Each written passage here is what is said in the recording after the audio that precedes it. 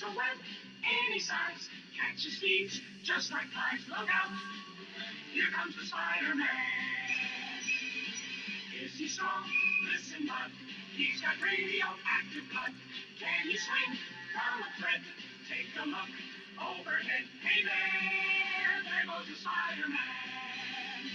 In the chill of night, at the speed of a crime, like a streak of light, he arrives just in time. Spider-Man, Spider-Man, friendly neighborhood Spider-Man. Wealth and fame, he's ignored. Action is his reward to him. Life is a great big hang up. Wherever there's a hang up, you'll find a Spider-Man. What's up? How's it going? Continuing our fantastic sketch that we started yesterday.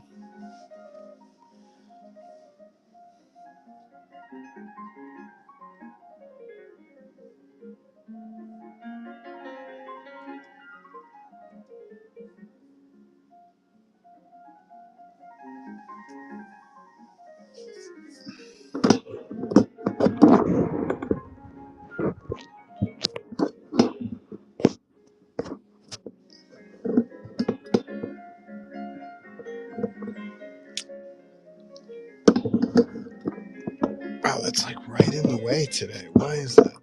That's weird. Phone is right in my face today. What is going on? I've only done this 300 times. Suddenly the phone is right in my face and I can't see anything. What's going on? There we go. All right. I feel better now. I've done this 236 times. You'd think I'd know where to position my phone. / camera. It's Miss Mayhem in the house. Good afternoon to you.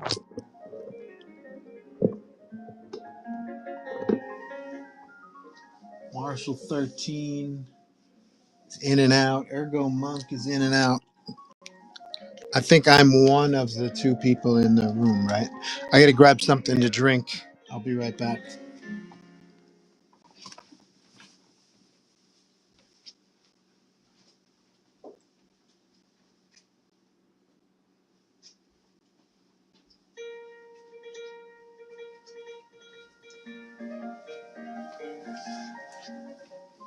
I hope you had a good Wednesday evening. I don't remember where mine went.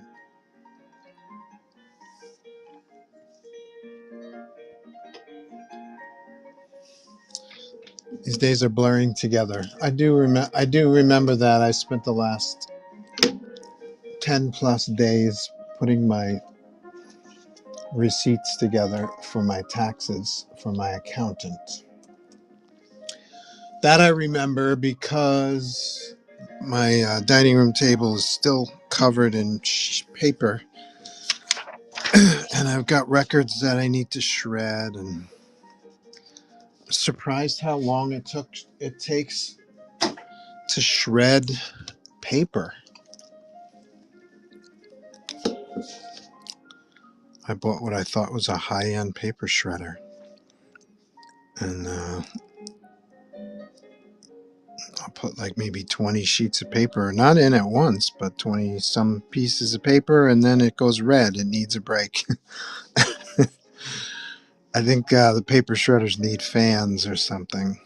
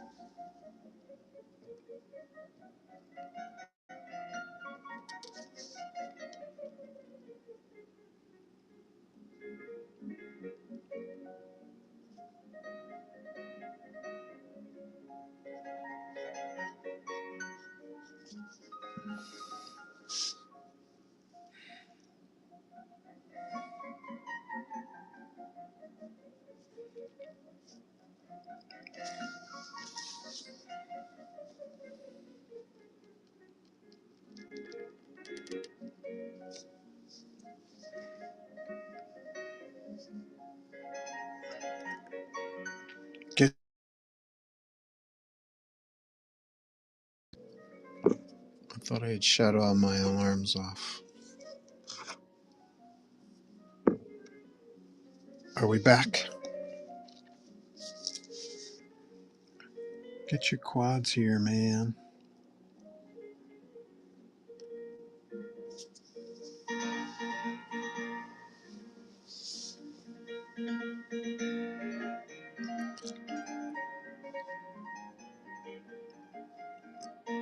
Musculature on Symbiote doesn't have to be 100% human, right? You can make up your own musculature, I think. I think it's allowed.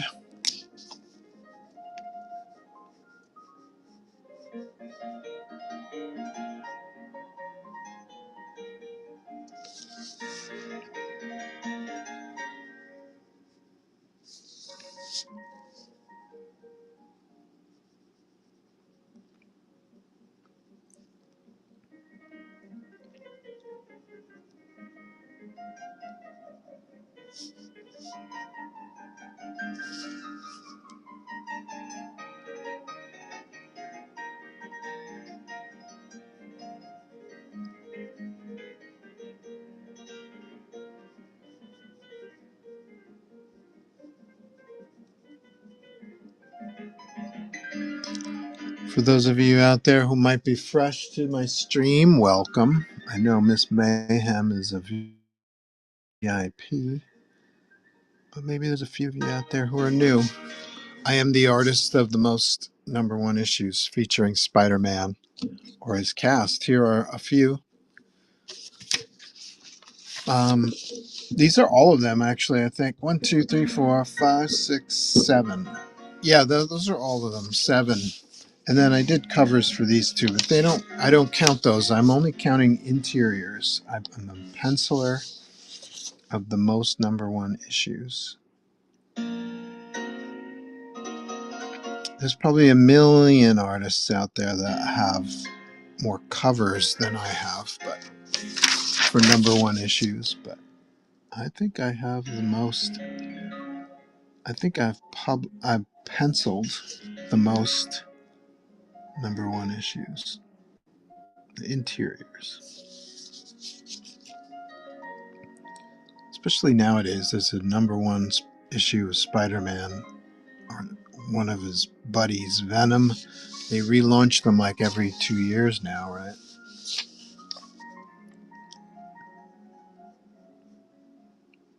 That's like the thing.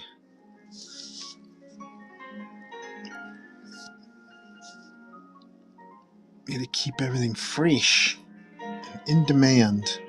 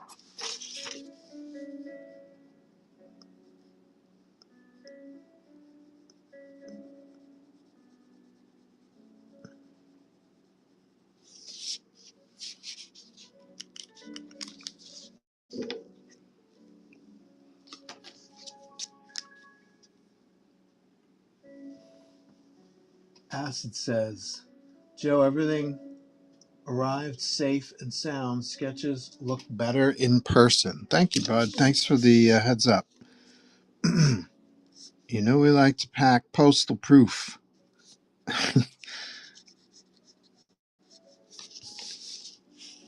Thank you for stopping by last week. It's been a week already. Time flies, right? It's always good to see Acid, another VIP in the room.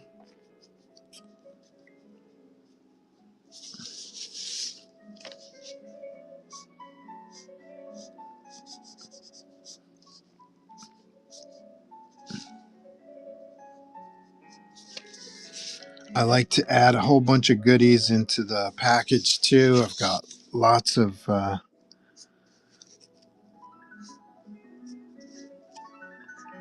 comics that I've read and don't know what to do with, so I'm throwing some comics into my packages with everybody. You just spread the comics word. It is still on my list of things to do, is to shoot videos where I review some of my favorite and not so favorite comics, just randomly selected comics.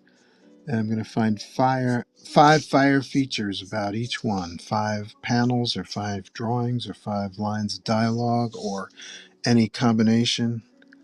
And I'm going to share them because I friggin' love comics, man. Comics are the shit. My favorite medium of all time, better than movies, better than music, although I love all of those things, better than television,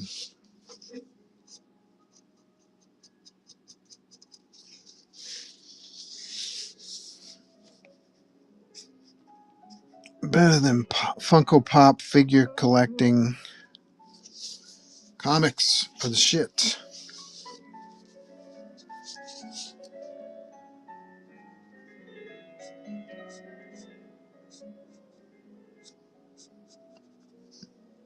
I just saw this movie. It's a classic movie, Frank Capra. It's a Wonderful Life. Saw for the first time from start to finish. I'd seen parts of it here and there over the years, but never saw it from beginning to end.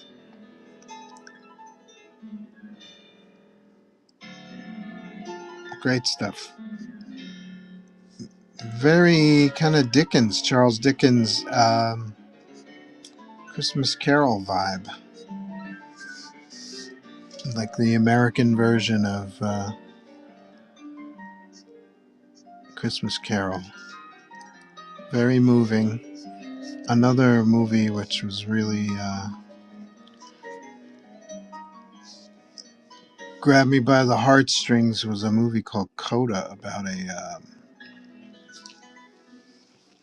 high school student who's an excellent singer, but she grew up and was raised by a deaf family. That was surprisingly good. I didn't expect much about that. It had a feeling of like an after school special kind of thing, but it turned into a really powerful movie. It's a really moving scene, and a couple of very moving scenes in that movie. Recommended. Coda and It's a Wonderful Life.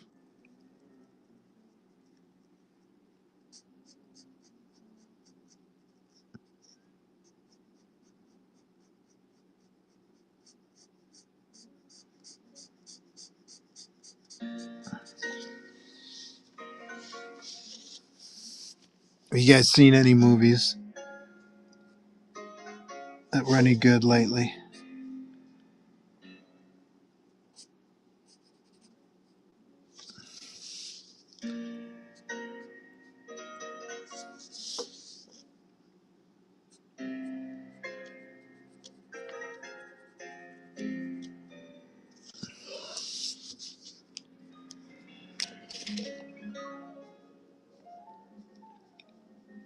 I know there's an Avatar movie that just came out, right? Anybody see that? I saw the second one not too long ago on DVD. It was okay. It was took a while to pick up speed, but certainly well made.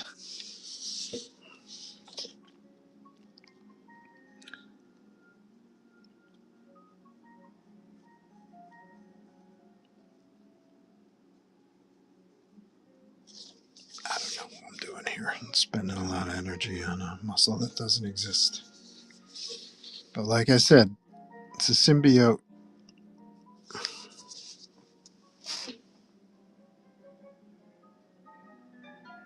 There's a ton of stuff in there, huh? Well, you won something, Acid. You won some shit. You one of your wins was 10 comics. That was the rando, right? You get the rando prize, and the one that you picked was 10 comics. So it's actually 11 because you get the comic that comes in the rando bag plus 10 more. So you actually got 11 comics. So that was a nice gift, I think. Nice rando. No, you're not going to find any amazing Spider-Man 300s in the rando packages, but fun reading. I'll show you what I'm reading now. I know this you guys are. When I bought these on Whatnot, and somebody in the chat commented like, "Well, there's some worthless comics." I'll be right back. I'm going to show you what I'm reading. Oh, here they are, right here. Let's see.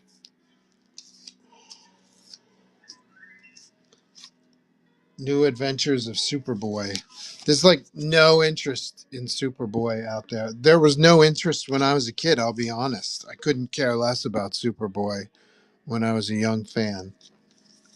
But I'm not saying these are the greatest comics that I ever made, but these are some key issues here. Um, General Zod, um, Feora, I think her name is the three and Jaxor, the three major Phantom Zone villains from Krypton are in this issue.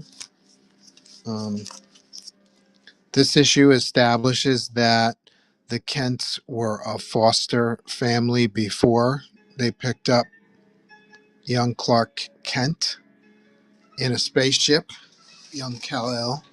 The guy's name was Corey Renwood. He was like a juvenile delinquent, and they raised him for a short period of time. Instilled their American morals into this guy. So this is, I'm sure they've erased this from DC history, but at the time, 1981, this is a thing. This is the equivalent of Daredevil having a girlfriend in college who turned out to be a deadly assassin. That's okay. So why isn't this okay? So essentially, you could say that Clark has a foster brother. This is also the issue where I discovered that, at least me, I discovered Martha Kent's Clark intuition. Her maiden name was Clark, which is where we get Clark Kent. Um, Two Kryptonian villains who had escaped the planet before the explosion. Ralsa and shit Sarul. Two Kryptonian villains. Where are these two? This is the first appearance. These are first appearances, and it was a two-part story.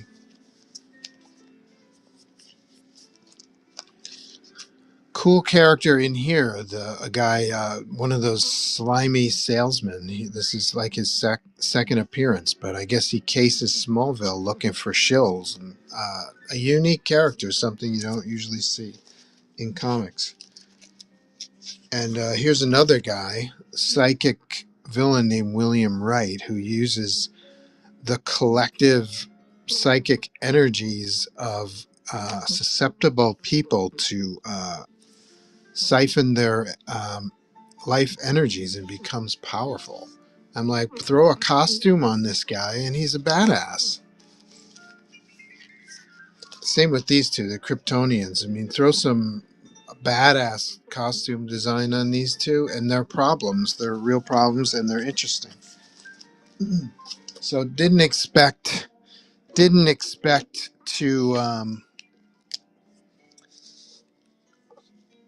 to get that kind of story or that kind of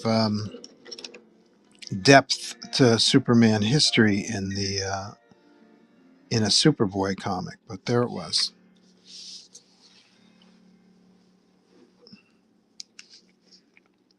Superman doesn't get as much play as he should, so you can imagine how little Superboy gets.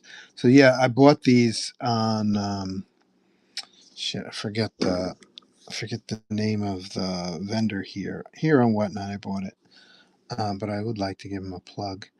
Um, but I paid like, I don't know, 20 cents, 40 cents a piece for them, something like that. So worth the read, worth the time.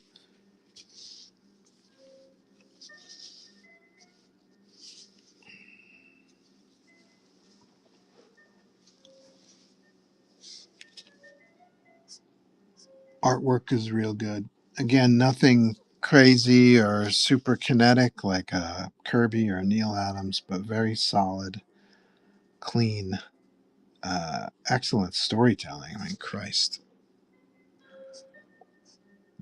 A lot of artists nowadays don't know how to tell a story properly in comic book form.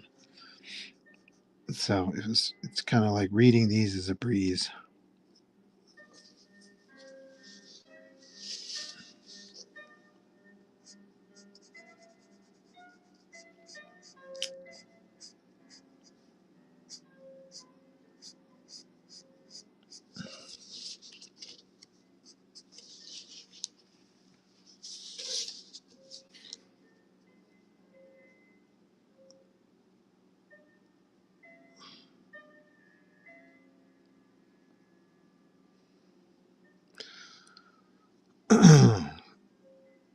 So yeah, I might share those in my future random um, prizes when we play Mental Metal. We need 10 people in the room to play Mental Metal. I just like having a large group of people in here so everybody can play. Anybody can win. I kind of like that. We won't play any this week. I don't have any games lined up.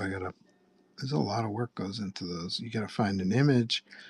You gotta print the image out in a way that won't be so. I don't know. I like to.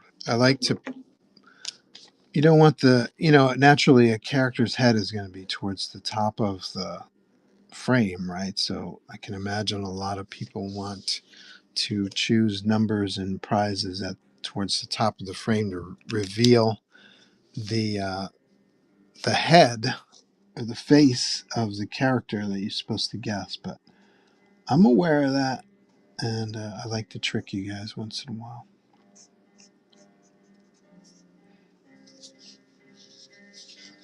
But yeah, Acid was our last winner. It was, I think, $180 worth of stuff you won, right? Congratulations to Acid. Couldn't happen to a nicer guy.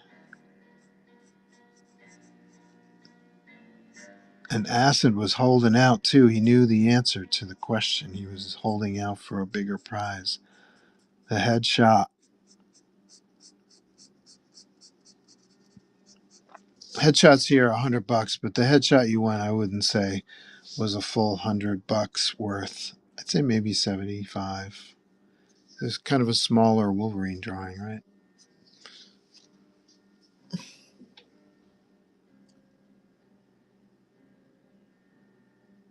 I heard the latest Avatar movie was really bad. Ooh, ouch.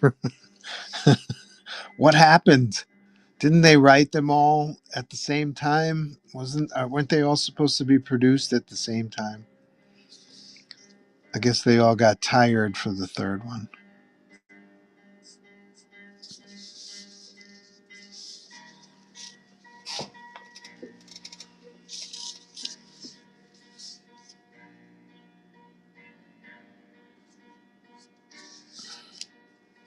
I want to like Avatar. Um,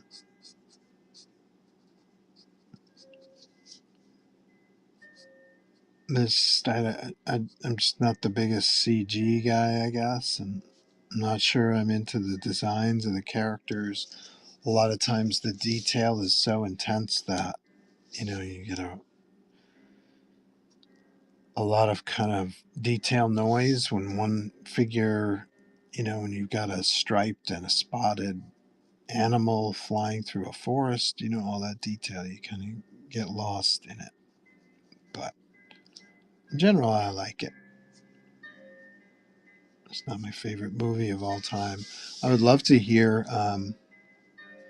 of people, maybe I'm just out of the age range, but I'd love to hear people who grew up with Avatar the same way like I grew up with Star Wars. Like, totally changed my existence when I saw Star Wars for the first time.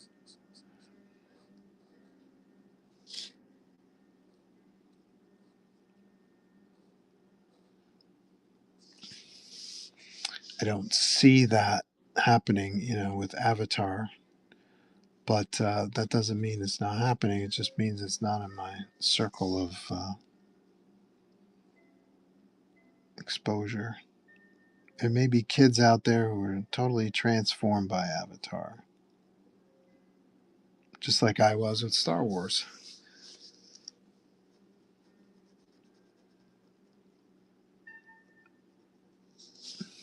I still remember seeing it in the theaters for the first time. Was that 77? I remember the scene where the land speeder, first of all, was totally badass. This hovercraft car, totally cool. And then they drive into Moss Isley and they're stopped by the stormtroopers. And Ben just waves his hand. Who is this guy, Ben? Ben Kenobi. Who is this guy?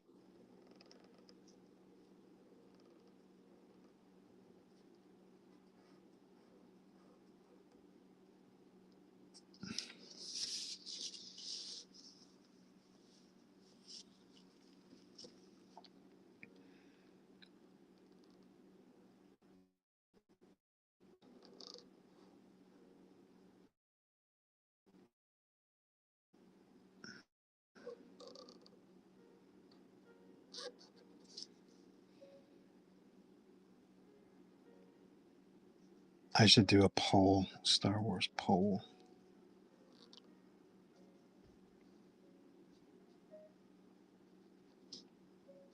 What's your favorite Star Wars movie?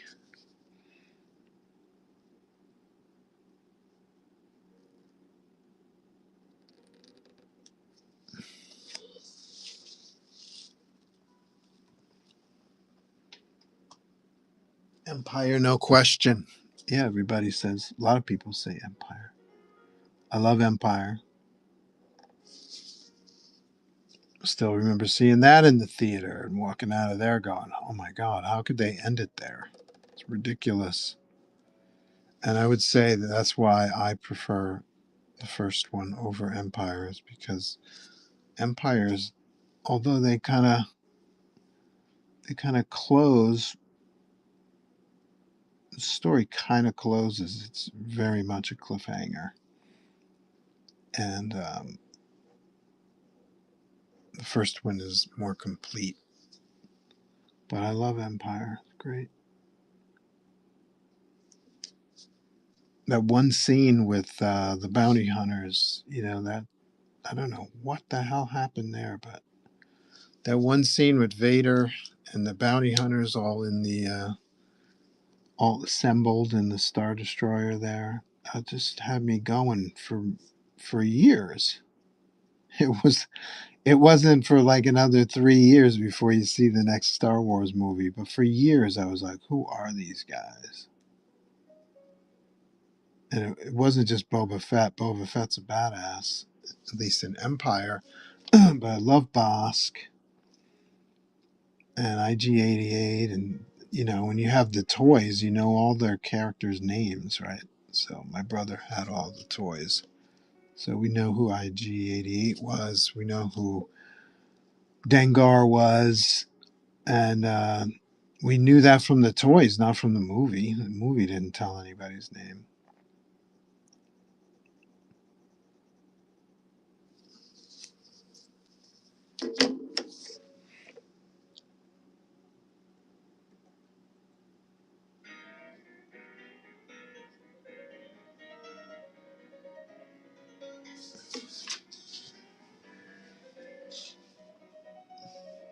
But that's why I love Empire. They pissed me off with the ending, so I was hooked. that was like that was like the drug that that got you. You got hooked on the smack. Star Wars smack. If you spoke a little Dutch, you would have known right away what the deal was with Vader. Vader in Dutch means dark. Darth Vader in Dutch means dark father.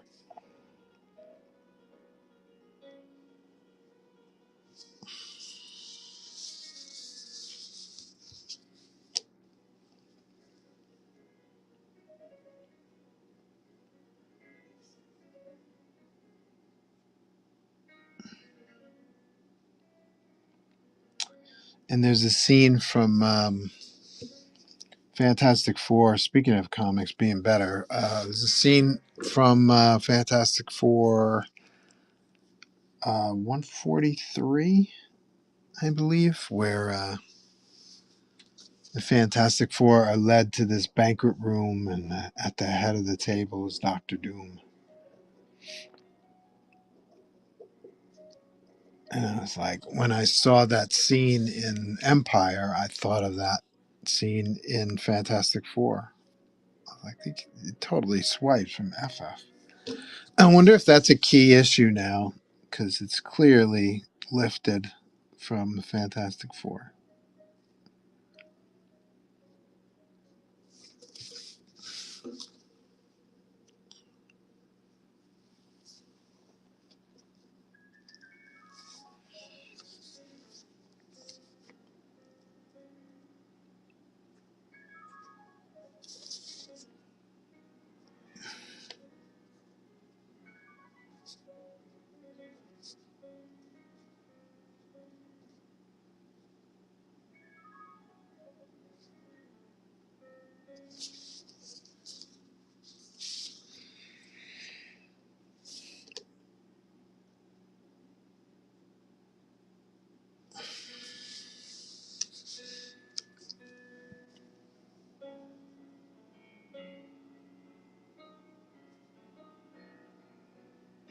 I screwed up right in here. I colored the wrong section. I have to come back, repair that. It happens.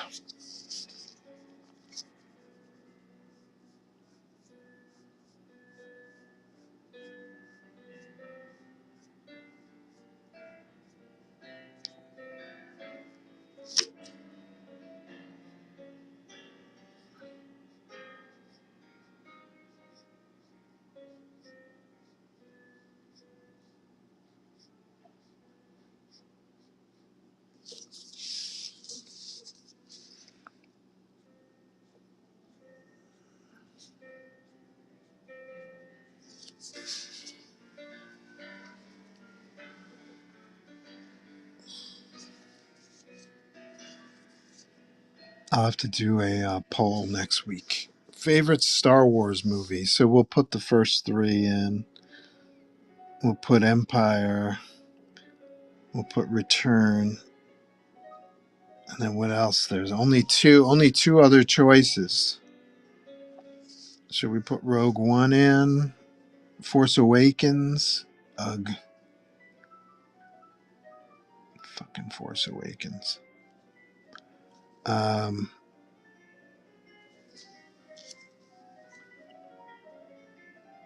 Mandalorian.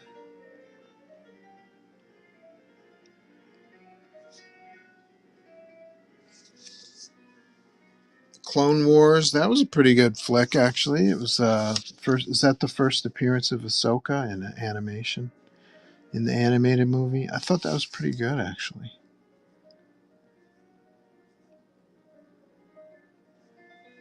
Remember those machines that walked up the side of the building? I thought that was very cool, in the vein of the walkers, the AT-ATs in Empire.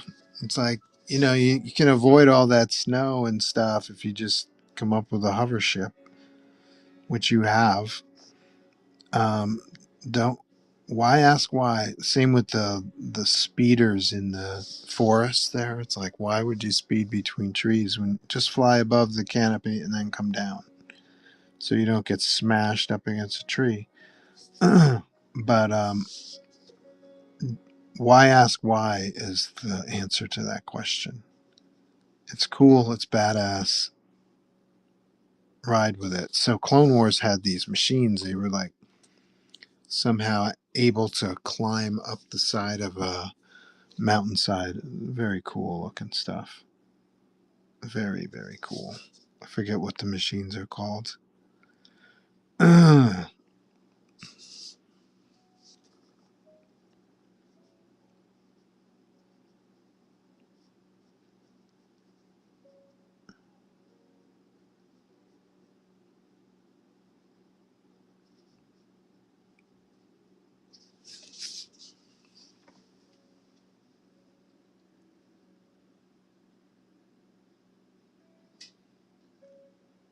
Rogue One was a great movie. A lot of people like Rogue One. I'll have to watch it again because I know I've seen it, but I couldn't tell you anything about it.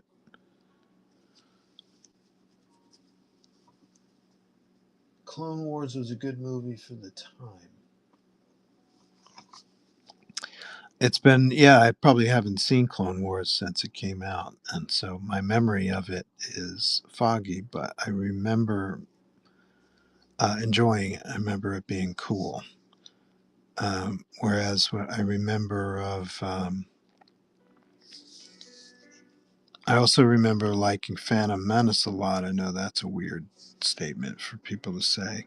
it's, I like I well, I didn't particularly care for Jar Jar, but um, I did like a lot of the other stuff that was going on in that movie, like Darth Maul and the final battle. And there was a scene in the beginning where where I think it was young Ben shoves, it's either Qui-Gon or Ben, shoves a lightsaber into this super thick steel door. It just carves a hole into it. I was like, oh yeah. I also loved a lot of the alien and machinery design in that movie. I thought it was great. It's just great, inspiring.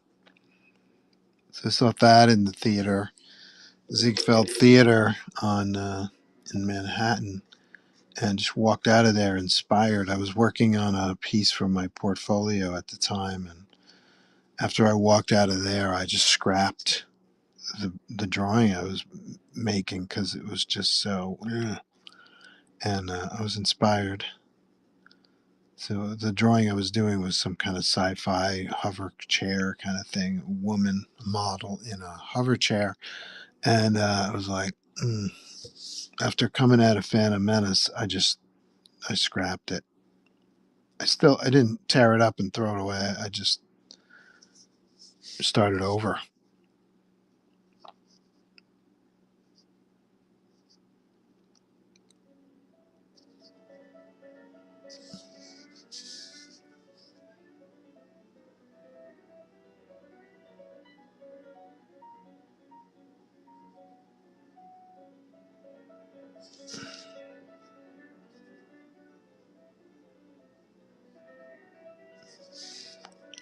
And then was that Attack of the Clones was after that. I was like, there's some scenes in that I liked. Liked the scene with they were on the water planet.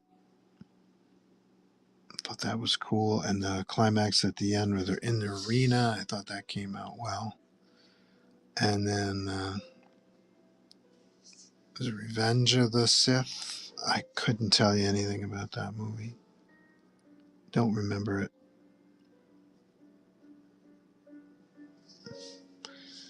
And then was the Force Awakens? Is that part of the? That's part of the ones with Kylo Ren, right? I couldn't even tell you what those movies are about.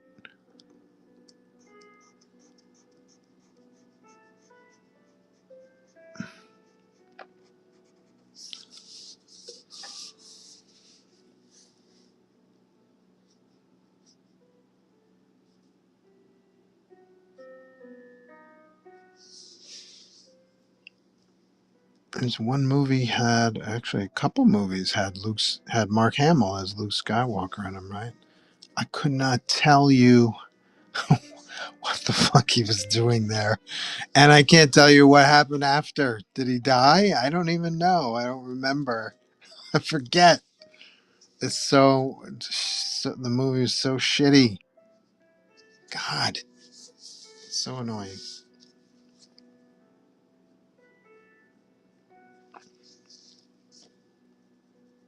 J.J. Abrams, luckiest M. He should change his name to Lucky M.F.er.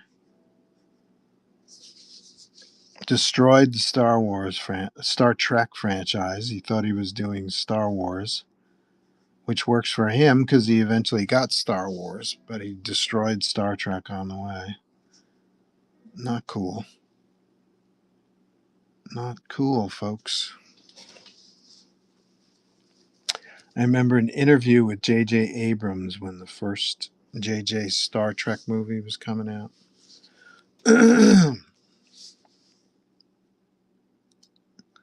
And he was like, I never really was a Star Trek fan, which is a problem.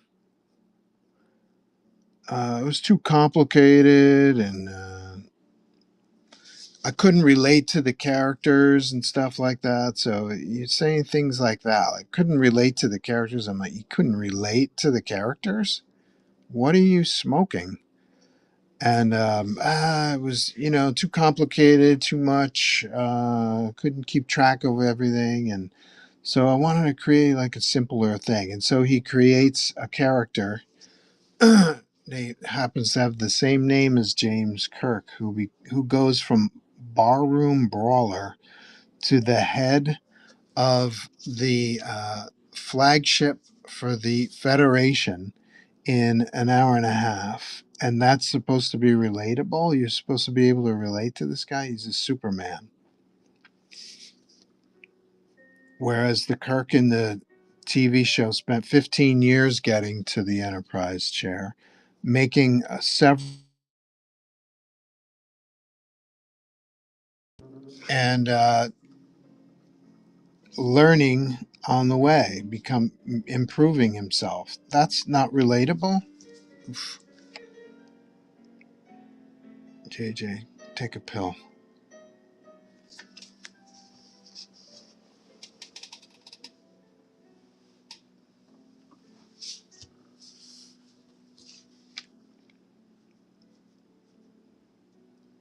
But I do get the idea that, he was aiming at Star Wars. And he was like, let me show these movie execs that I can do a Star Wars movie. And so he nails down Star Trek, makes a deal to make Star Trek movies. And he makes them kind of like Star Wars movies. And you could make your case that the movie execs liked what he did and gave him Star Wars.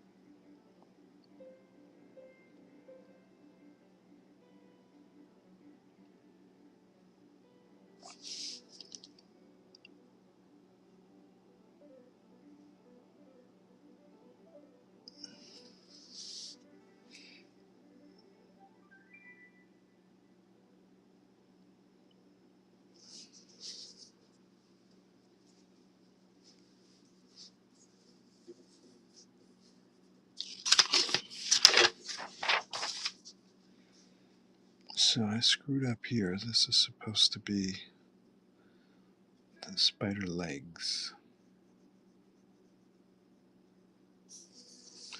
And then we got some curious overlapping happening here. So it's chest, shoulders, bicep. Okay. Alright, so now I gotta keep that clear though. We gotta know that the forearm is in front of the bicep. This is gonna be interesting.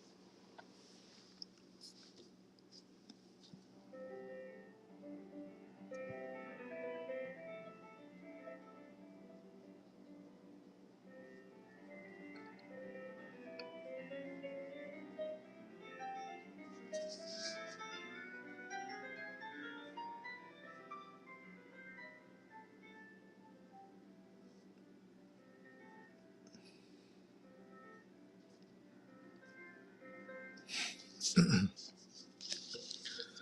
gonna have to get rid of this.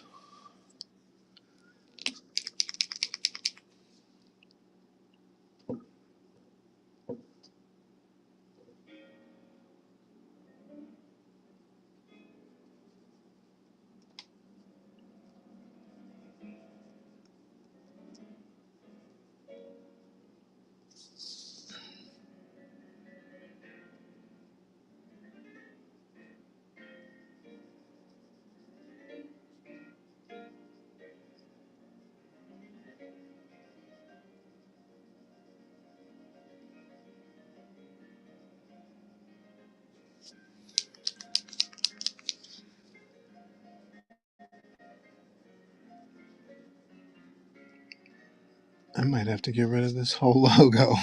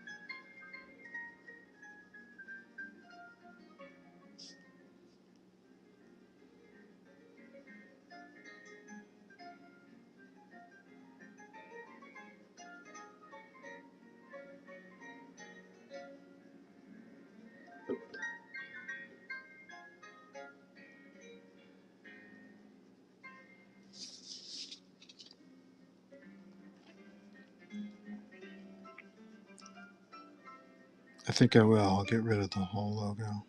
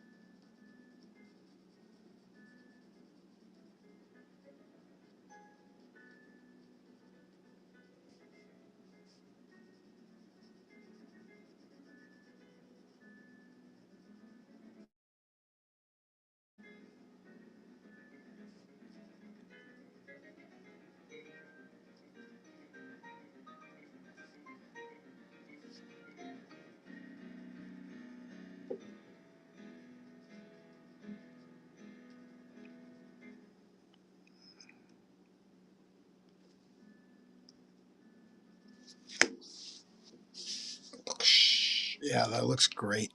That looks much better without that sub logo, whatever you call that, subtitle. And I'll throw some webs here and some shreds. That'll work. Ugh.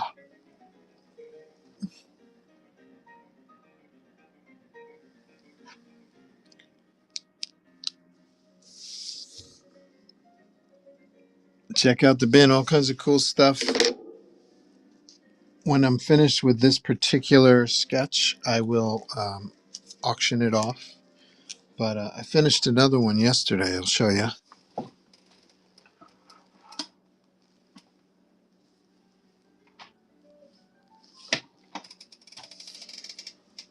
I finished this one yesterday.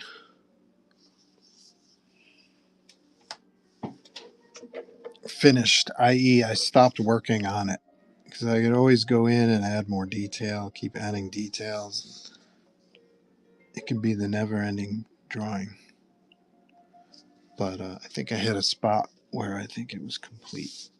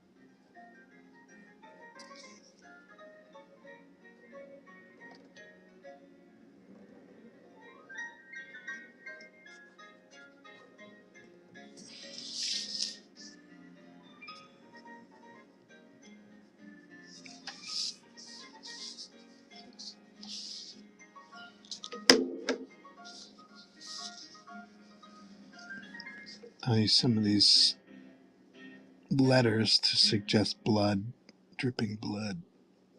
Just torn Spidey's costume apart.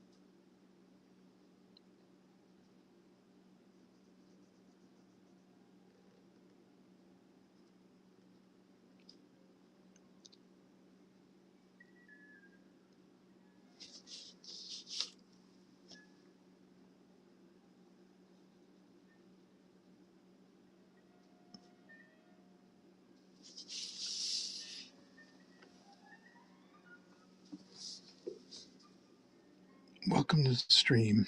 Check out the bin. Lots of cool stuff. Ninja says, did you get yourself any of the Deadpool / Batman blanks for future sketches? I did not. I didn't even know. I should have figured there would be blanks of Deadpool Batman, but I did not.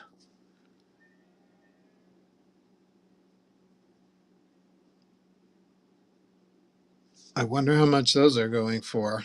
I'll try and pick some up.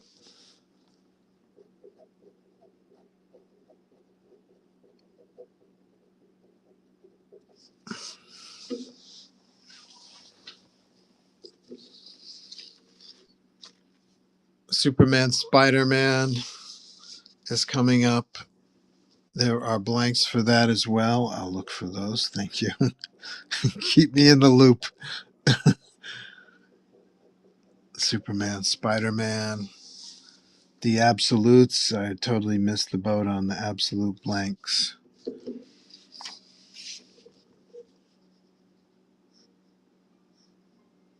Do you think that the absolute Green Lantern or Flash or Wonder Woman blanks, absolute blanks, or even absolute Superman blanks, do you think those are worth buying, Ninja?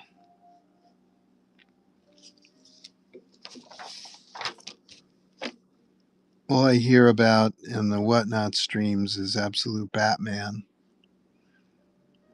I have, outside of Whatnot, I've heard that Martian Manhunter, absolute Martian Manhunter is a great read.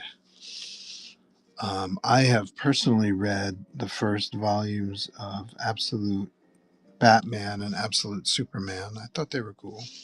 I didn't mind Superman. It's a totally different character. I mean, same powers and stuff like that, but not the same character really. At least not yet.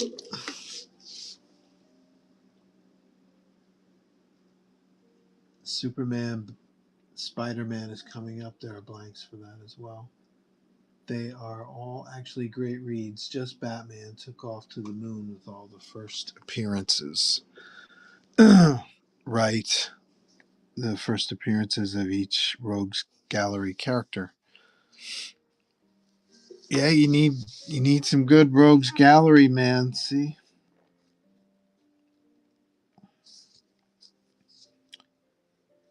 Who does the Flash have? Grodd?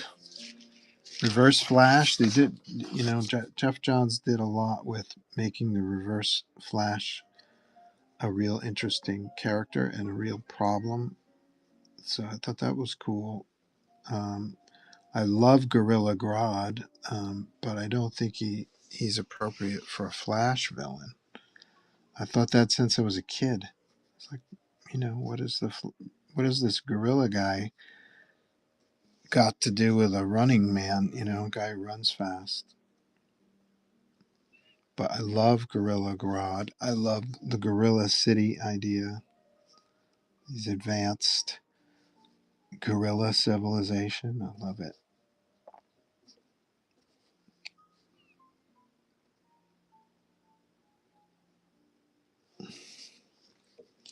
Trying to think of who he might be more suited for. Well, probably. I mean, Superman's an easy answer, but Gorilla Grodd. Yeah, maybe Wonder Woman. Maybe Aquaman. Hard to compete with 70 years of history, though. He's clearly a Flash villain. It's been established. First appearance of absolute Gorilla Grodd. Has that happened yet?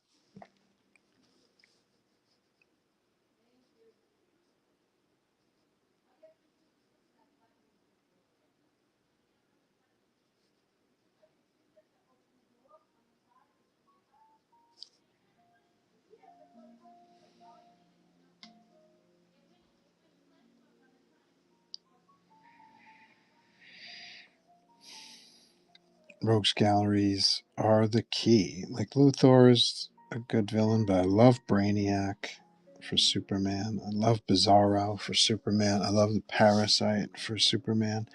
I've never read a good story with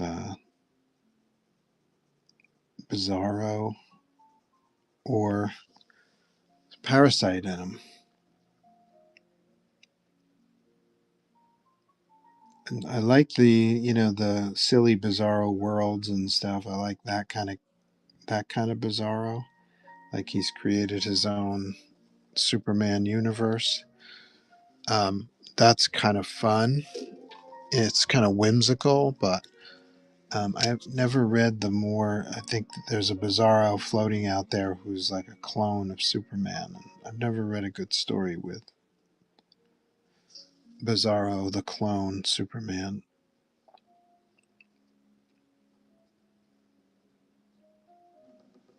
But Bizarro, great name for a character. Brainiac, fantastic name for a character. Great name for a character.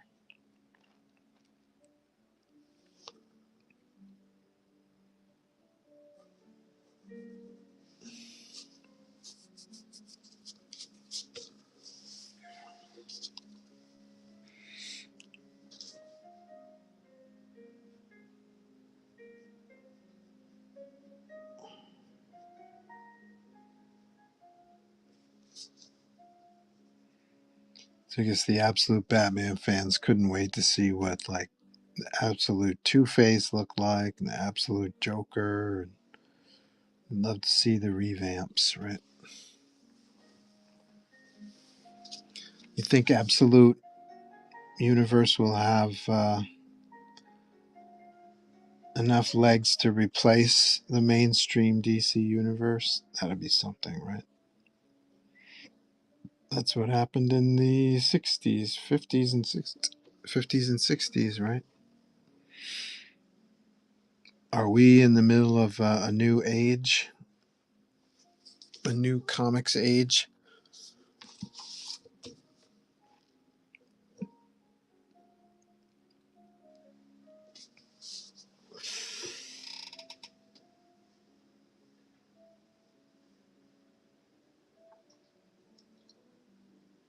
Grodd is in the Absolute Universe is a little monkey sidekick for Flash. Oh, that's too bad.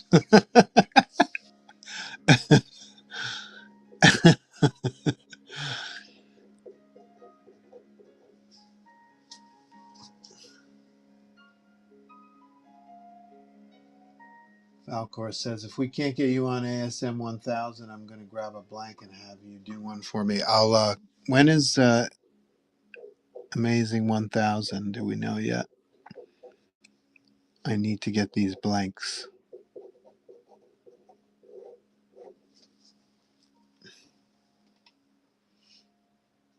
Falcor says, I was looking into the history of the word Brainiac. Apparently it didn't exist before the character was introduced. Pretty cool factoid. That is a very cool factoid. Yeah, it strikes me it was a name, like comic book creators would come up with, smash a couple words together. Um, Same with the Bizarro universe. That was something that I guess they made popular on Seinfeld, right, in the 90s. But the Bizarro universe, that was a thing since the early 60s, maybe earlier. I forget when the first appearance of Bizarro was. But first Bizarro.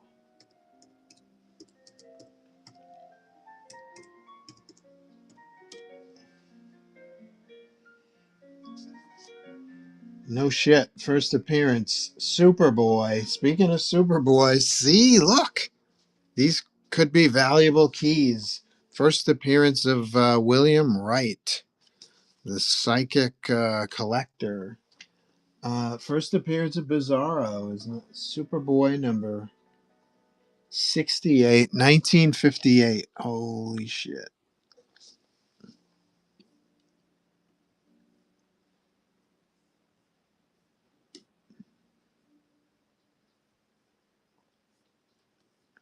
A lot of room for a bizarro character. So you can do a lot with something like that. And the evil, the evil doppelganger. I mean, there's a lot going on there. Everybody's got their evil doppelganger, right? Um, the Joker is not a doppelganger for Batman. Who's Batman's evil doppelganger? I think it's the Wraith, right? There's a character called the Wraith from one of the annuals. He had the same origin as Bruce Wayne. Parents were killed, but he decided to explore a life of crime.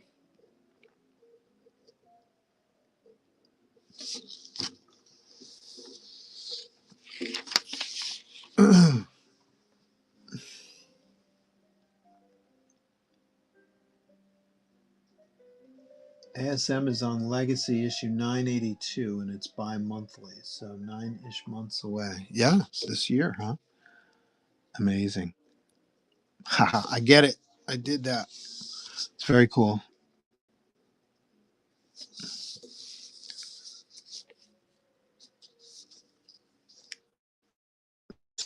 I'll look for blanks of Amazing 1000 for sure. And I will look for Deadpool, Batman blanks. And I will look for Superman, Spider-Man blanks.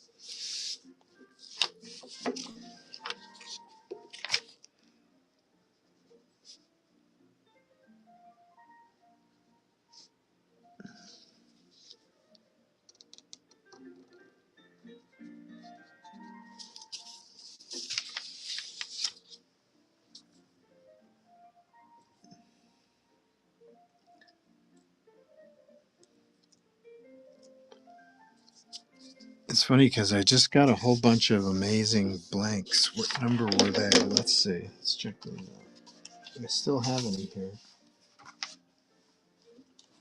I must have bought about 50 of them. I do. I must have about 50 of these. This is 965, so it's not that far away. 82, that's less than 6 months away, right? 77. About 7 or 8 months away. I grabbed about 50 of these from Riverbed Comics. So I better I better blow through these before it's too late. Before the 1000 comes out.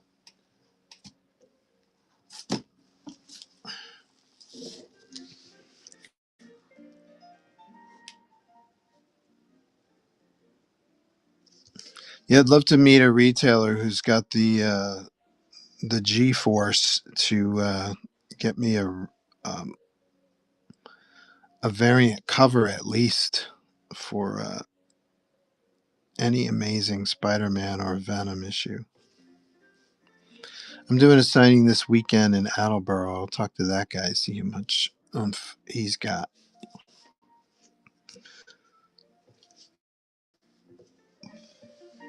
If you got loads of cash, I'm sure you can score it.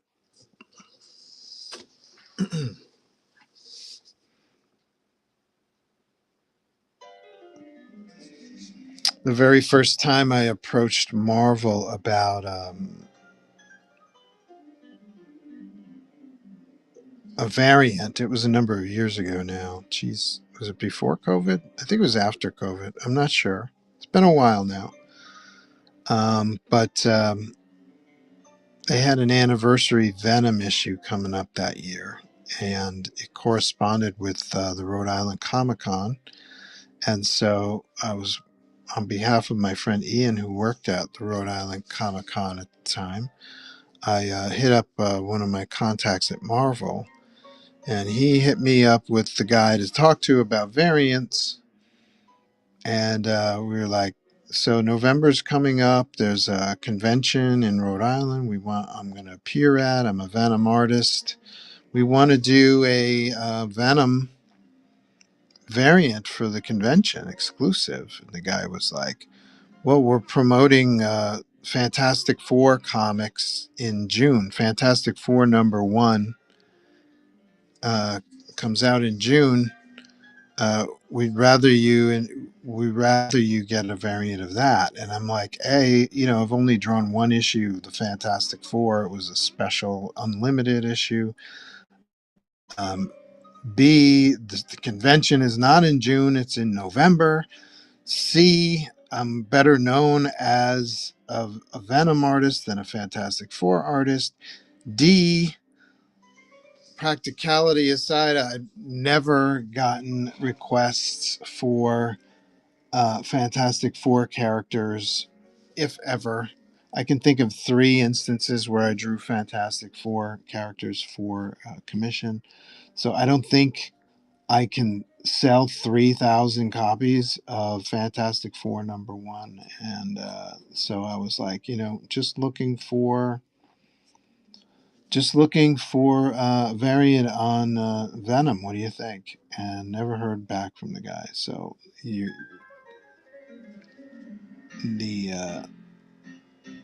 the lesson is spend some money with Marvel Comics and buy what they force you to buy, and then you will probably get what you want somewhere down the line.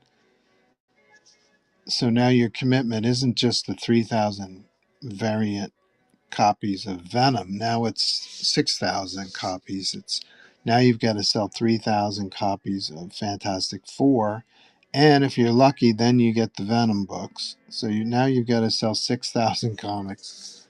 I don't know.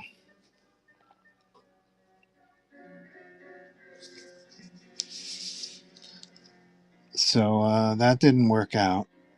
And then I think I told you guys what happened last time when Ian, same conventions, different year, Ian calls me up and asks if I'm available to do a variant, and I'm like, of course I am. And he goes, I'm on the phone with Marvel Comics right now, and they're telling me you're not available. And I was like, okay. So they've got, I imagine they have commitments to artists who are working on current books right now, so they're probably taking care of them. But at the time, you know, Marvel lost the sales on 3,000 variants because they wanted me to do the book. They didn't want another artist.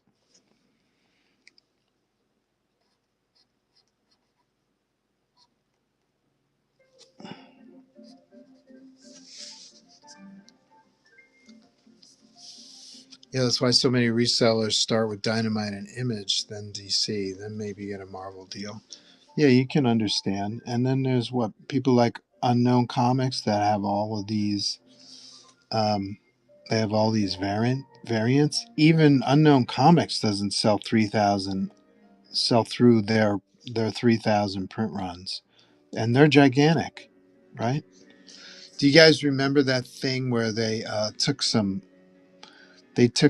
facsimiles of the first appearance of Miles Morales and they put an acetate cover on it, and then they put a drawing by Clayton Crane on top of the acetate?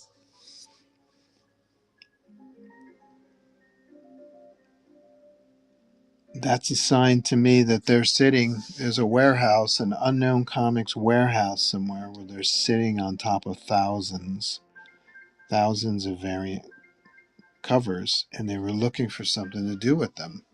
So they thought they'd take a chance and possibly not piss Marvel off by reconstituting some of their unsold variants by adding acetate covers to them and stuff like that. And that turned into a whole thing with the retailers and shit too. But I'm talking about having to sell 3,000 copies. That's the that's the Marvel requirement. If you want a variant, you need 3,000. You got to buy 3,000 of them. Yes, Diamond and or not Diamond, but Dynamite and Image, DC. They don't have such. I'm not sure what DC's. I actually, to be honest, I don't know what DC's thing is. But if you're a retailer and you want a variant of my comic, New Zodiacs, I'm the guy to talk to. I can make that happen for you. We have a retailer variant of New Zodiacs Pisces we did with Little Giant, my friend Jason at Little Giant. And New Zodiacs Liberator has three retailer variants. One was for the Colorado Springs Comic Con. One was for a whatnot retailer right here named Frozen in Carbonite, and another was called White Rabbit. My friend Mark. Oh, geez, I wonder what he's up to. I'm gonna check in on him.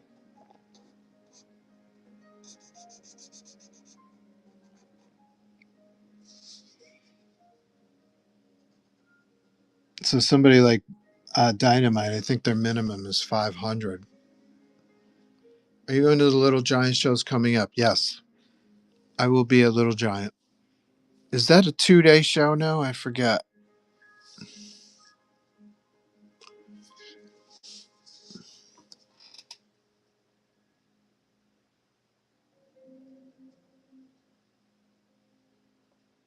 The Treasury facsimile blank for Spidey Soups is already out.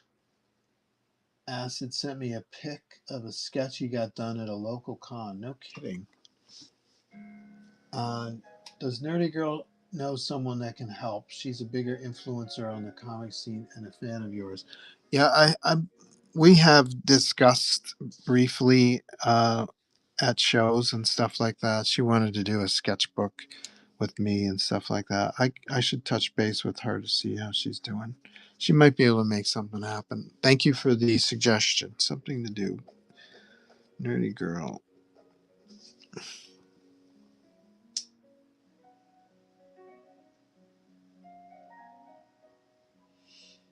Unknown got out of the variance game recently.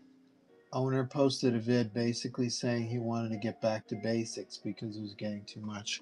Yeah, he should have posted a video of his warehouse, which is probably full. What are the basics for unknown? I thought they were variant sellers.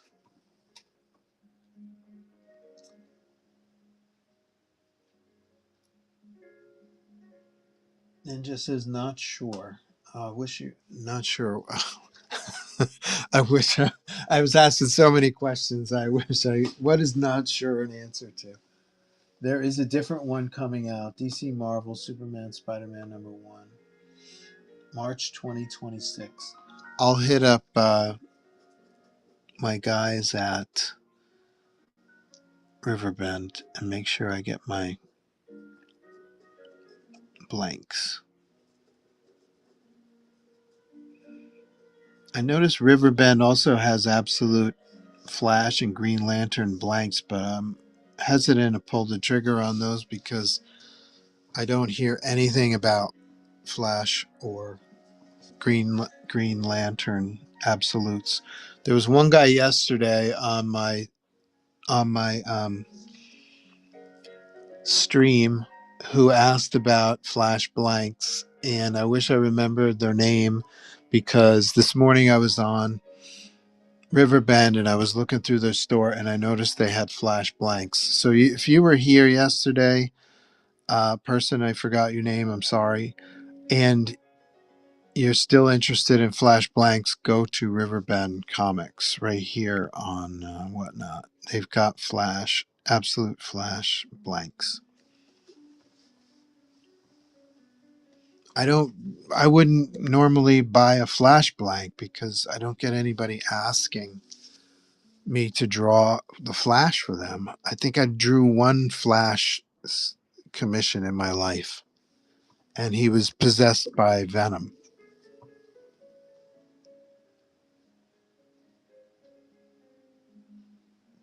Not sure if the show is 2 days. Oh yeah, yeah, yeah. I know that this year they got me a hotel, and I don't usually don't need a hotel, so that's what made me think maybe it's a 2 day show. I'm not sure. I think Unknown is just trying to sell all the variants they have left, and regular FOC comics, not doing any new variants for a while. Oh, so that back to basics is our warehouse is full. We got to sell what's left. That makes sense.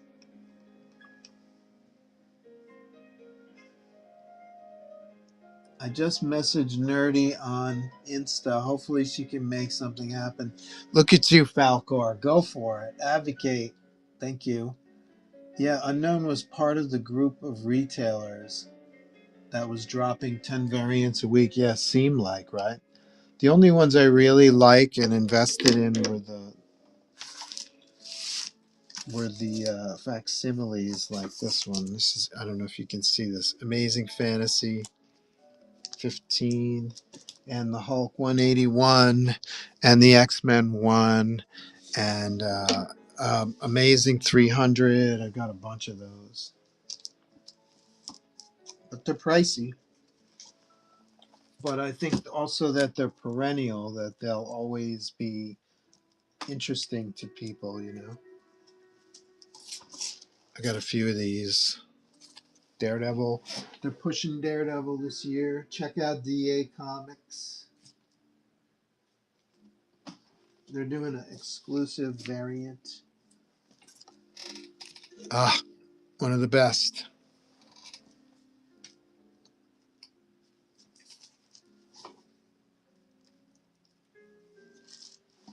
But they're pricey. I don't usually pay more than I don't usually like. Let's put it this way.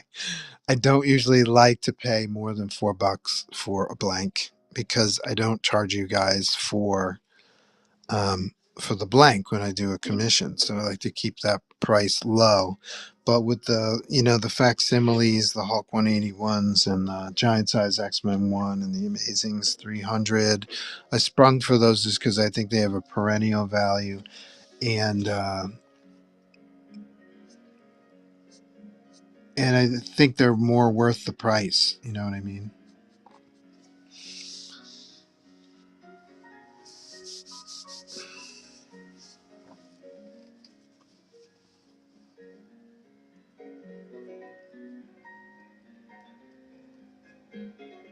I doubt Nick Lowe or CB Cebulski are reading my tweets about JSPA. You gotta, if you don't do it, it definitely won't happen. But if you're the one voice in the wilderness, someone might see it.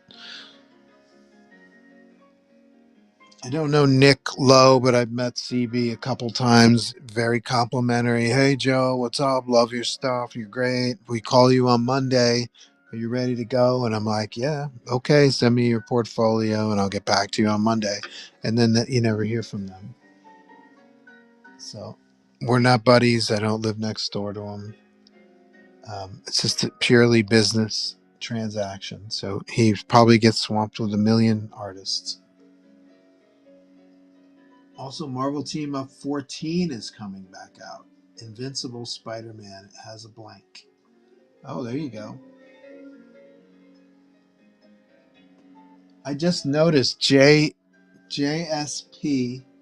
ASM 1000 is J Spasm 1000. That's kind of interesting. J Spasm. We all want to have a spasm once in a while.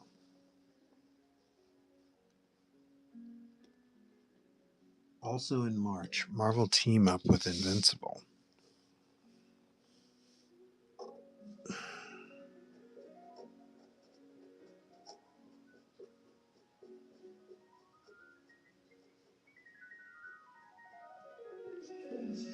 They actually had a cross company crossover there.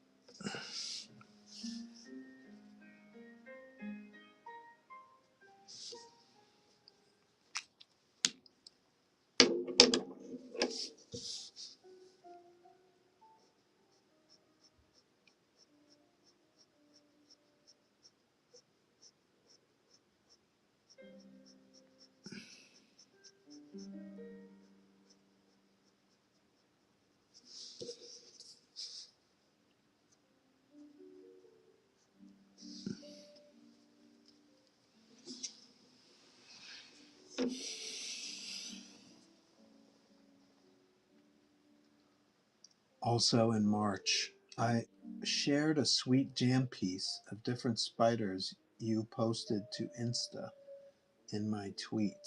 Oh, did you really? Dude, you're the best.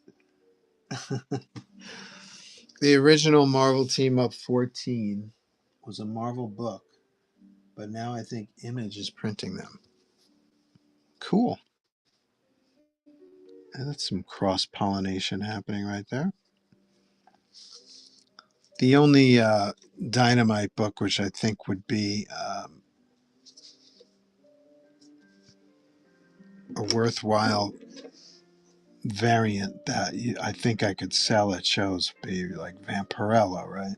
Because my friend Ron, he's done a lot of Vampirella um, variants. He sells those at shows. But the thing is, I hate Vampirella. I think she's a waste of time. I think she's a great. She's just TNA. If I have a brand of any kind, it's more about PG-13 because I do have comics that are aimed towards younger readers, and I don't want to get I don't want to get an audience if I have one confused by working on a softcore character. Um, and besides, there's one image of Vampirella which is completely unstoppable and unbeatable, and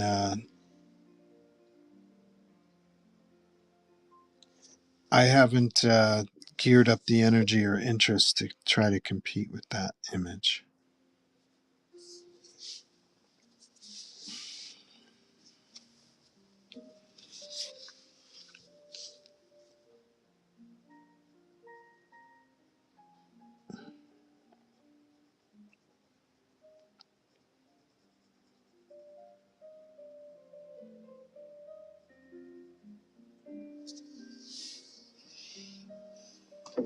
But I can't think of a Dynamite variant that I could even sell 500 of.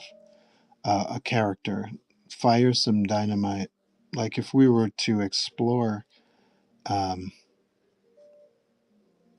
retailer variants with Dynamite characters or comics that Dynamite is publishing, um, what character does Dynamite publish that would be something that we could sell 500 copies of? That's my question.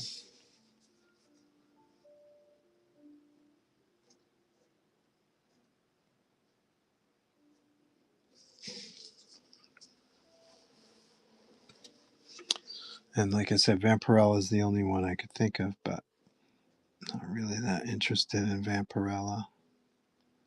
I actually turned down a Vampirella gig at Dynamite, and that's probably why they don't email me anymore for work, which is a blessing because they pay like shit.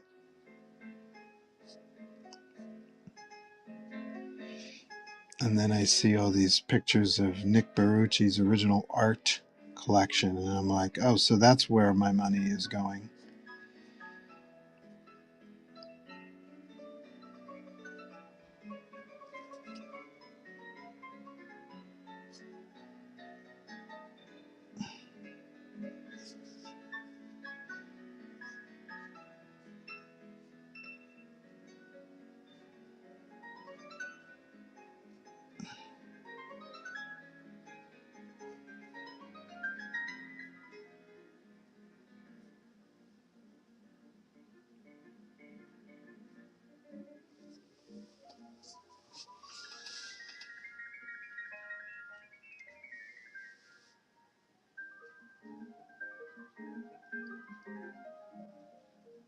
Falcor says that crossover like 2000s, Kirkham was writing Marvel Team Up at the time, and he owns the characters, so it was easy to make happen.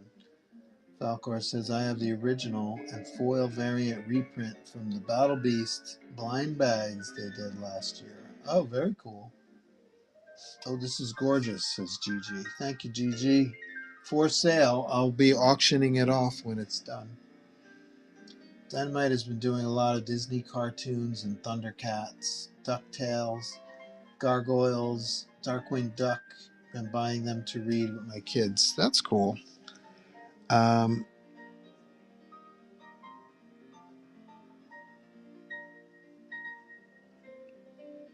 it's so weird that Disney owns Marvel and yet Dynamite is publishing comics with their characters. Couldn't Disney just say, "Hey, Marvel, publish some of our characters"? I do think that Marvel/Disney corporate is working. This has been something that's been going on since the '90s. Uh, um, they're looking to save costs by getting another publishing house to create their original content. And so I always see this kind of stuff as experimentation or exploration of other publishers creating Disney/Marvel content.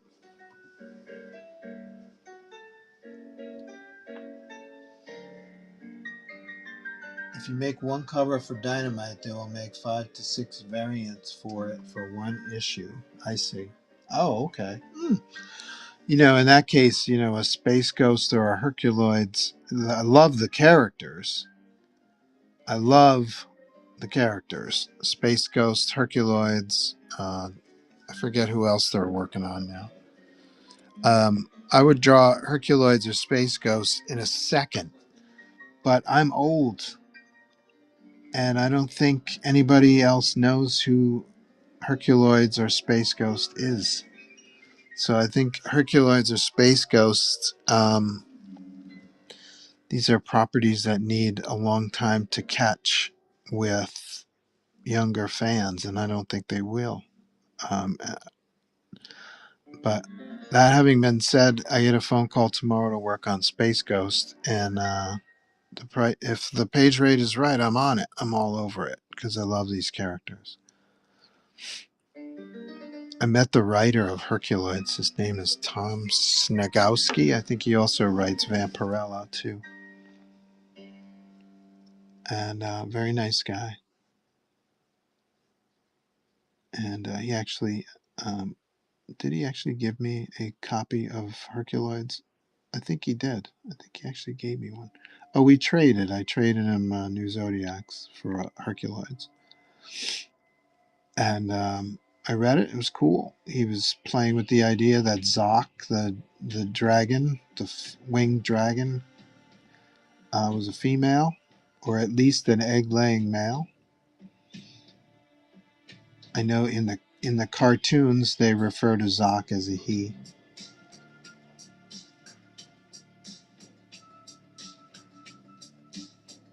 You whatnot whippersnappers, you don't even know who Zoc is, I bet. Prove me wrong.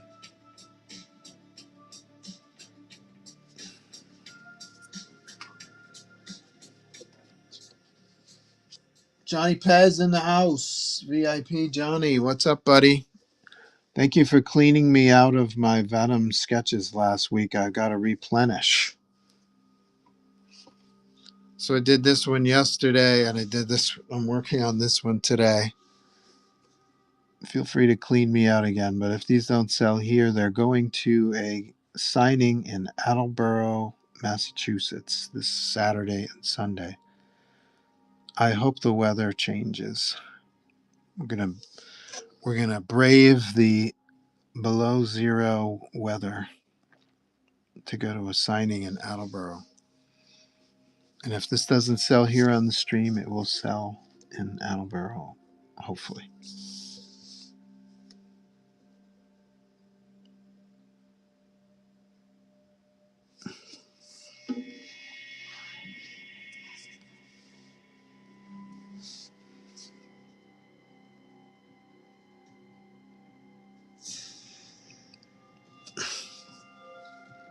We're talking about variants.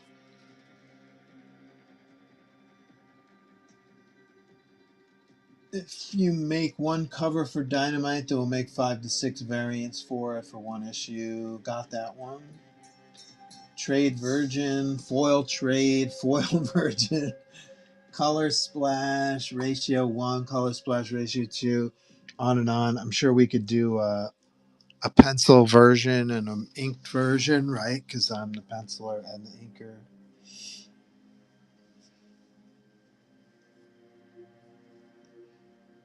Space Ghost has an ongoing, started a few months ago. I've heard it's good. I haven't read it. I read one issue of it. Here, talk about Rogues Gallery. Space Ghosts Rogues Gallery is pretty friggin' great. But let's establish the Rogues Gallery in comics before we start doing absolute versions.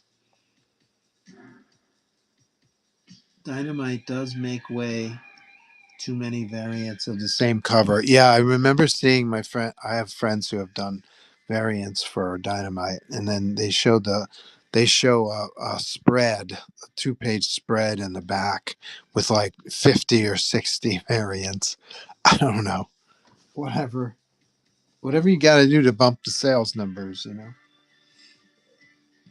I would be the same way if I could sell variants to people. I would do it. Johnny says, "Love your work." Thank you, Johnny. Appreciate it. Art by RK says, "Hi, this is looking fine, fantastic. Thank you, Art. Appreciate it." Looking for something a little on the violent side today because I did this. This one, it's a headshot, but it feels a little static. So I thought I wanted something a little more explosive.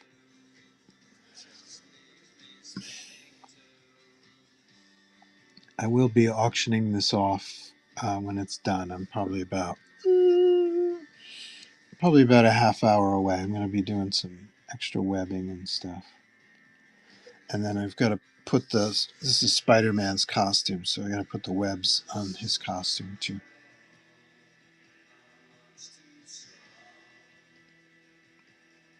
One thing to keep in mind, folks, when you draw webbing, McFarlane style, there are no mistakes.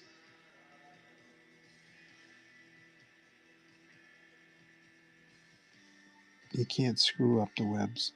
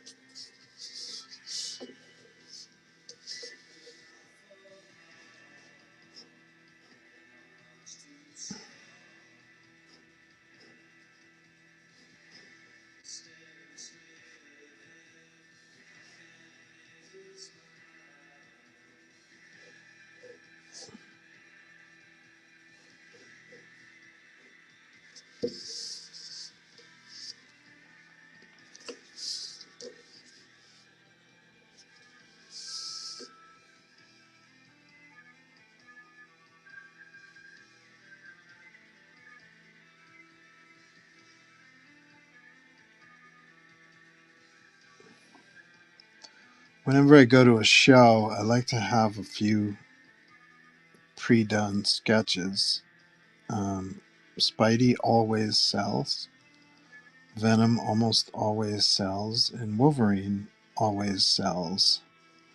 So I like to have one of each, at least one of each, sitting around at a show just for impulse buyers. And they're also good portfolio pieces like, oh, I love this drawing. Can you draw the Flash? Of course I can. Oh, this Wolverine is great. Can you draw Kazar? I say Kazar, but I guess his name is Kazar. And I'm like, sure, I can draw Kazar.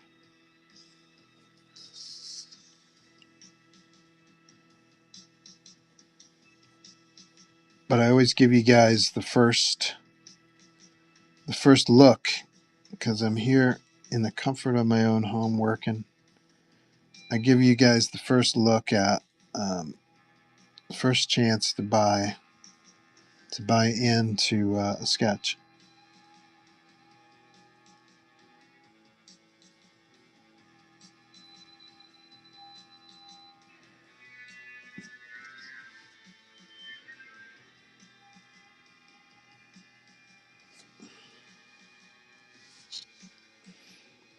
Unless I'm at a show. If a show is a little quiet, I will continue to work on sketches and stuff like that. And it often happens that I'll finish a sketch or I'll work on a sketch at a show and then it'll sell at the show. That happens quite a bit.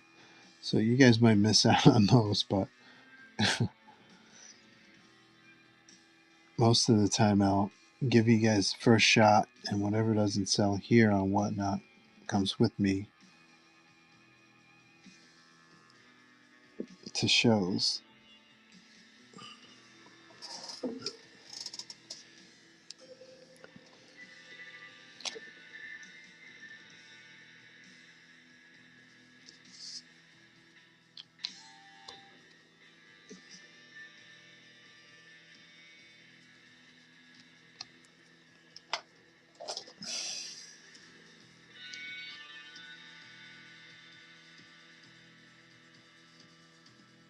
This is meant to be a highlight where his nose might be, but it looks confusing. It looks like his eye, so I'm going to put his eye down here where it belongs and close up this highlight. I'll probably end up closing up this highlight too.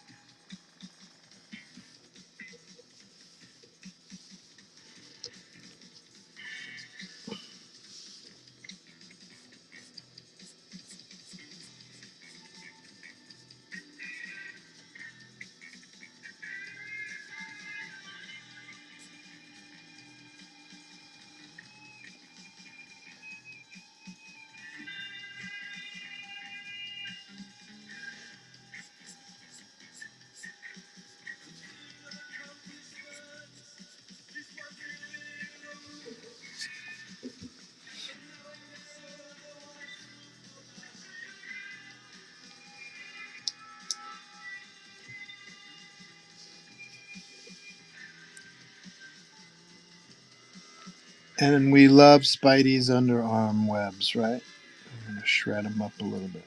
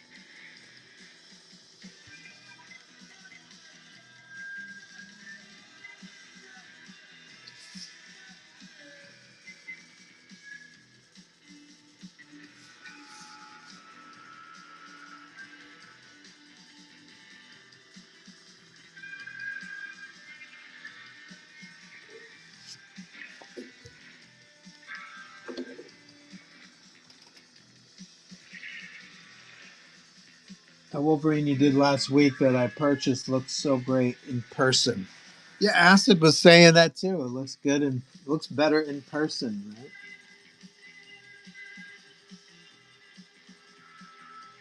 The colors pop on it. I remember that Wolverine. That was a good one.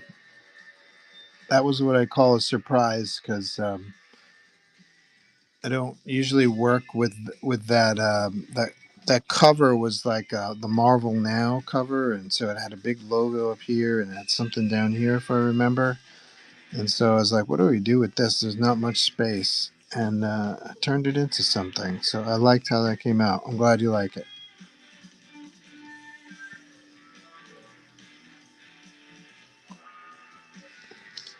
Those Marvel Now layout, the cover designs, not my favorite. So I'm glad I turned it into something.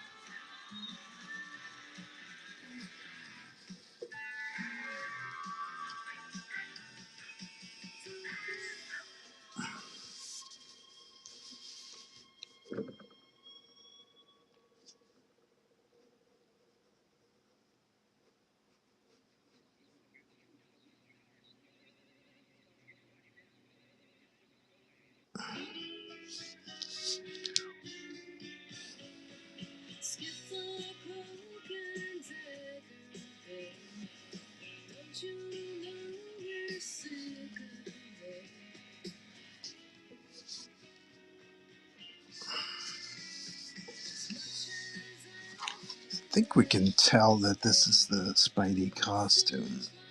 Maybe a little more black.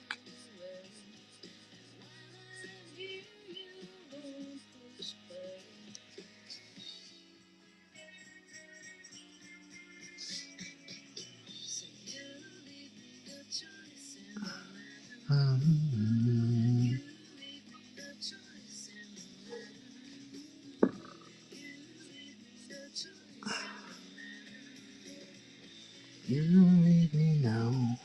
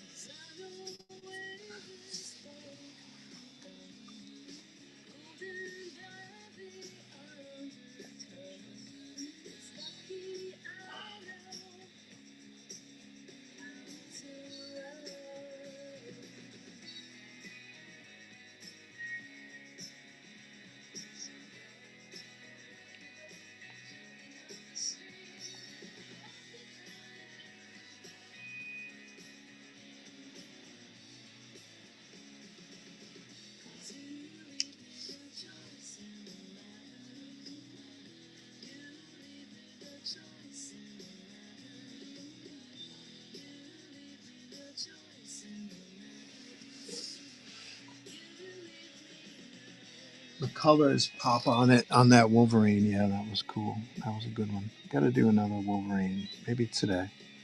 This guy's almost done.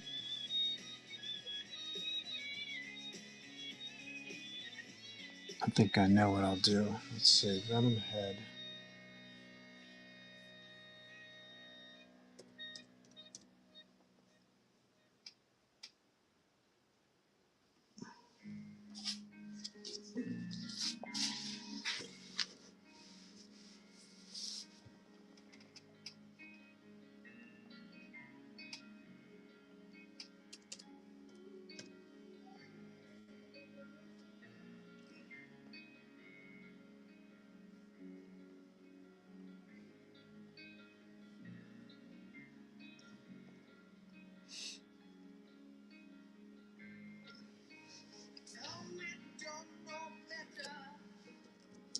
So I'm going to run this for an auction. Here's your chance to beat out on all those folks who are going to brave the cold of Attleboro, Massachusetts. But you guys have a shot, first shot at taking this guy home. So I'm going to list this. This is $100 for head/bust/tongue. And then I threw in a little texture background there. So that's like 25 instead of 100. It was fairly simple to make. So let's see. Let's launch the head sketch for 125.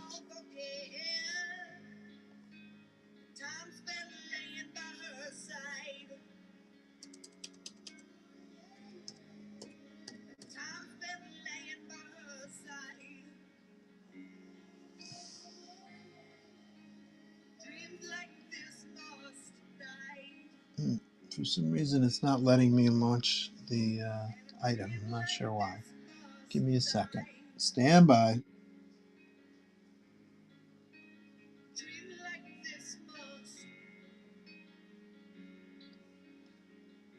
Maybe I'm going to pop out of the screen and come back in and see what happens.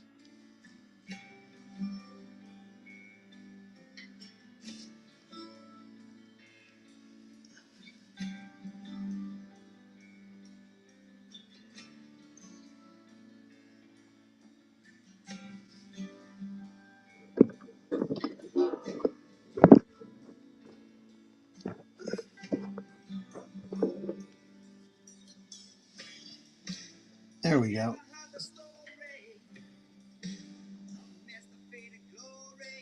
So I'm going to run the auction for this guy right here. I'm going to continue to work on this one, and then I'll auction this one off right after this one. So here we go. So auction that will be running next is for this guy. 1 minute. Venom head sketch right here. That's what you're bidding on if you decide to bid on it. And I'll keep working on this guy.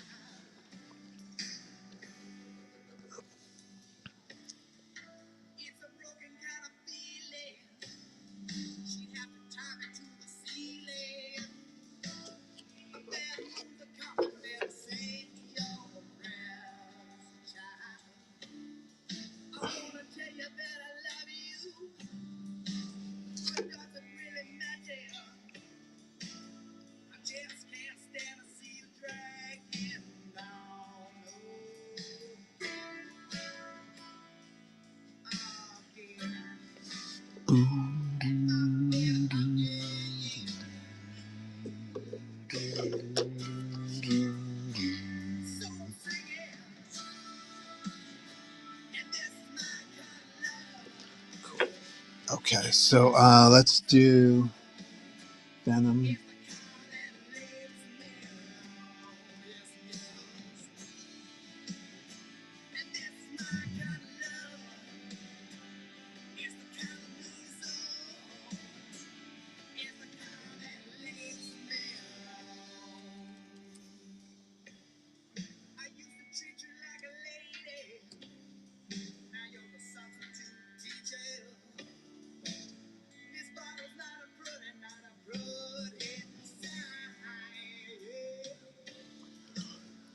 Okay, this guy's about 3 minutes away from completion, so I'm going to run the auction and while I'm finishing up. Get your very own Venom figure sketch.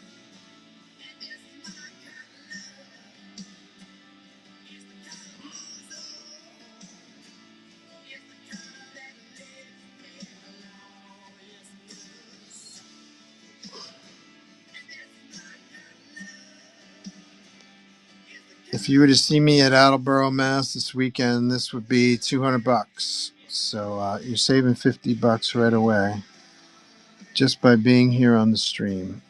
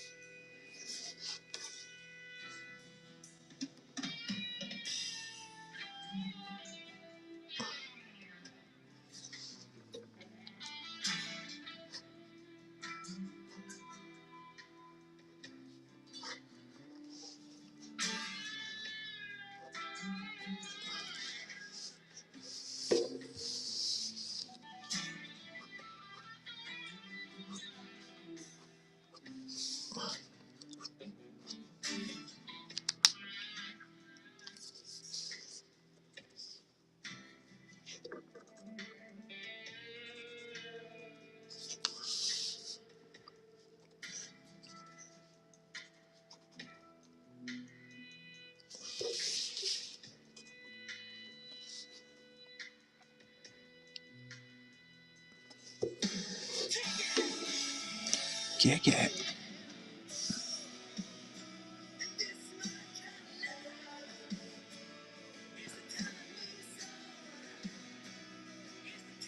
Some nice energy there. Tearing the crap out of that costume. That's what it's all about. Superhero stuff needs a shit ton of energy. It's all about energy. A sense of abrupt, violent action motion.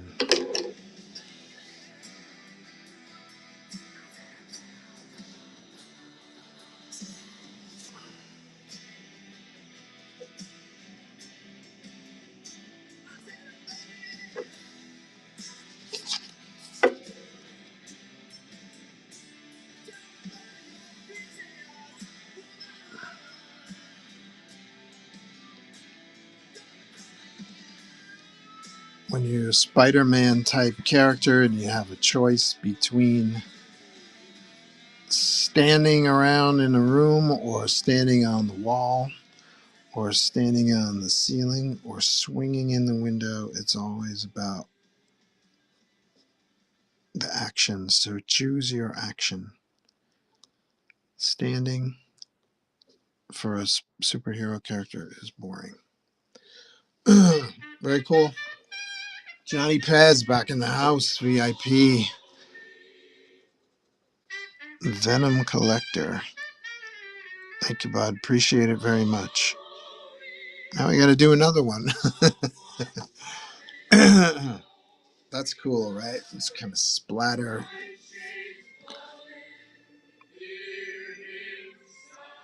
Some blood on that costume. Little did we know that Peter Parker cut himself shaving, and Venom reached in the window and took his costume and then tore it up. I don't know.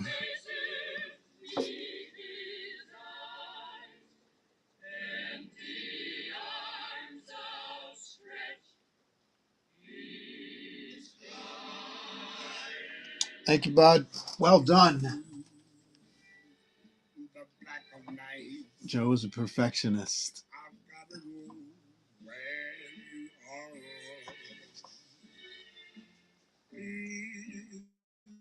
Looks great, says Acid. Appreciate you. Super badass. Thank you. You're the super badass. So at least one Venom is coming with me to Attleboro because I won't be on until next Wednesday.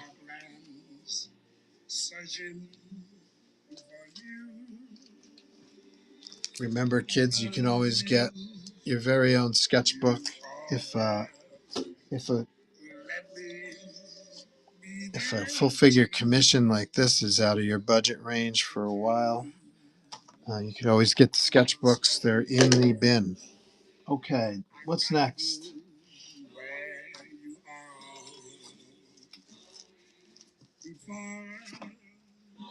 No place could be too far where you are. Ain't no chains can bind you. Excuse me.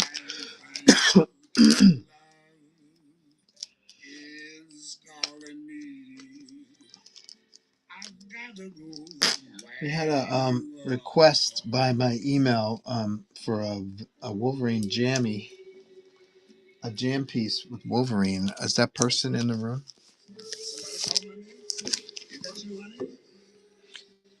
I believe that I share love. Let me sharpen this. I've gotta go where you are.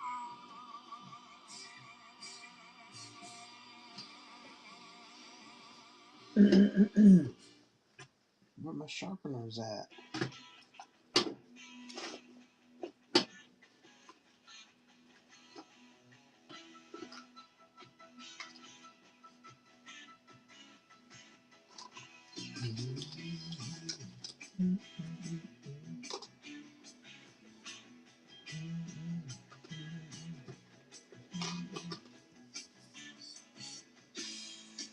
Looking for my sharpeners. I'm not sure where they went.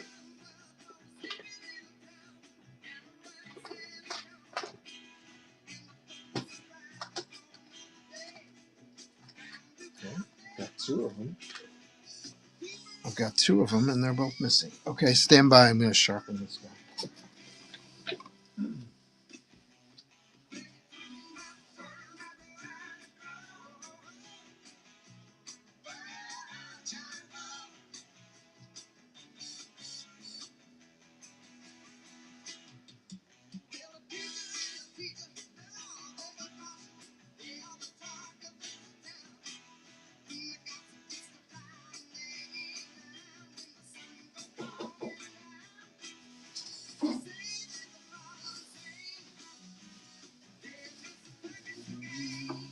Dish, dish, dish, dish.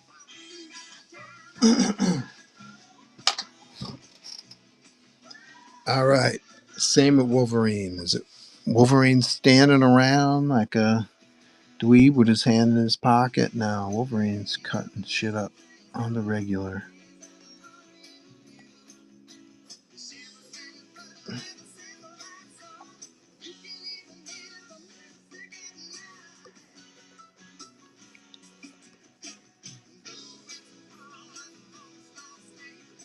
Rarely standing upright, hunched over like an animal.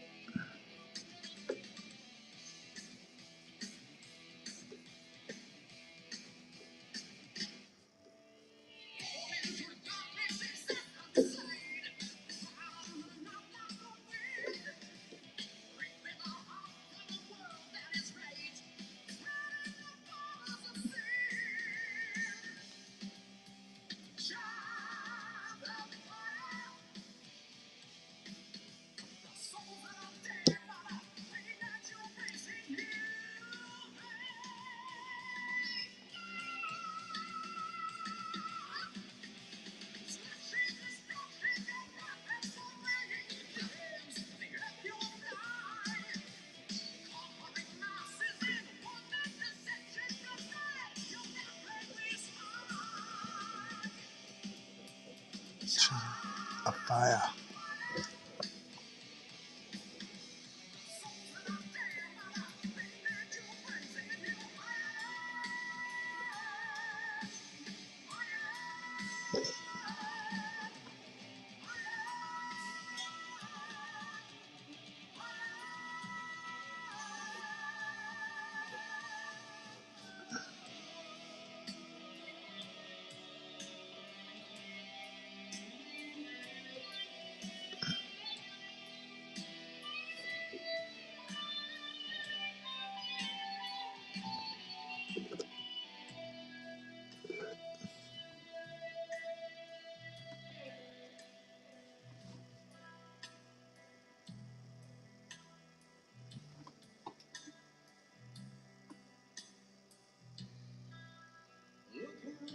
Miss Mayhem, is this your commission, Johnny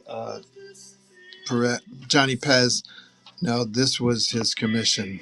I did it, and then we auctioned it, and Johnny purchased it. But now I have a show coming this weekend, so I try to do have at least a Spider-Man, a Venom, and a Wolverine on the table already for impulse buyers at shows.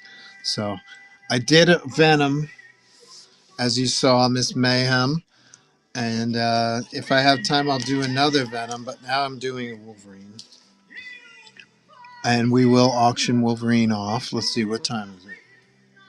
2 o'clock. Yeah, we'll probably have Wolverine done on the stream. We'll auction him off on the stream. Um, and if he sells, then I got another Wolverine to do.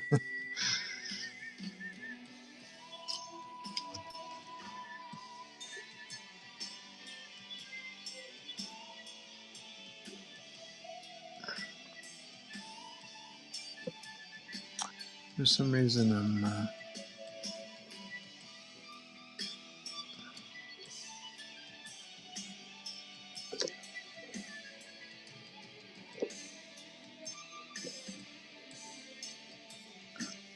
reason, I'm shitting the bed over here.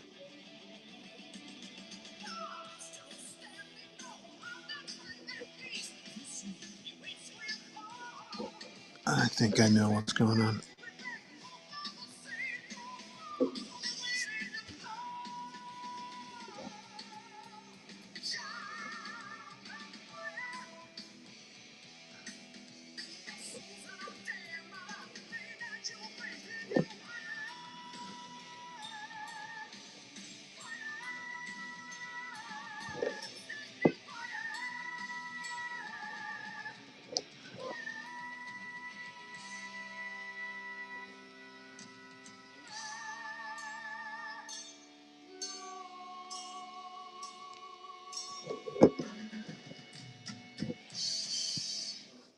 Nice.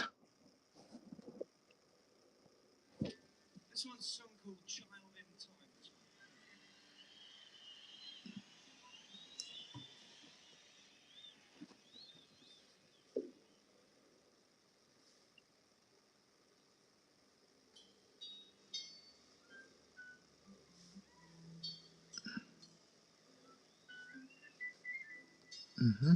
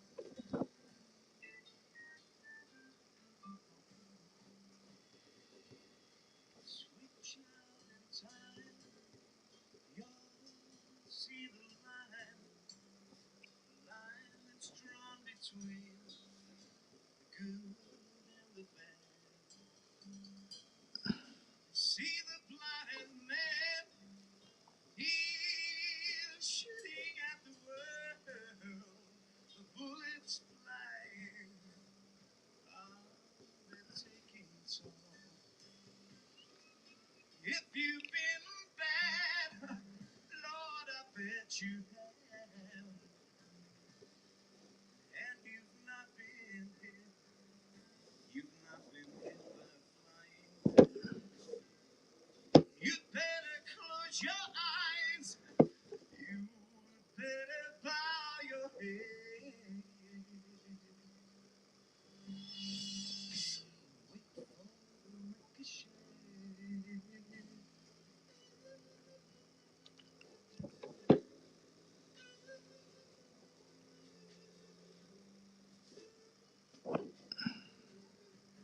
I wanna be inside you. Oh,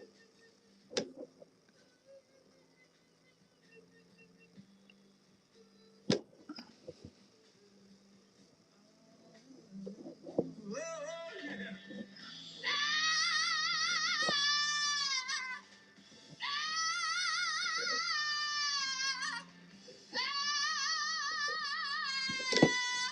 Oh, I wanna hear you say.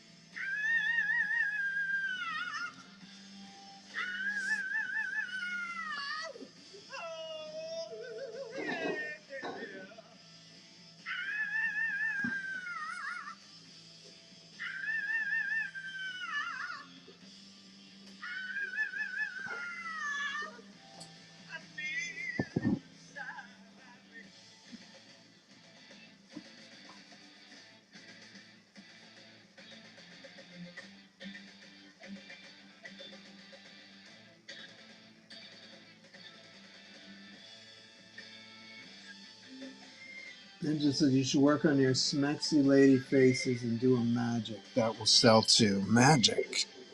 I haven't done a magic in a while.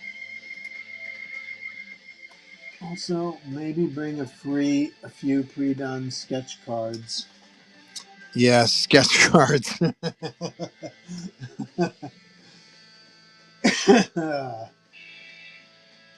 I sent it to Joe too. Local artist did and posted it, and I cleaned it quick.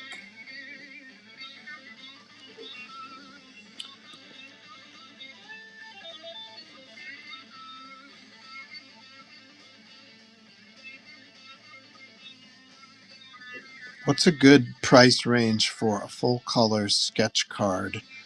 Uh, like this. Like, let's say this. I'm considering this a full figure because there's so much going on in the claws and stuff. So, but something like this in color on a sketch card. You guys give me a price range.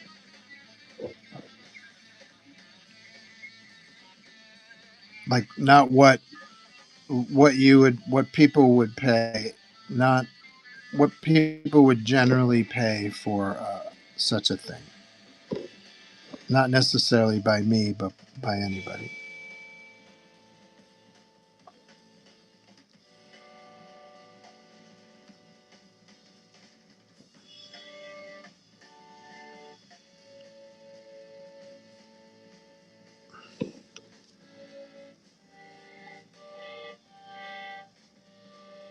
Sketch cards start at 100, but you do full-on sketches for 150. So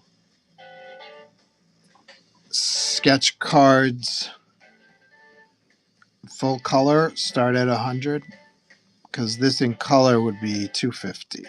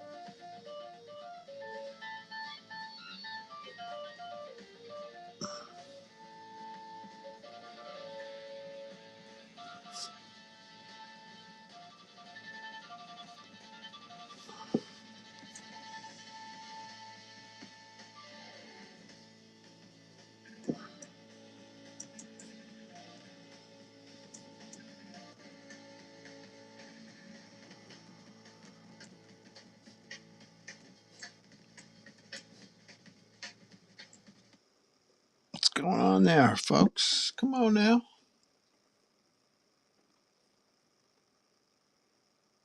What just happened? The file just disappeared. Holy shit. Child. Yeah, it's gone.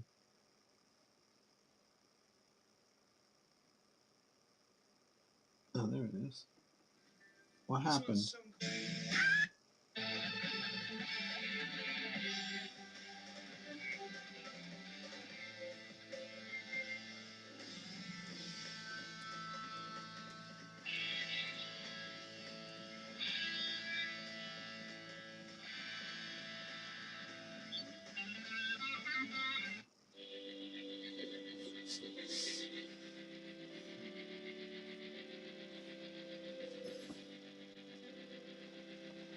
Depends on the depth of the art, but yeah, like a red and black Spider-Man would be about 100. Okay, good to know.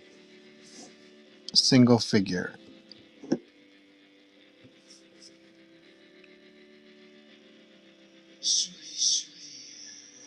I think I've got a head sketch. I think I've got a head sketch in the auction.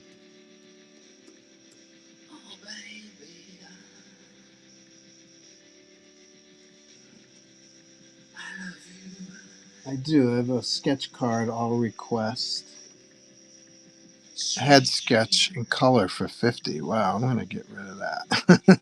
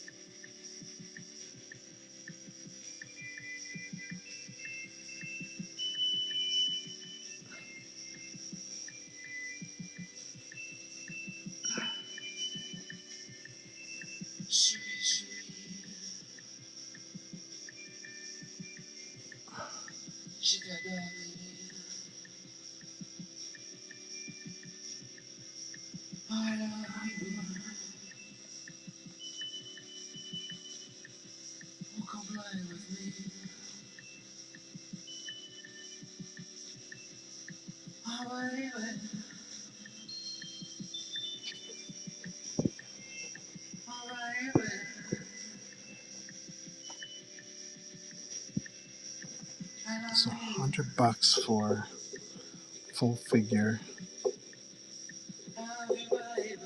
Spider-Man.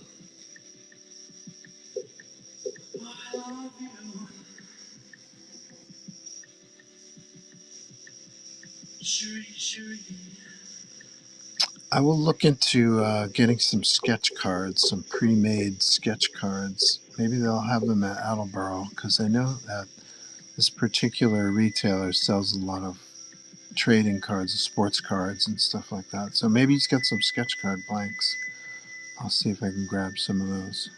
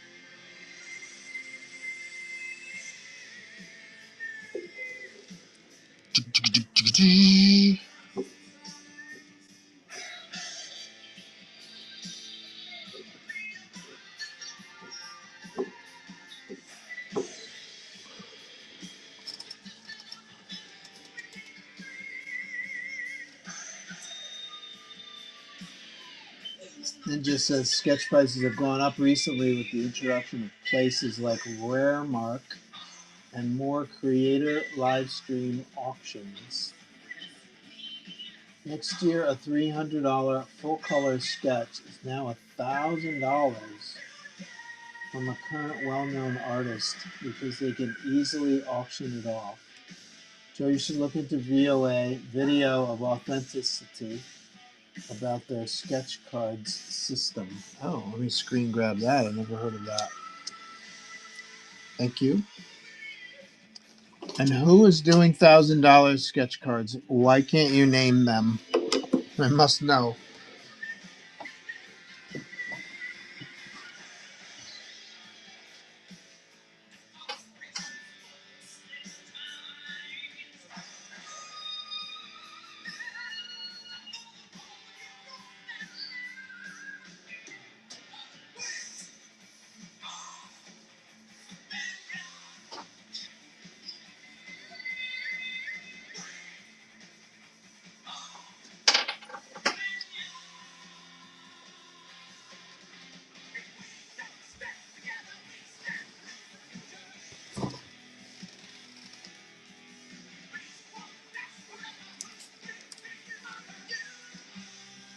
Not sketch cards. LOL. Joe, wants some of that cheddar? Joe deserves the cheddar. Give me some cheddar.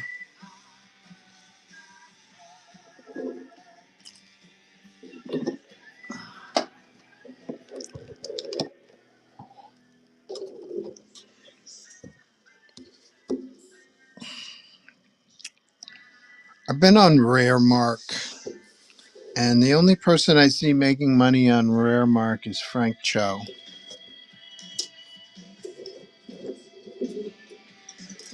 But correct me. Feel free to correct me if I'm wrong. I like to learn.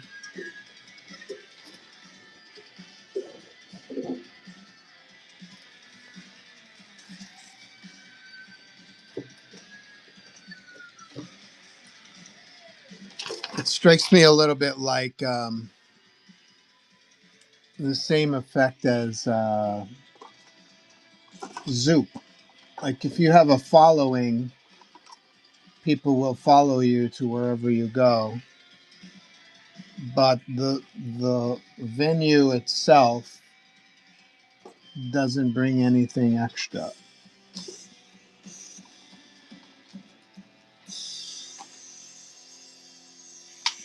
So it strikes me that Frank Cho could probably. I have a friend. His name is Paul Pelletier. He's a huge, long-time comic book artist. Paul has his own website.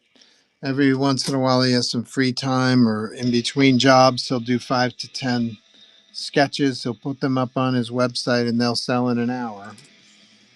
Paul has a stable, loyal following. He can make a predictable amount of money on his own website. It seems to me that Frank Cho has a similar situation.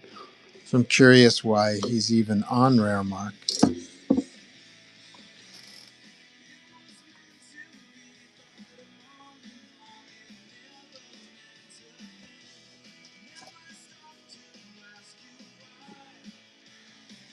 But please prove me wrong. I love learning. Why can't I find my... I can't find anything today.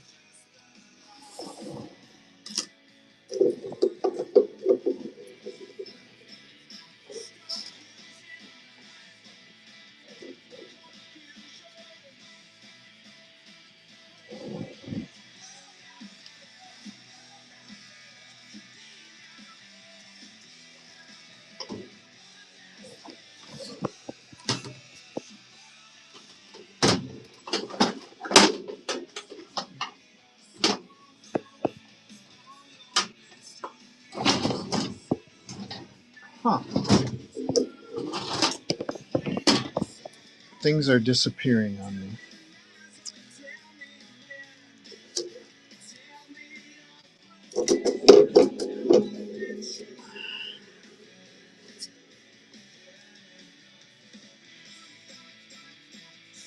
Archer can buy a car with his sketches on there. Will Jack and Warren Lowe pull in big bucks there too? They get between 35 and 5 grand for a full color sketch on a blank. Nice. David Diaz, who you might not have even heard of, sold a black cat for $5,500. Wow, that's impressive. Paul is a great artist too. The He-Man teaser trailer launched today. 1983 is back.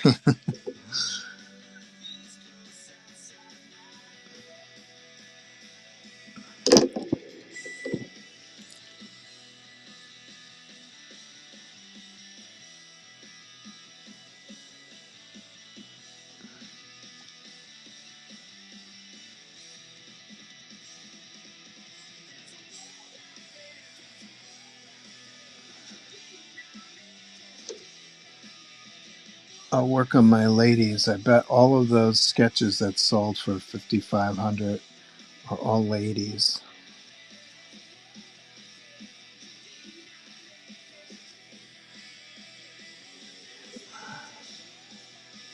I do have a black cat sketch, which is it's not a sketch. I would call it a drawing.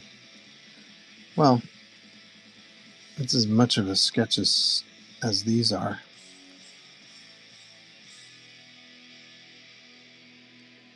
It's on. It's in the bin.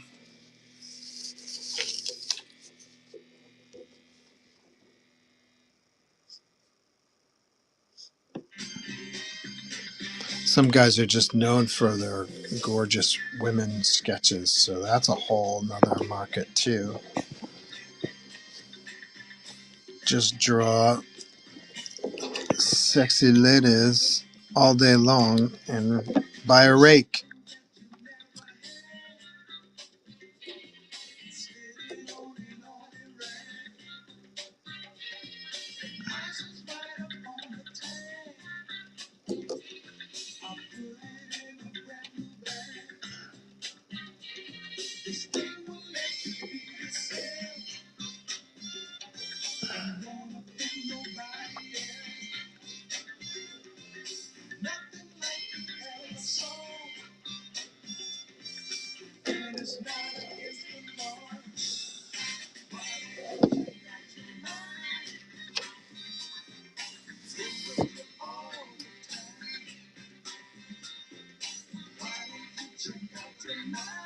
You have to bring my 6-year-old to the movie.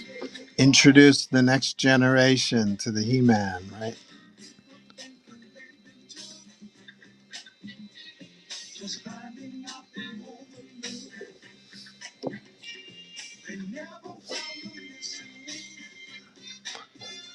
Did you guys see wasn't there a He-Man cartoon recently? On what? On Netflix?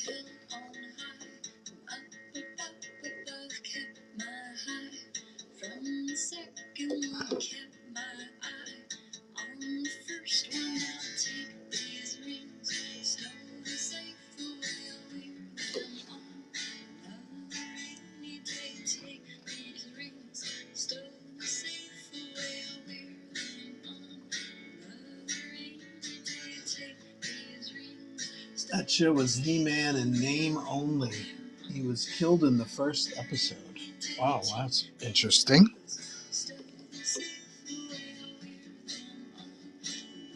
Why would you kill the main reason why people are tuning in?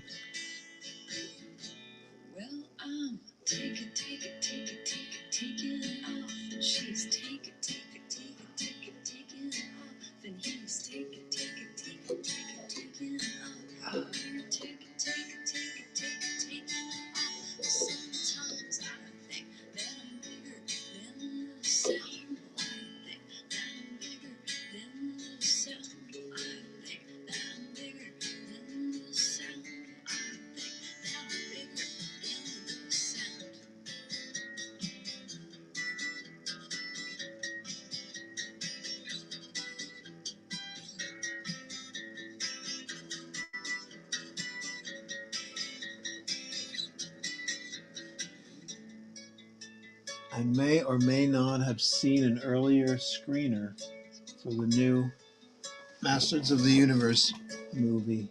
Falcor got the connections.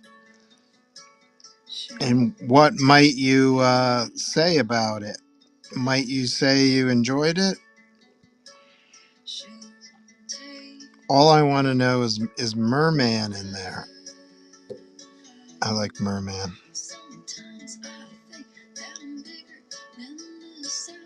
I have a fondness for the water characters like Aquaman and the Submariner.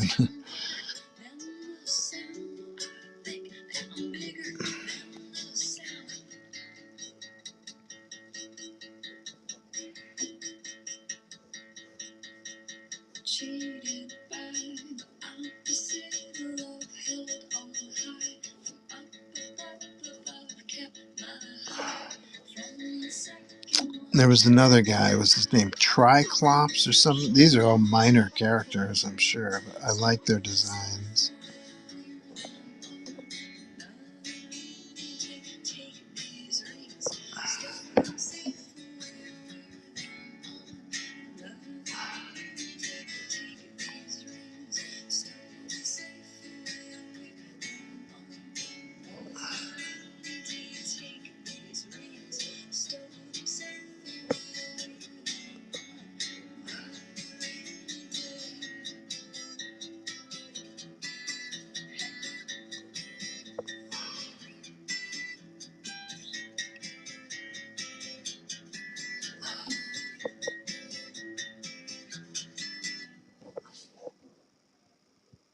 Nice.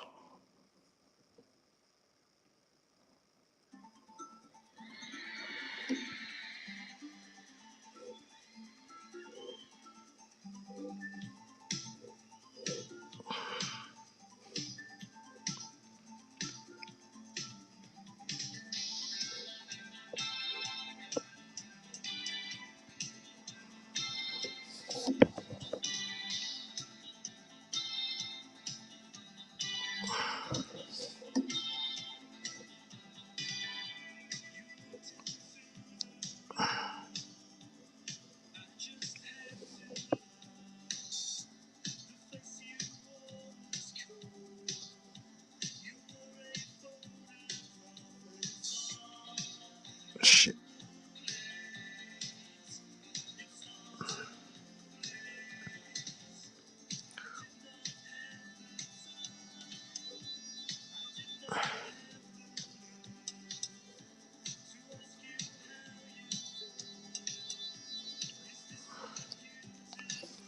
It's all too late.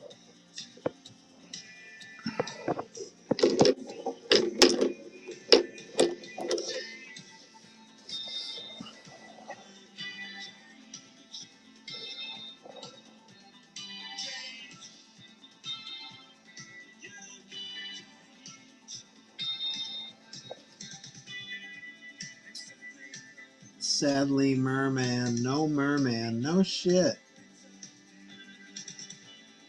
How about Ethel Merman? If I saw it, I wouldn't want to say much because of the NDA at the screening. Oh, fancy schmancy Falcor. It may have been a very early screener, missing a lot of SFX, but with great looking costumes. May have triggered a lot of forgotten childhood memories. That's nice. Very cool. Hopefully, it will be a smasher.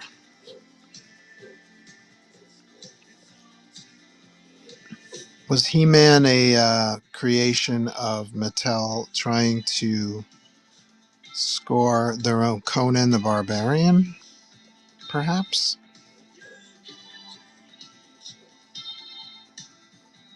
I remember when He-Man first came out, I was like, this guy looks like Conan. So you kind of you get Conan without the more adult elements, right?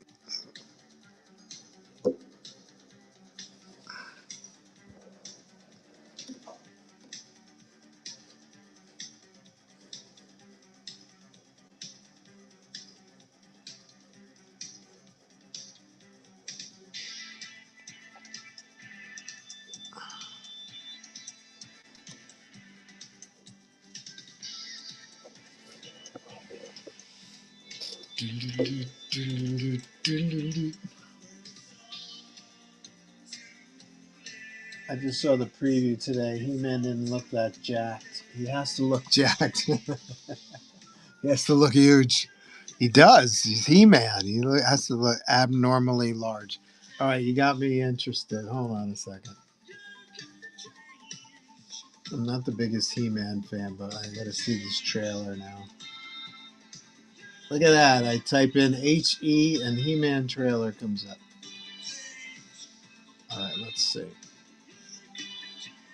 Let's see. Official teaser trailer. Here we go. Nope, that's a commercial.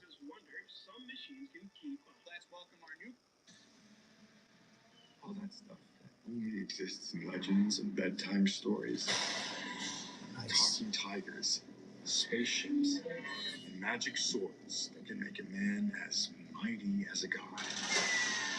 Where I come from, that stuff is real.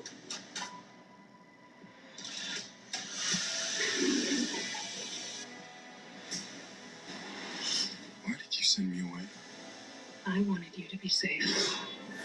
So I sent you to a place I knew that they'd never find you. There's this obsession with nerd stuff and sword things. It's not a good look for human resources.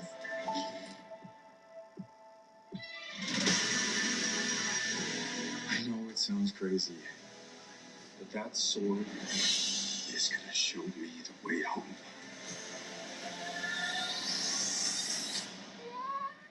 Sir, you can't do that. Don't worry, the sword's mine.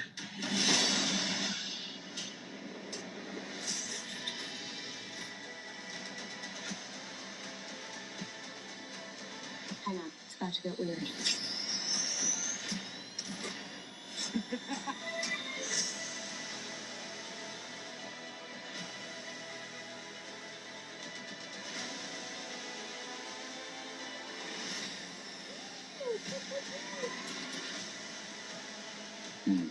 There's your slow walk towards the camera. Gotta have one of those in every trailer. Protect them.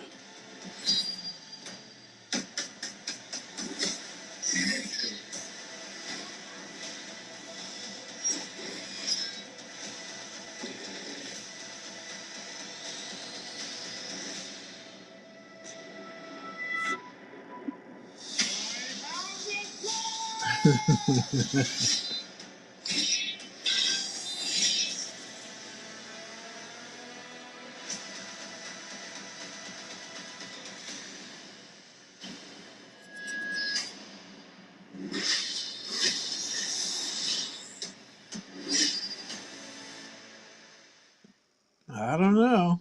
Like a relentless weed, Moderate to It doesn't have to be bad. I always wonder why does He-Man have a connection to Earth? Aren't there other versions of He-Man where he's connected to, he's like an Earthling or something, and then he travels to Eternia? I wonder if is that part of the mythology of He-Man. Um, I'm just curious about that. It reminds me of a movie from the late 70s called Flash Gordon. You whatnot whippersnappers probably don't know who Flash Gordon is. Flash! Ah, savior of the universe.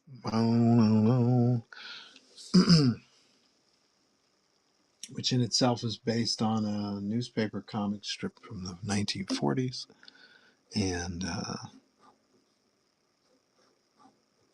good stuff.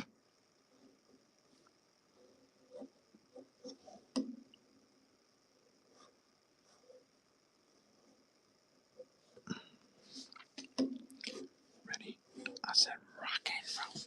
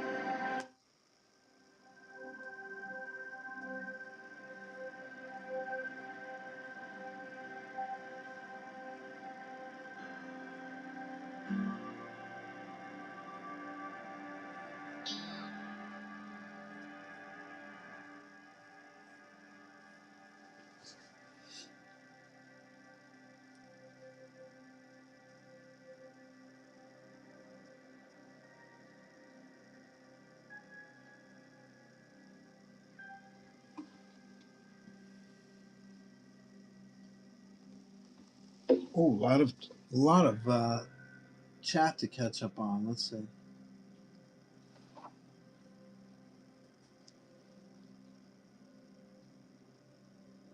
He-Man didn't look jacked. He has to look huge, and I wonder why I have muscle dysmorphia. Prince Adam was never jacked. He-Man was, though, because he was the power. Oh, yeah, maybe they'll jack him, just reduce his head in CG when he becomes He-Man.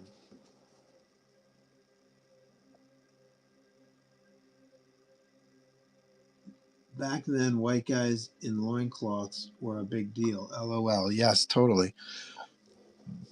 But I think Conan in particular was like extra popular for some reason. And there was another movie, and the Conan movie had come out also, right? Arnold?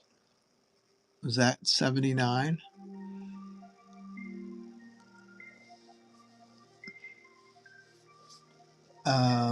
So I remember like Beastmaster and that kind of stuff, right?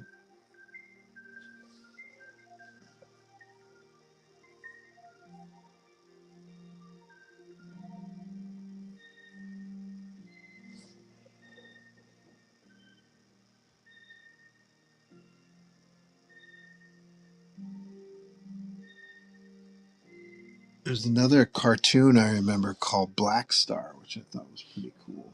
There was a Flash Gordon cartoon too in the 80s. All those 80s cartoons and action figures, LOL. Yeah, they were like commercials for toys. Acid says, "Oh, yeah, I know, but he didn't look big enough when he got the sword and unleashed the power." Falcor says 80s cartoons were the best because they were 30-minute toy ads. Damn, FCC ruined it for kids. Yes, I remember G.I. Joe and He-Man in particular. Openly commercials for toys. They even had a Rambo cartoon. You remember that? Rambo was rated R and was fairly sophisticated theme for kids. I don't know why they did a Rambo cartoon. And pretty much all he did was blow shit up and kill people. That was his thing. And they made a cartoon out of Rambo.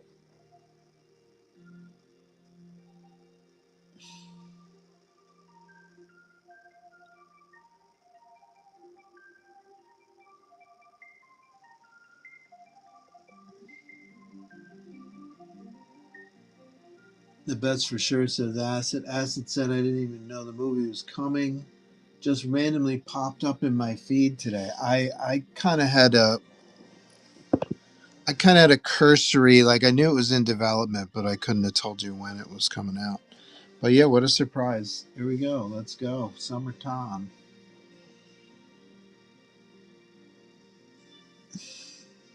My son being named Adam might or might not be subliminally tied to He-Man. Haha. Wow. There you go. You got Adam and Logan and who else? Clark. Do you have a Clark in your family? Or a Wade? No, is it Wade? Wade Wilson. Yeah, Wade. No. Yeah, no, Slade Wilson. Wade. Yeah, Wade. You have a Wade in your family? I may have randomly sat next to one of the producers and talked about DC Comics for a while with him. Who is this mystery man Falcor, and how does he get all these connections? Falcor and I may have told him if you make a Motu movie, you gotta have the toys to back it up. And he may have responded, "Oh, don't worry, we got the toys." Oh yeah, totally. Are you kidding me? They probably didn't throw $1 at the movie without the toy line blowing up. I know Flash Gordon haha had a Phantom figure as a kid. I remember getting at a toy store in Philly as a kid. Phantom, the very first superhero.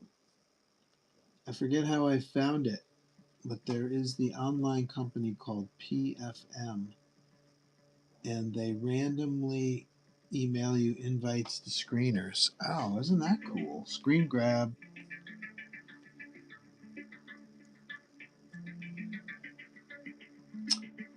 Definitely need the figures. I have the castle in my basement, the newer one, not the original.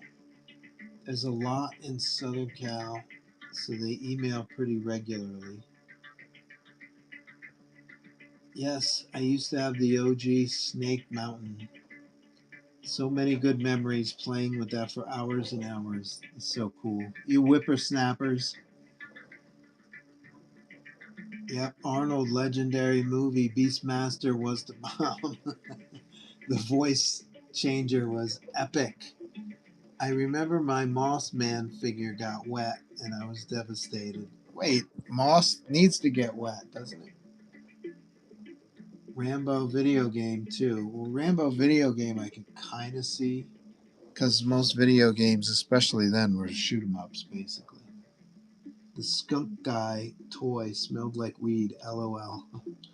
I missed the skunk guy. What was his name? My buddy named his son Logan, so he beat me to it. No Wade. LOL. Wade coming up next. You gotta have another kid at Acid. We need a Wade out there. So many Logans. It's crazy how many Logans that I've met, and a lot of them aren't even. I'm not even convinced that they're comic fans. But there's only one place they got that name from, right? I mean, there's not a sports guy. There's not a baseball or a football player named Logan, is there? There's only one guy. This guy right here.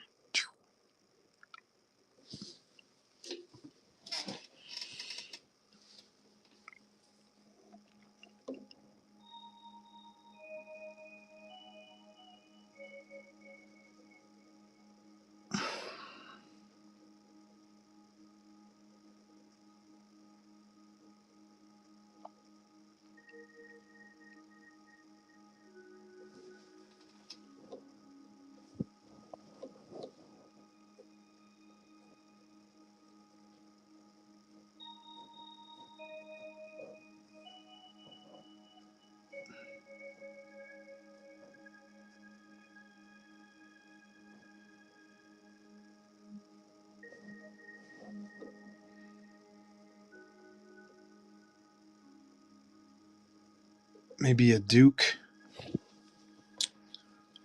Snake Eyes, that's a little too on the nose. That's not. Snake Eyes, come on in. It's time for dinner. Didn't Nicolas Cage name one of his kids Kal-El?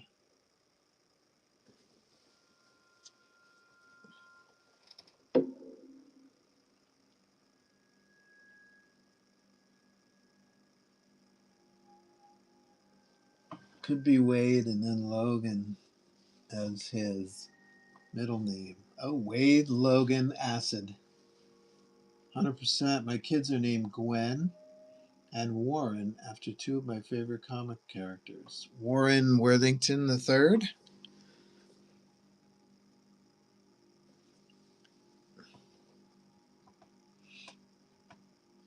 Tried to convince my wife to name our daughter Gwen Stacy, but she refused because she didn't want it to be called Stacy's mom. Oh,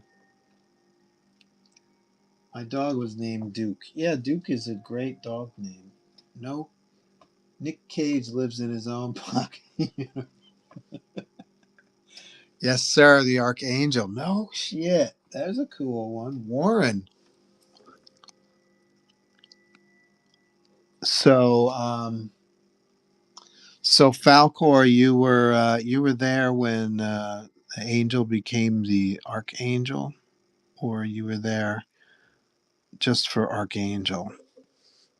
I'm just imagining you guys like super young, but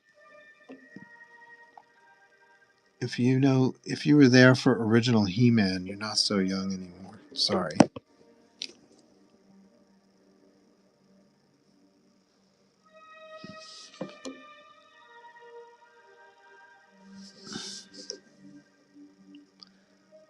Speaking of 80s nostalgia, this music from Stranger Things is friggin' great, isn't it? It's so 80s instruments, the synthesizers and shit they used to use back then. I love this shit.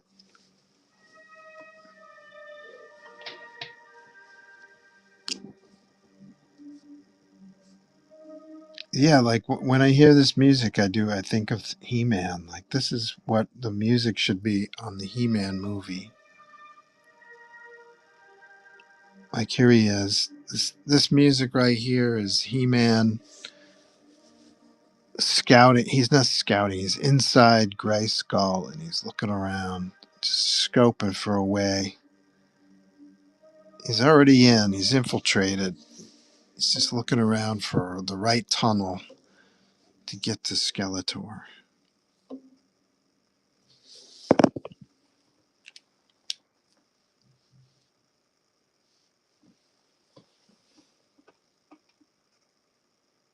When Stacy, I still like seeing women with like the headbands, and that's because of Gwen Stacy. I grew up with Gwen Stacy as my Peter Parker girlfriend, and I still love those headbands. Am I weird? I don't see them enough. I don't see them at all. But I think it's a great accessory.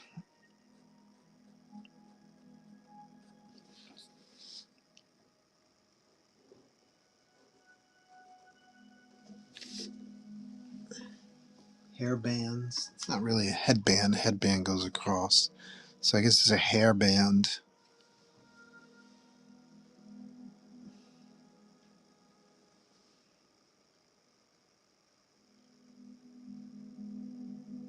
Draw a He-Man for this weekend show.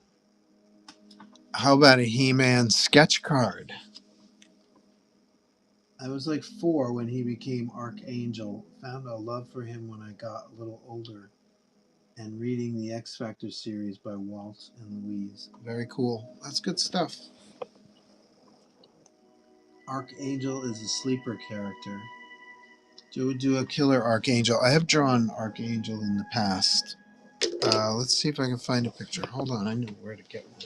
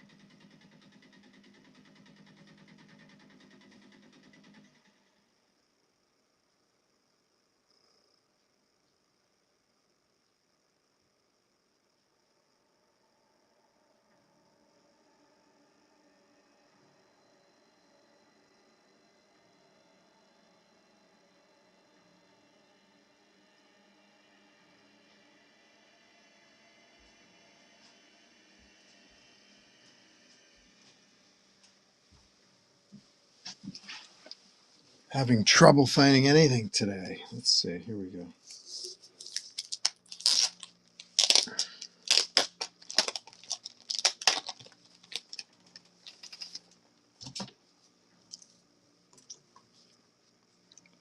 From the original sketchbook.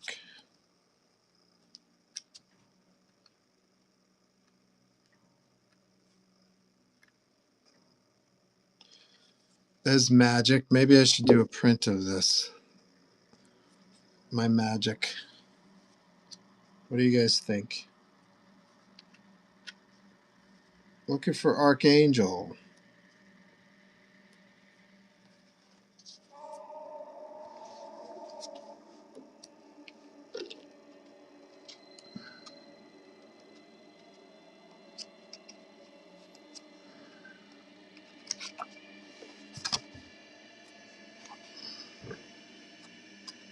I'm almost certain he's in here.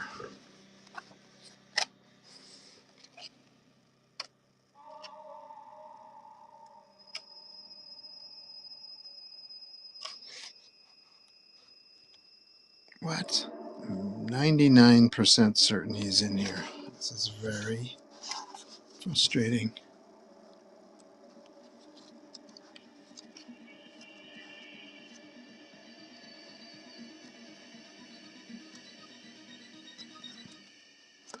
I'm even having trouble finding sketches that I did. That's interesting. I'm having trouble finding everything today. I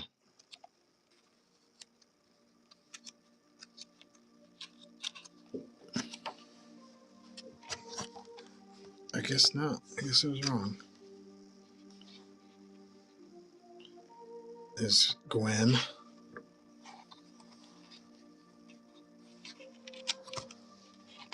Hard to believe. Okay, I guess I don't have easy access. Let me do a search on my computer. Let's see if that shows up.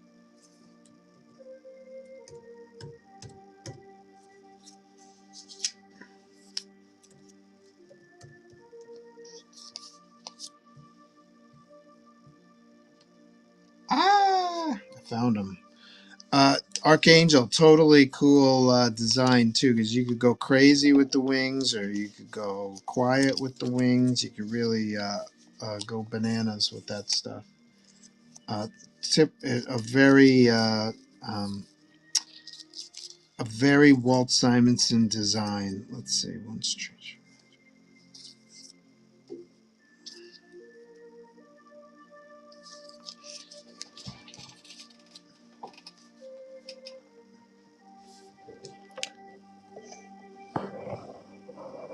Here's Archangel. This is for the same person who wants a Havoc. She keeps emailing me like every 3 to 6 months with X-Men character to draw.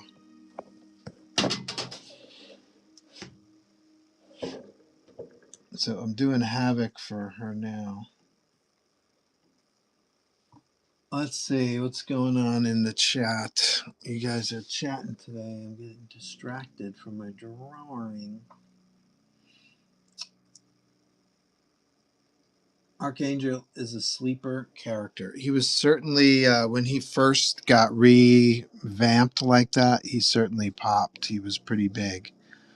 But it's tough to keep that momentum, that storyline momentum. He doesn't have the history that like somebody like Wolverine does. He doesn't have a noteworthy enemy until Apocalypse came along. So, things like that. They never wrote a good, really strong story with the Angel / Warren Worthington. So it's tough to keep him up there at the top of the storylines. Let's see.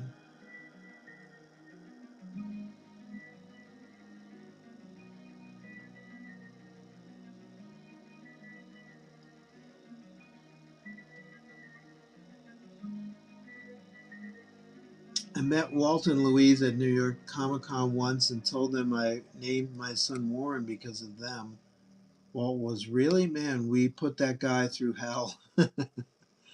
Then Louise asked how old I was because I must have been a baby when that happened. They're both really funny. Yeah, they're great. Very nice people. Thanks for digging it up, said Acid. Ain't no problem. But that may have been the last Archangel. I don't get a lot of Archangel requests.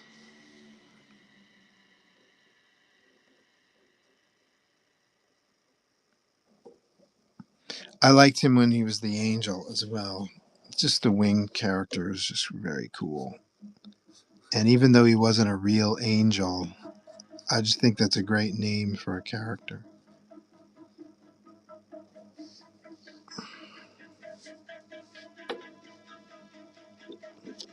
So it's kind of like he's got like a similar storyline to Picard in Next Generation, right? He's like grossly had his wings destroyed and psychically tortured and then physically reconstructed. Wow, that's pretty badass.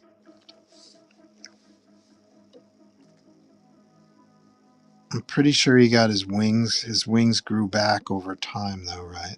I'm not sure if he's still that vicious archangel guy.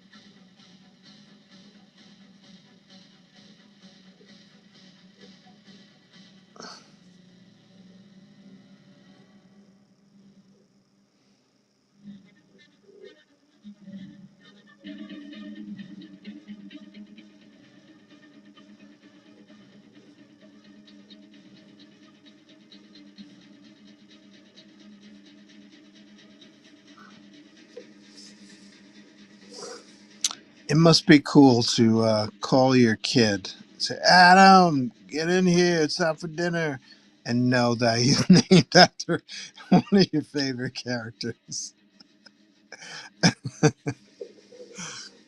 Have you ever told Adam who you're named after? Who have you ever told Adam who he's named after? Acid.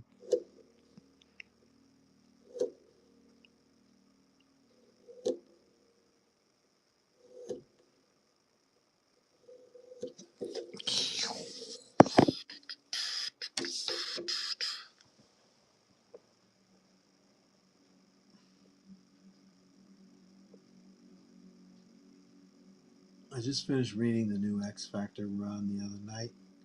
He went back to being Arch via elective surgeries. He has claws now too, sure. Yeah, the guy with wings, he doesn't often have, wings are kind of soft things and they're not very violent, Wolverine threatening. It might be cool if just like, people have, how do I say this? Like Spider-Man has a wrist device that allows him to spin webs. Uh, Warren should have the equivalent of that with for his wings. So, in other words, he could put armor on his wings without damaging his wings. You know what I mean? Like Peter Parker goes out, he spins webs, he comes home, he takes his web shooters off, and he's back to normal again. I wonder if he could do that with Archangel. like on super tough missions, like you taking on Apocalypse. You put the Archangel armor on the wings, and when he's just fighting somebody like the Toad, he just goes out as Angel. That might be cool.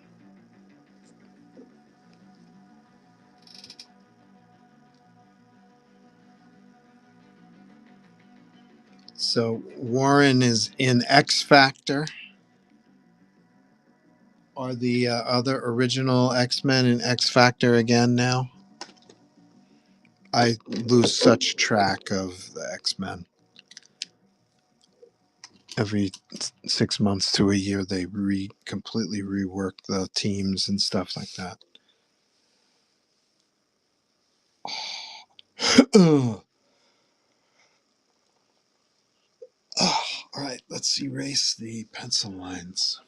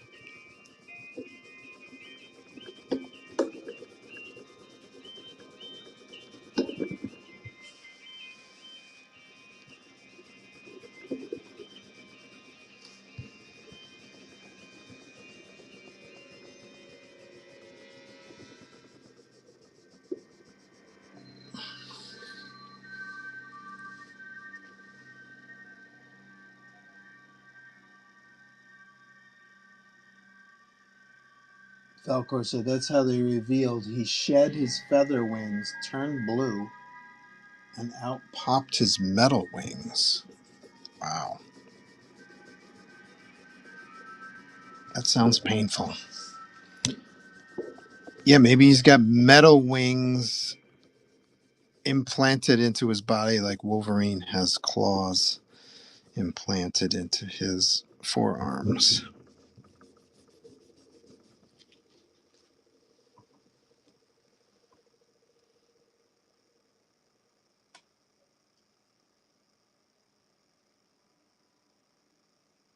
They didn't show him again with feathers, so unsure if he can revert. I'm sure some writer will find a way to switch him back when they want to. Yeah, sure. Anything goes. It's comics. Anything goes, man. People die all the time, so and then come back. Wings, no big deal. Wings, no big whoop.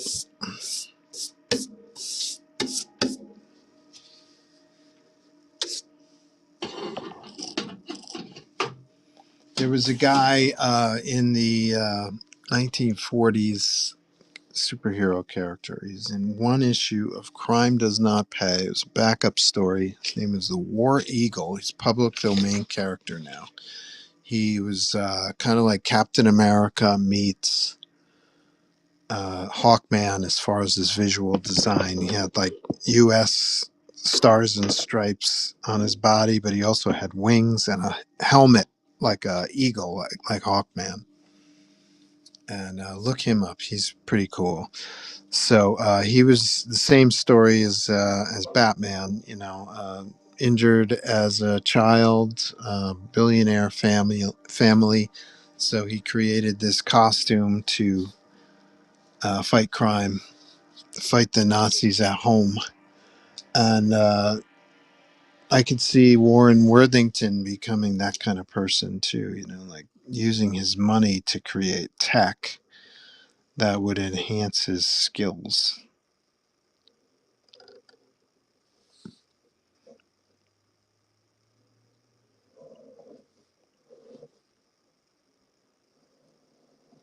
guess that takes away from his mutant ability, doesn't it? His mutant ability to inherit money.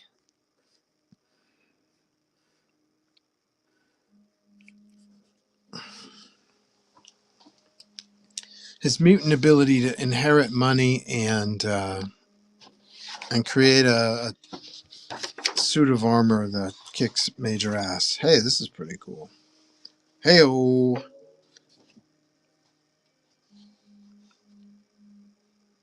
Anybody read this?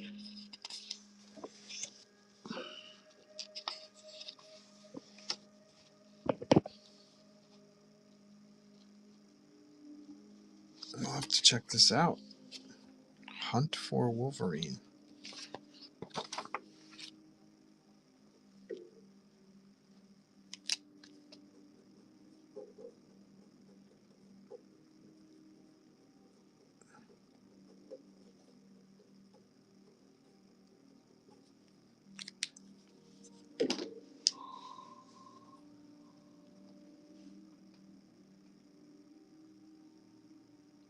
What's up, Joe? What's up, Chris? How are you?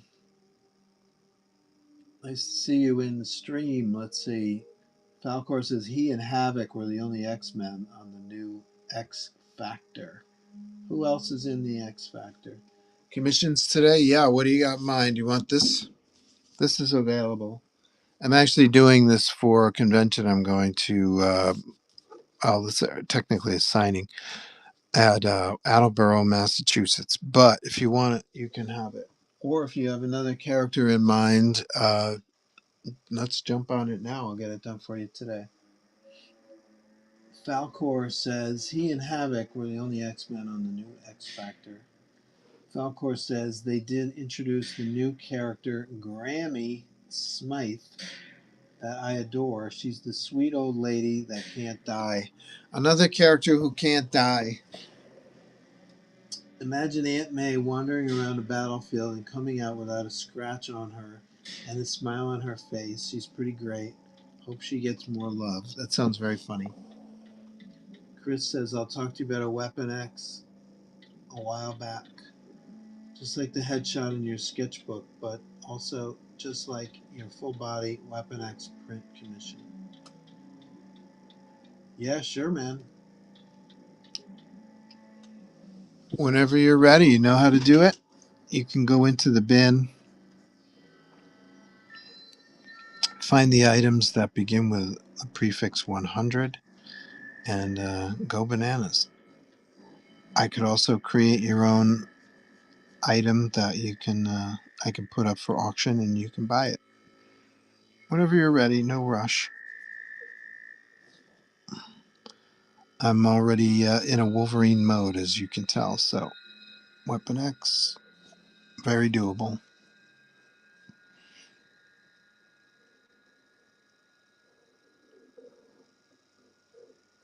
And this I can do on the side or at the signing. I can finish this off another time. This hasn't been claimed yet.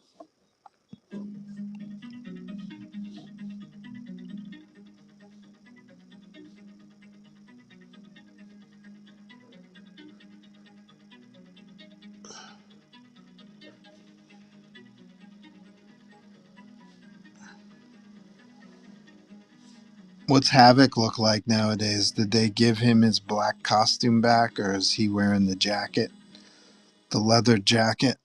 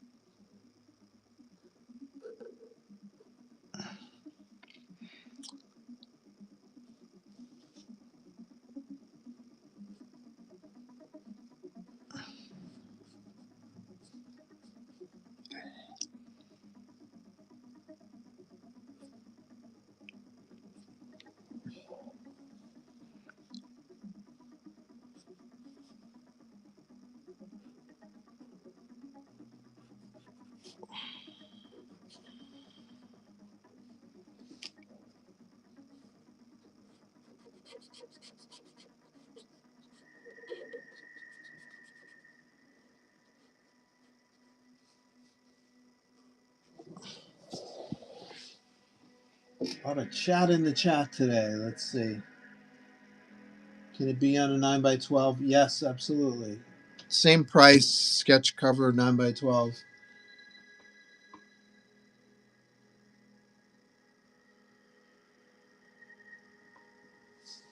Let me grab my 9x12 pad. Show you.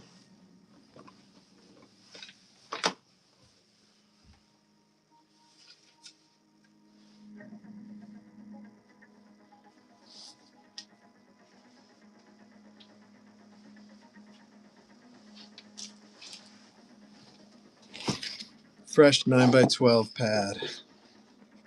Fresh. You can smell it. He was in the leather jacket. Whole team was very military looking, blue and yellow suits. Even Archangel, he didn't have the blue and magenta. I don't know what you call it. It's like stripes. Even Archangel looked like that.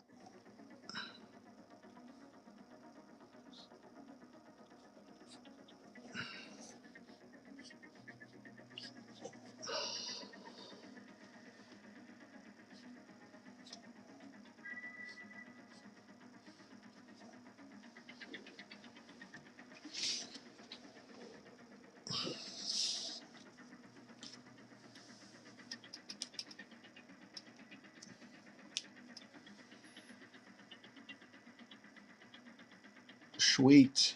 We have a purchase.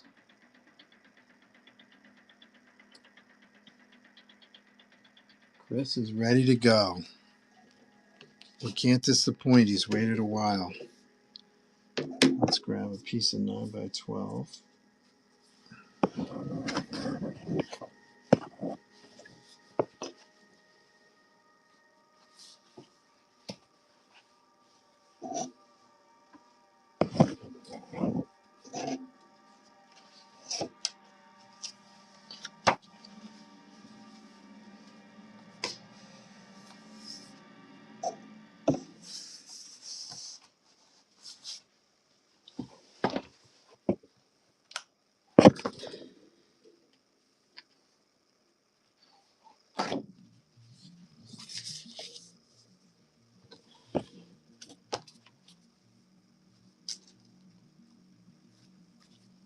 So do you want the same kind of pose, Chris? Can I do a different pose, or do you want kind of the same pose?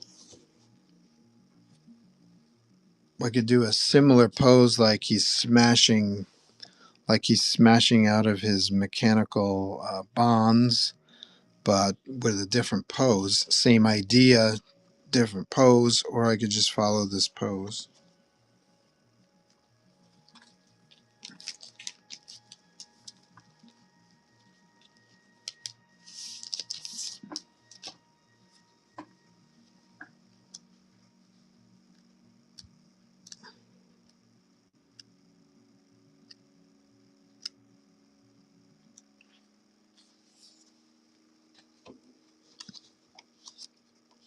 Breezing through here for the headshot. It's one of my favorite drawings I've ever done. It's the headshot.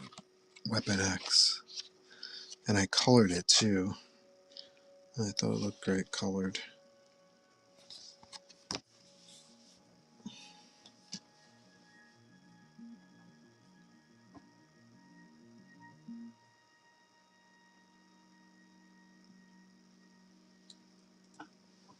Was the last X Factor book where they worked for the U.S. government. Yeah, government team. They also had a social media aspect to the team too. I don't know. It was a little weird. Only ran for 10 issues. Could be a different pose, but definitely claws out. Super angry. I like your style of the Weapon X. Thank you, bud.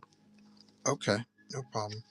You get to see it from beginning to end. So if there's something you don't like about the pose, or if you prefer something different, you can let me know in progress. Let's see.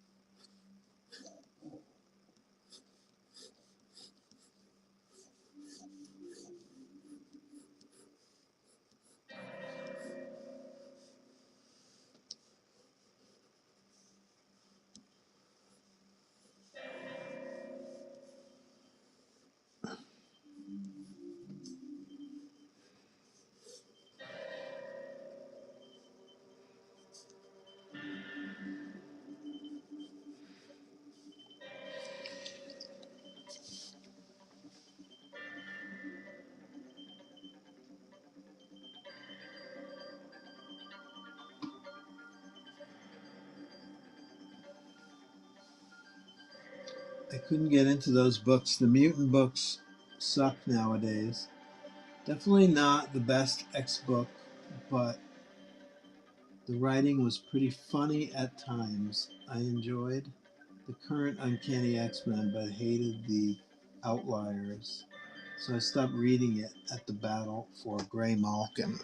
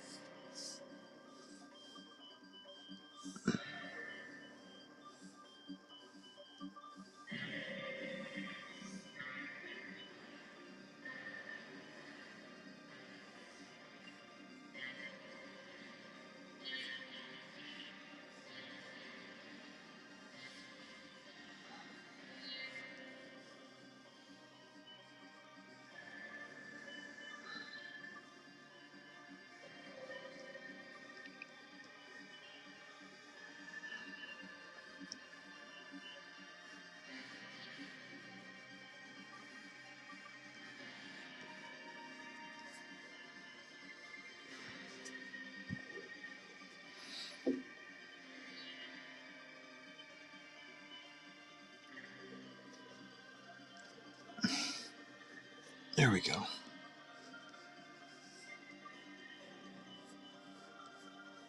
I think I got something.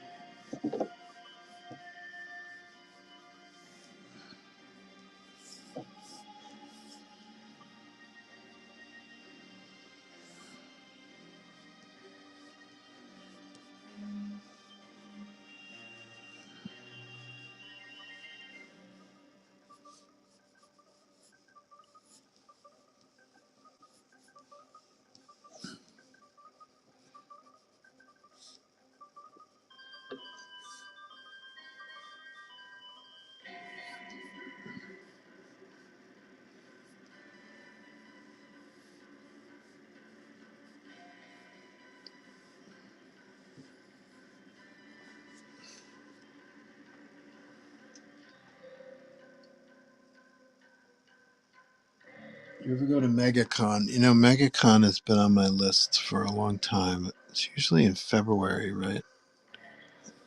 And I don't usually even start thinking about shows until around February. So I also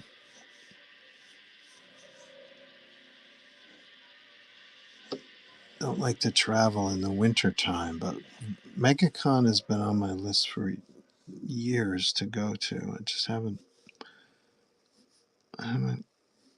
found the incentive to get down there, but I should get down there.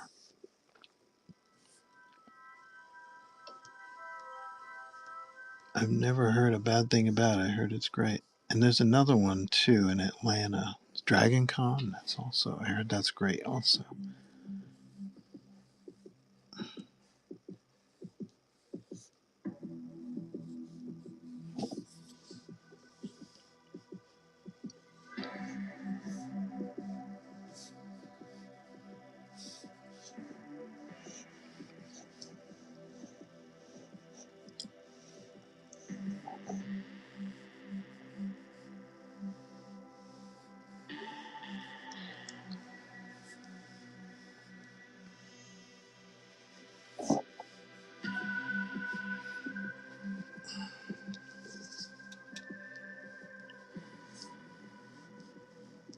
Let me try something else because I have another idea in my head.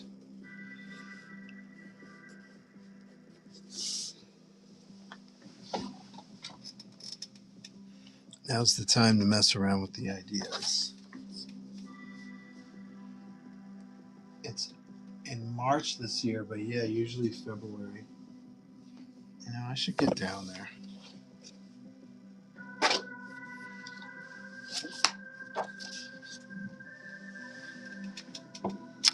Do you find that MegaCon is kind of comic friendly? Like, could I sell a lot of comics there, or would I sell art? Or I'm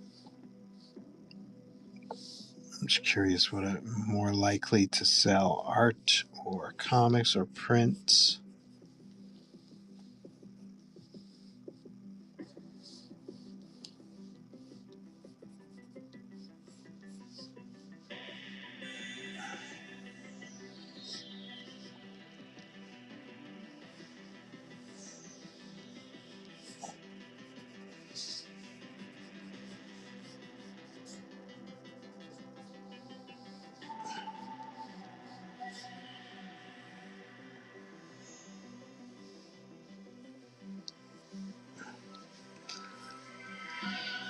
I can't tell you how many signings I've done or prepared for that were blown out by winter weather.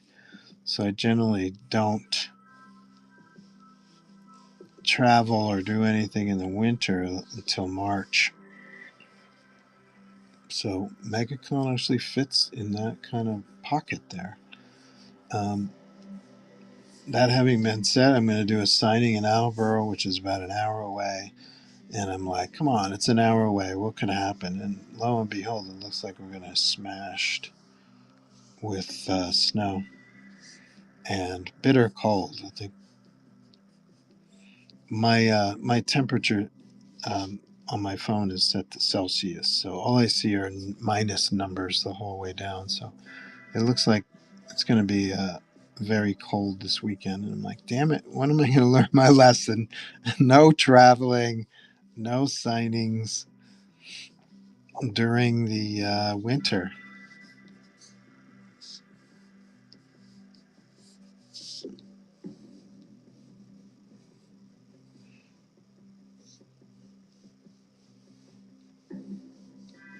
I did one signing. That's Entertainment about 10 years ago now. And as soon as I hit Worcester, Mass, it started snowing. It was like a blanket, like just a soft blanket, all these flakes. And my friend had driven in from Glens Falls, New York to do a podcast on the same day. So he's traveling and we get smashed with snow. And power actually went out at the store. Good times. I'm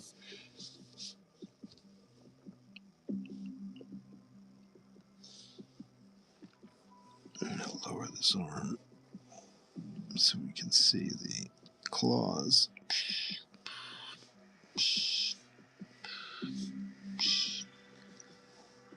Lower this arm so we can see the claws.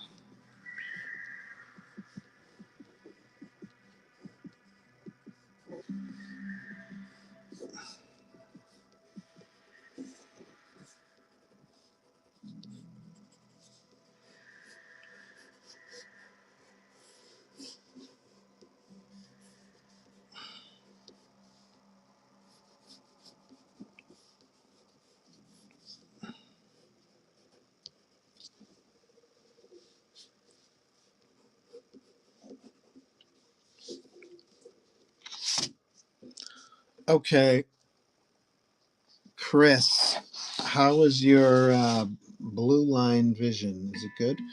Do you like something like this, which is kind of like he's very open, smashing shit, slashing shit? Or do you like this one, which is kind of like the moment before? It's kind of like the moment before this, where he's kind of exploding out of his bonds. A, open, B, exploding. What do you prefer? or both.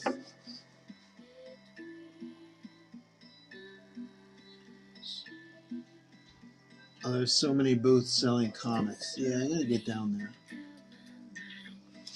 So, Chris, what do you think? Two ideas. This one here, A, open and slashing, and this one where he's just kind of exploding out of his techno bonds. First one. I like the first one too. I just had to, sometimes you got to get an idea out of your head.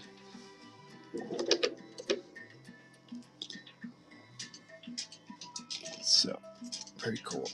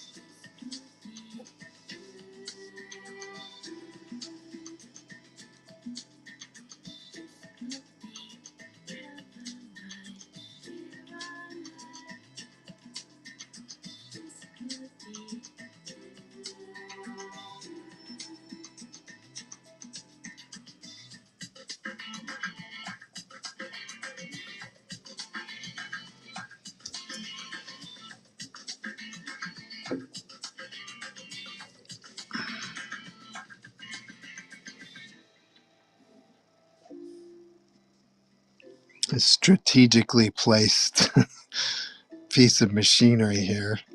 You got to get that right.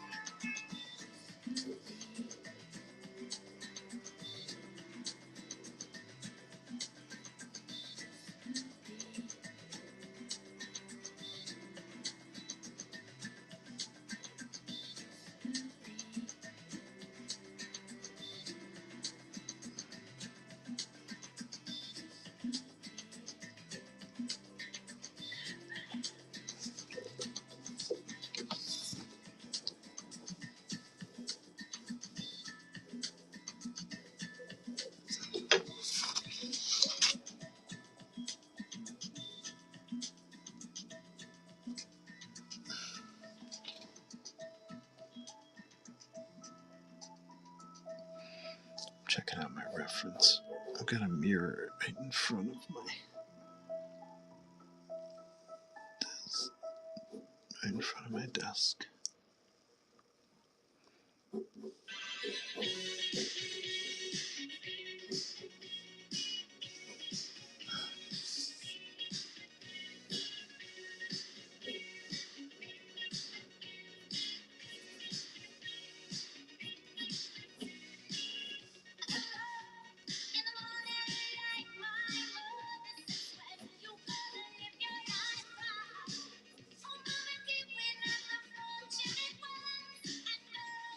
Was it Barry Windsor Smith, who first brought men's nipples to superhero comics. I say, I think so.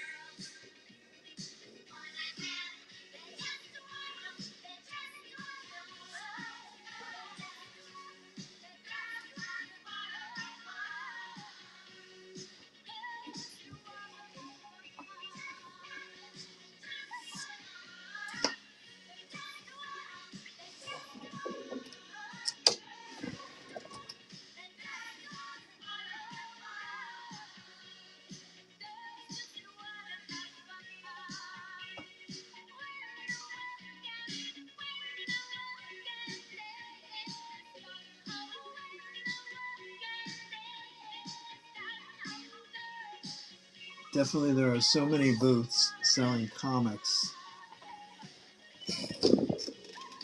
Chris says, sometimes when I try to move the chat and swipe it to the left to get a better view, it takes me right out of the chat. LOL. I haven't mastered the whatnot swiping either.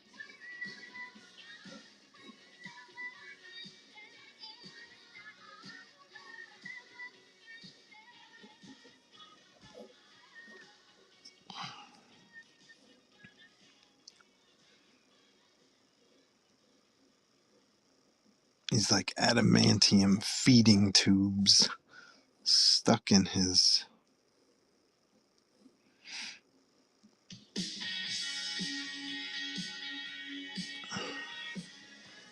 arms. Can you draw me a $5 Courage the Cowardly Dog? I can, yes.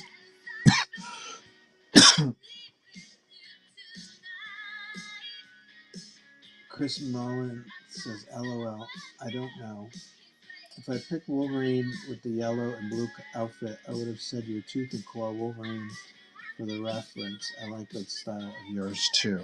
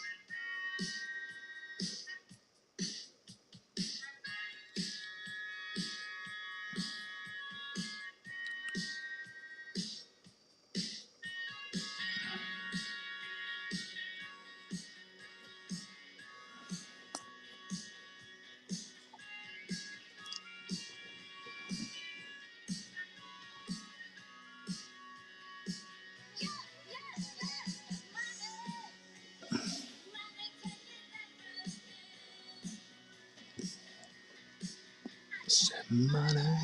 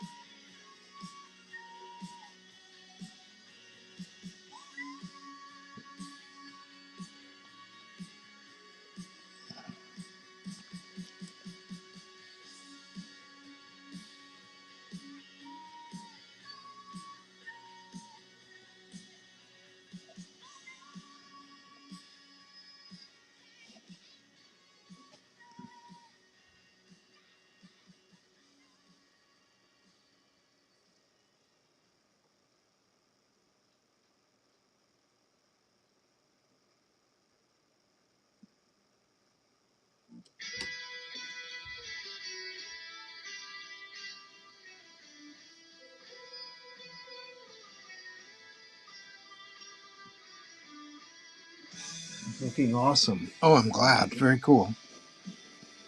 Always fun, and you get a little extra. You get all the extra tchotchkes that he's connected to. Get your money's worth out of Weapon X.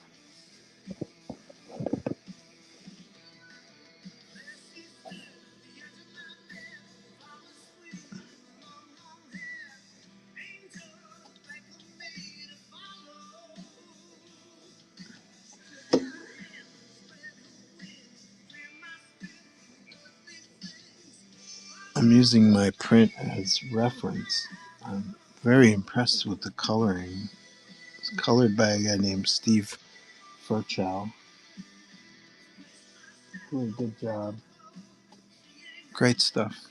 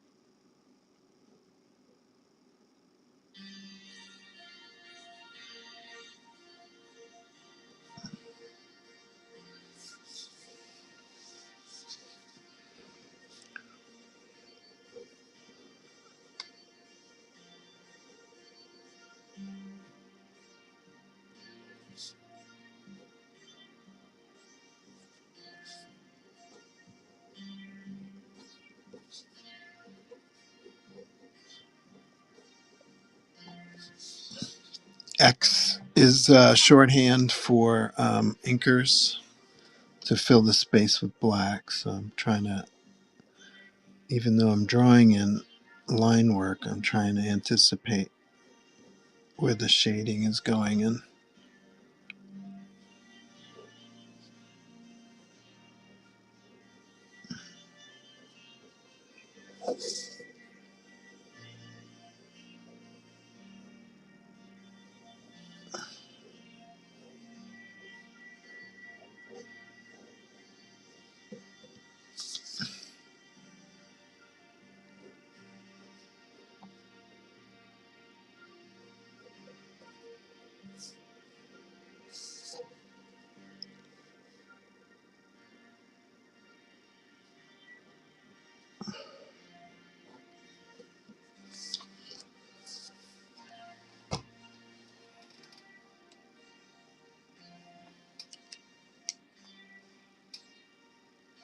Damn, this looks good, says Chris.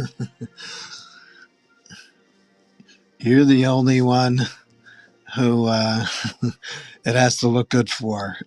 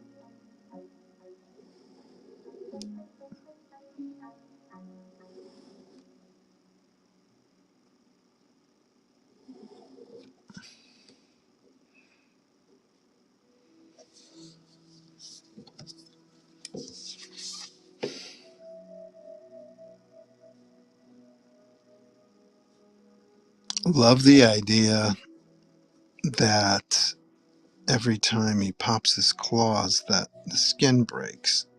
So it's damage to his hand that needs to heal. Like that idea. Also like the idea, I think that Alan Davis may have established when he was writing the X-Men was that um, it's only because of Wolverine's healing factor that he can even have an adamantium laced skeleton, right? Like, in other words, adamantium, that much adamantium in your system would be poisonous. And that if you or I had an adamantium skeleton, we'd probably die in 15 minutes from poisoning. But because he's got the healing factor, he can survive this kind of enhancement. I think that's a great idea. I just think that's a great idea.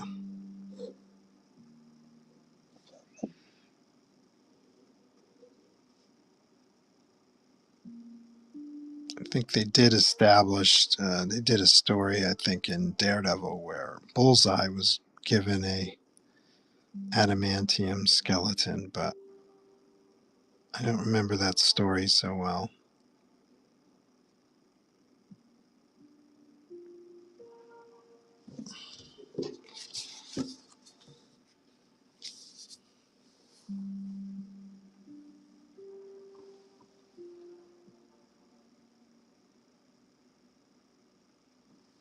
I do too.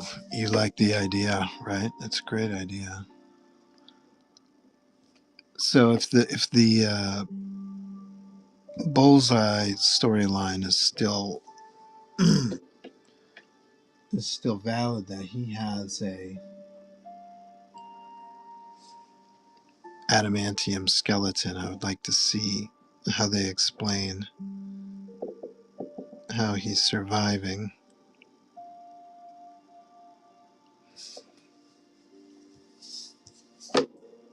I don't mind that he has it. You just gotta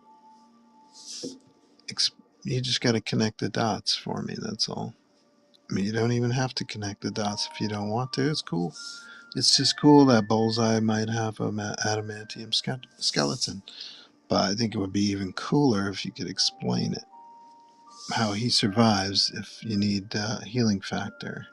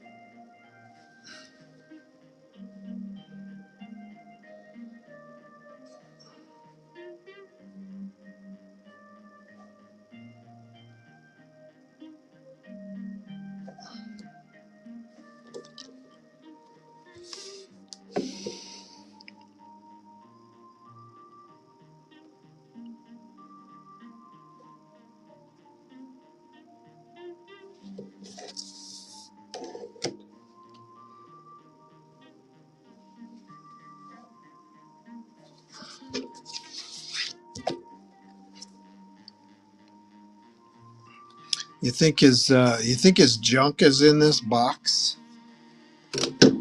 Like it's like protecting him from adamantium injection. They want to separate his stuff so it doesn't get adamantium in it. I don't know. Seems conveniently placed, you ask me.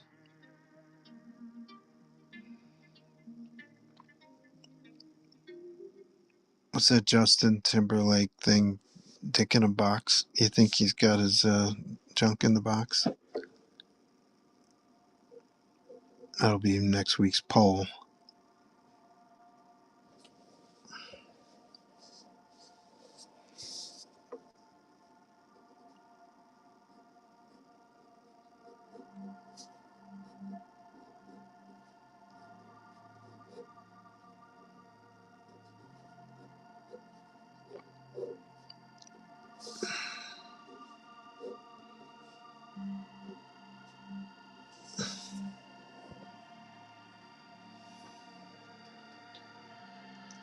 It is a Christmas gift.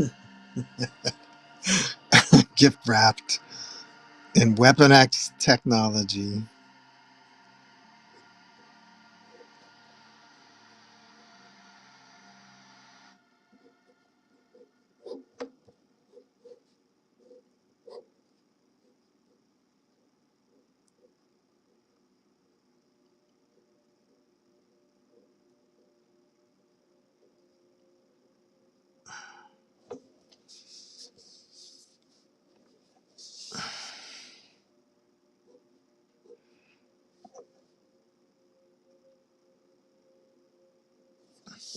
His Weapon X missed gift. Thank you very much.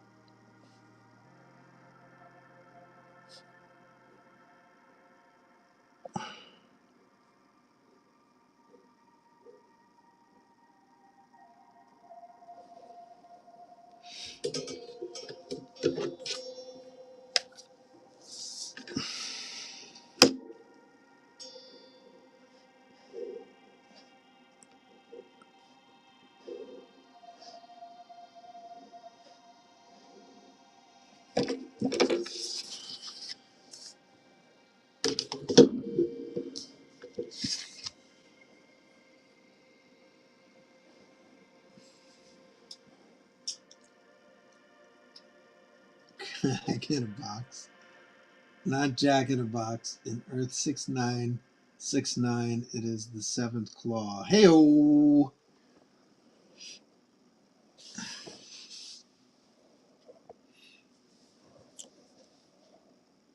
That's a whole storyline in itself, the seventh claw. Actually, 11. No, yeah, 7. So he's got 3 on each hand. Seventh claw. Good counting.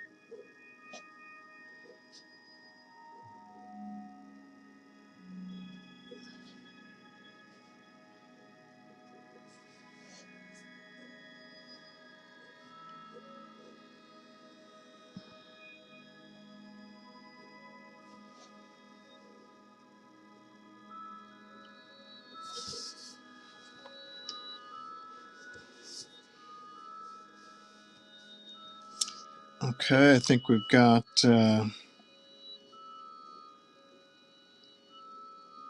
basics down. We can erase some of the pencil lines.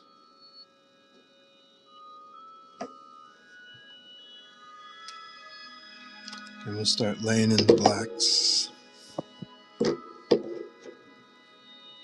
You know what I'd like to do, actually? Let's get some of this in here.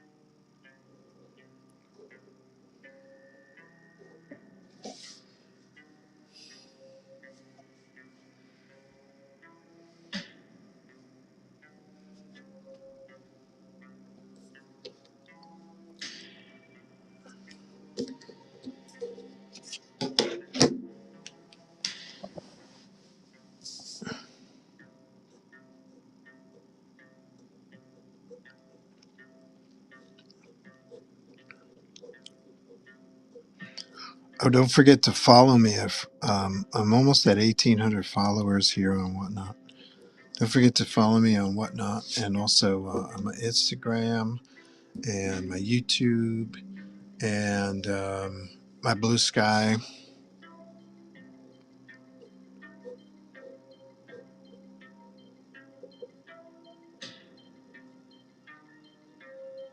Definitely follow me here, please, on Whatnot. I'm so close to 1,800 followers. It's so cool.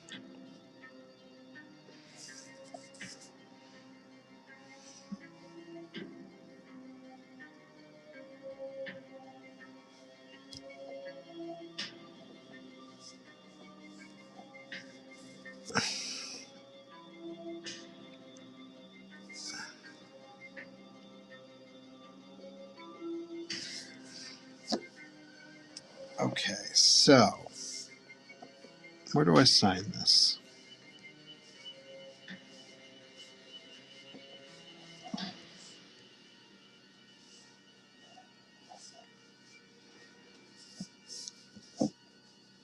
I'll sign in a piece of scrap.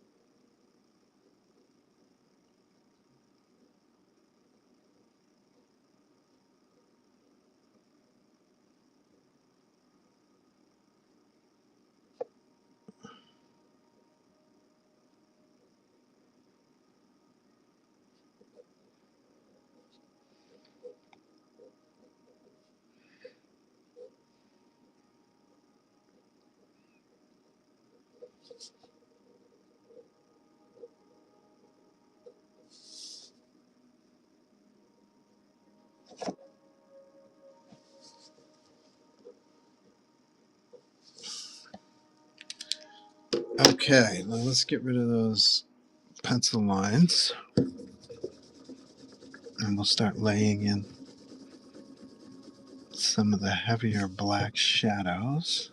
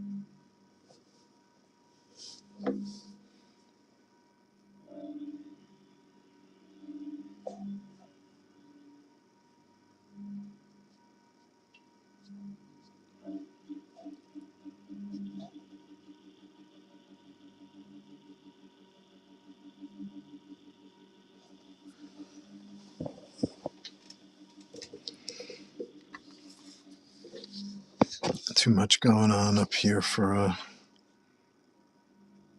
fat brush pen like this. So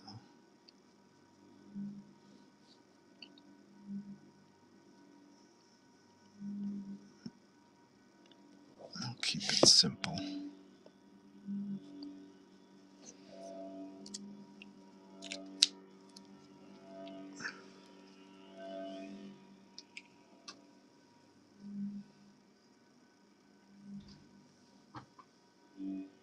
Fire, says Chris. I'm so glad.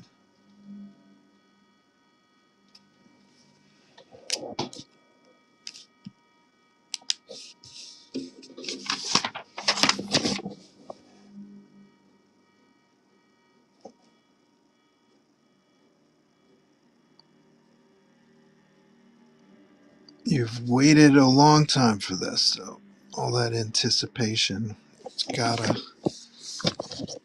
gotta meet expectations, right?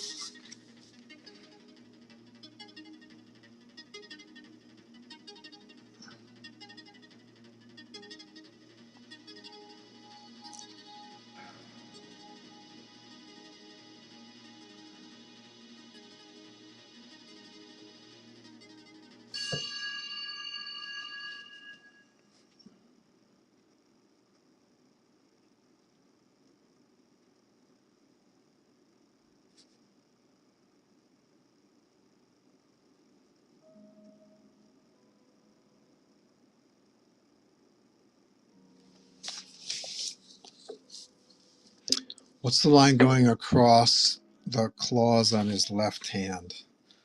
This one? I imagine it's like some kind of wire. Maybe a connection to this one. He's tearing through some shit, you know?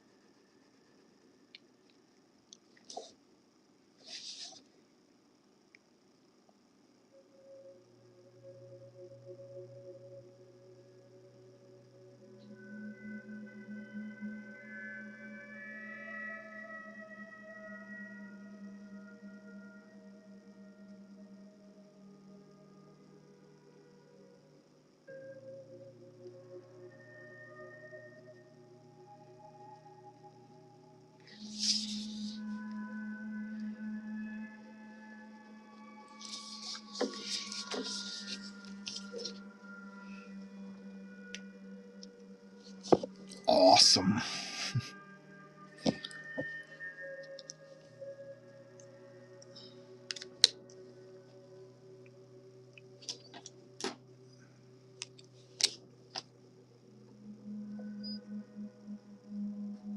Thank you.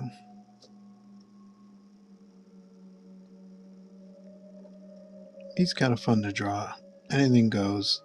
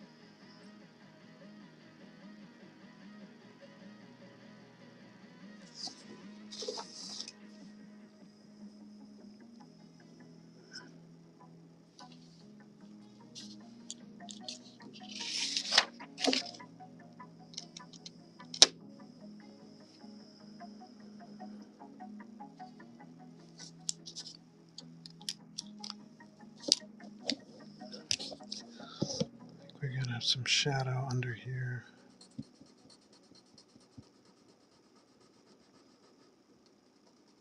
Yeah, we do. Some of his hair will get obscured, but that's cool.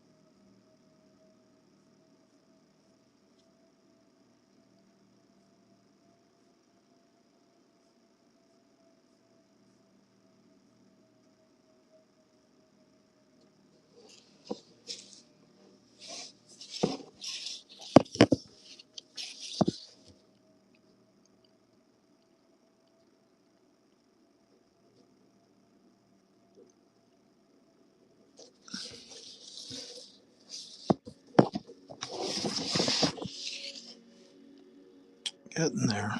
About an hour away, I'd say.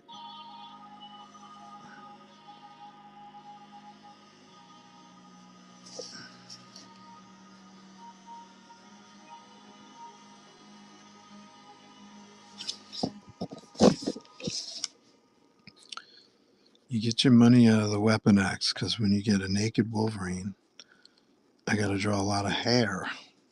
You can't have a Wolverine without hair. Naked Logan. Just on the hair alone, it's probably a half a bottle of ink.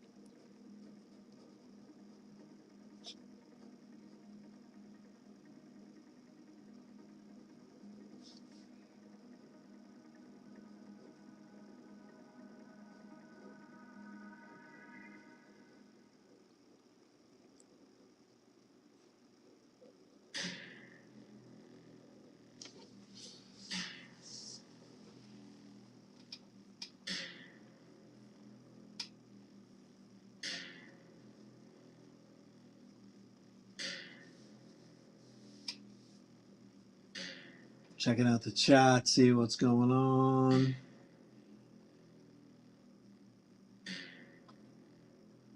Chris says, I like the mojo you did about a month ago. I took a screenshot. It was pretty cool. Thank you. That's the same person that we're doing the Havoc for. And then I did the Archangel for. Got some X-Men fans up there in New Hampshire.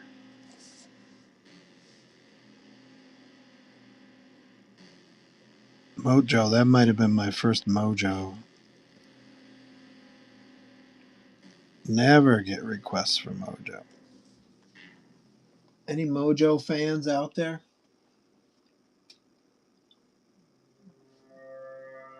Ainge in the house. Chris waving to Ainge. Ainge says, hey there, how are you, Chris Mullen? Chris Mullins is doing good. I always see you in here picking up some fire. I finally pulled the trigger. Ainge says, "This one is yours, Chris." Chris says, "Yes, very cool. Fire, thumbs up, sunglasses, cool, badass." First one I have seen that is not done on a comic book blank. Ainge says, "Color, Chris." No color. Almost got a background, which is going with the figure. Congratulations. Great pickup. Thank you. Ainge in the house. What is up, Ainge? Give us the latest.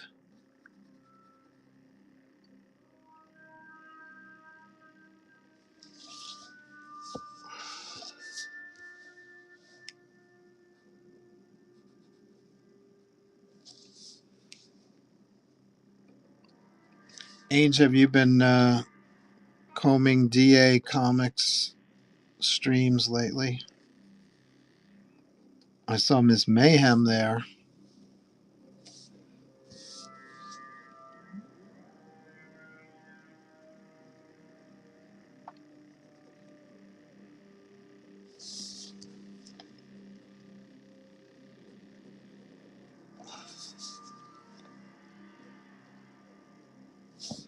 All right, let's see.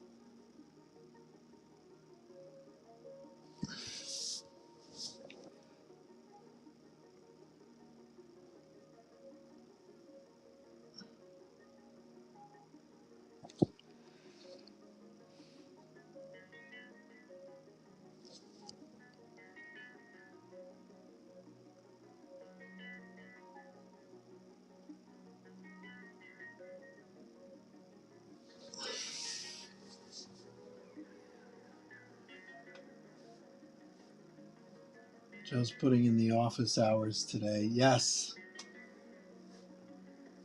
Waiting for my son's basketball game to finish so that I can take them home. Very nice. I like you. I'm taking a break from buying any more. I, like you, am taking a break from buying any more comics. I spent a lot of money on comics last year, and I haven't even read a tenth of them.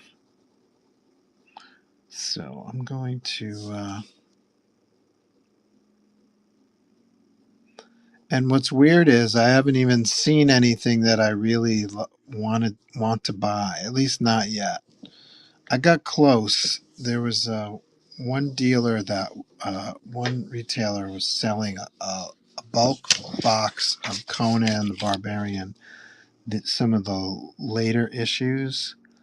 Um, and inside the box were also some 70s giant size Conan, which I've never owned. And that one it got me my ears perked up, and I got a little Jones there, but there were people in the room that were just driving.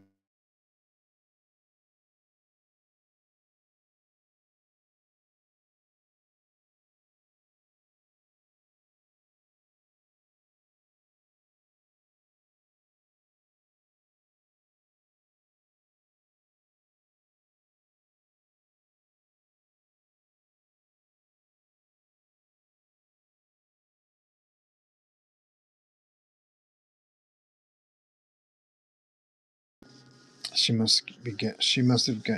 must be getting out early today, which means so am I.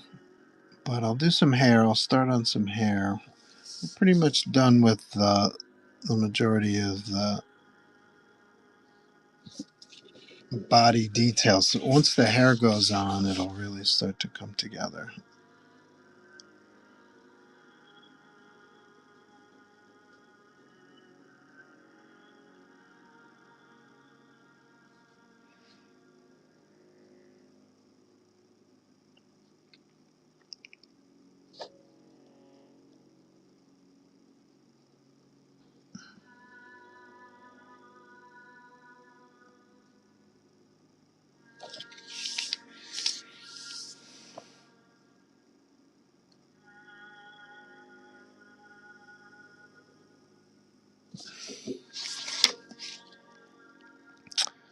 My wife, my wife is coming home.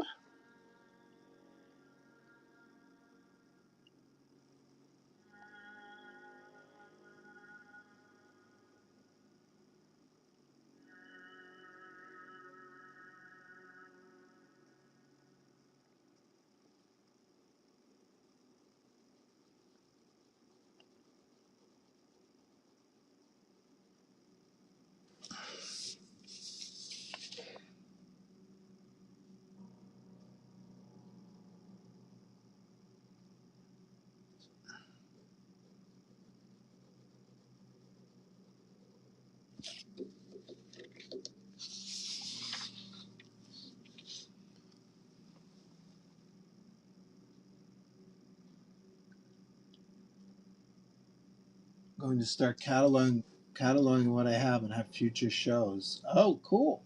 Audio cut out? Is that because of my phone ringing? Are 201 and 202 in your bin already done, or are they on demand? 201 and 202. Let's see. That would be by now.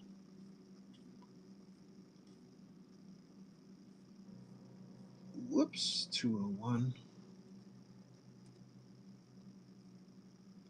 201 is a Spider-Man jam piece starter upper that's available. And I don't see, let's see, 202. 202's Venom sketch. Venom is sold. Thank you for letting me know. Let me find the jam piece starter up just to confirm that it is indeed here. Yes. So this one's available. Jam piece starter upper, as you guys may or may not know. I start a head sketch overall design, allowing for spaces in between so that you can get some of your favorite artists to fill in the spaces, or me to fill in the spaces with whoever you like. Alternate versions of Spider-Man, Spider-Verse characters, villains, whatever you like. So this one's available, but 202 is not.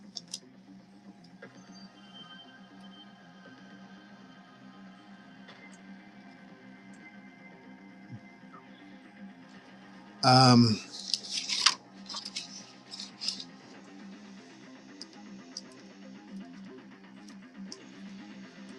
202 sold last week. I'm not sure why it showed up in my bin. When the item sells, it doesn't show up anymore, right? I wonder what happened there.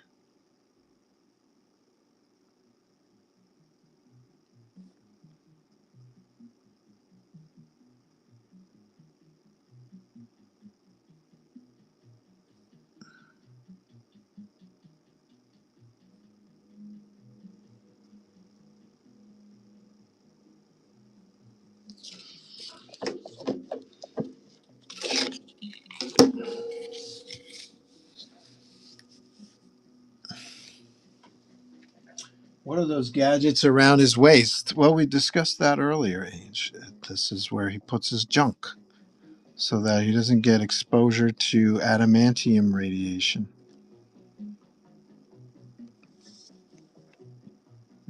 And you don't want to know what he's got there.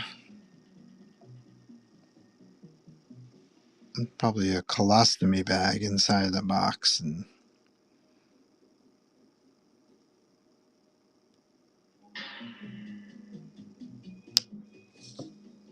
you know. Wolverine's incontinent, like our president.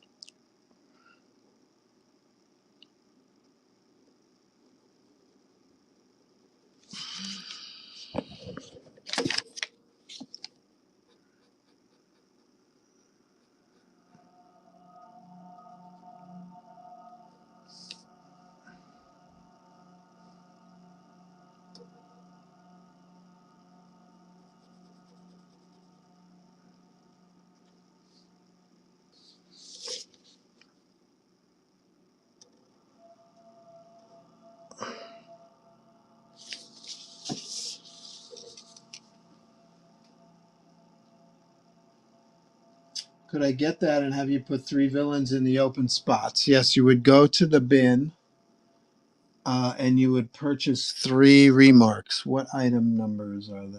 Let's see.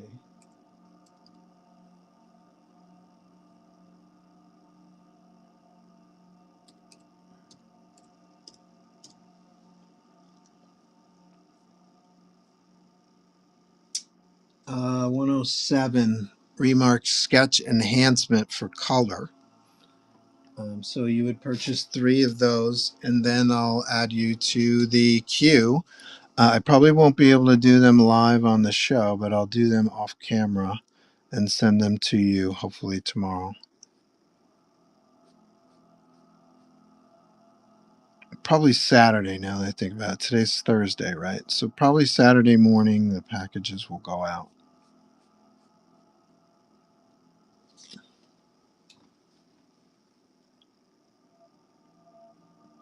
And do me a favor. Here's my thank you, MD.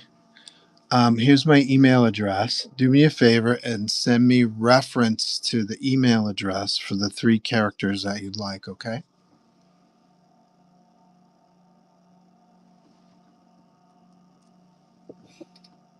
Cack and Lux. You don't get red flagged on what now? Where do you spell it? CACK. Yes, he will do that for you, says Ainge. Ainge, great. What's the best way to pay for it? His insulin pump has a full size keyboard. That will be cool, says Chris to MD. Look, and it's Ben, and look in the bin, I think, and look for remarks. Done. Thank you. Which villains? Yeah, let us know. Give us a sneak preview, and then send me reference. Ainge says I have one of those. Yes, Ainge has one of everything.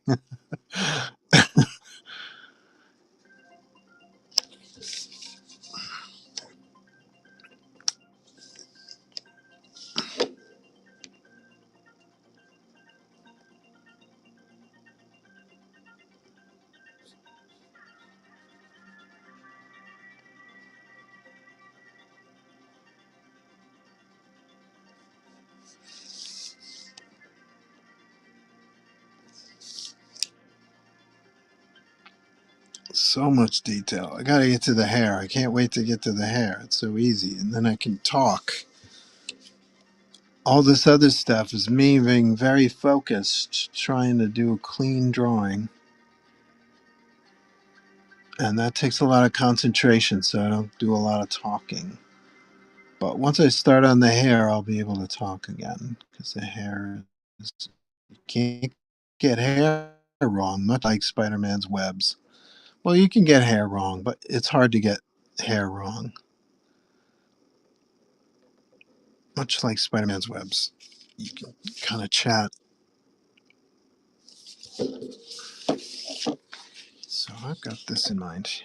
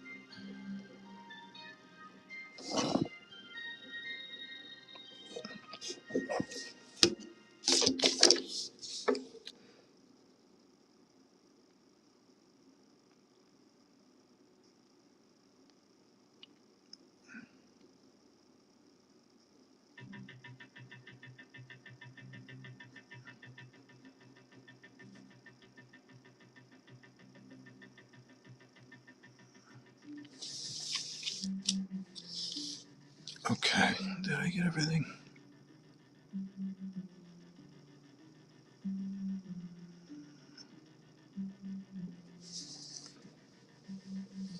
I think we're good. I think we can jump on the hair now. The hair is gonna, it's gonna become this like shape, and it's gonna bring everything together. It's gonna look cool. I can see it already.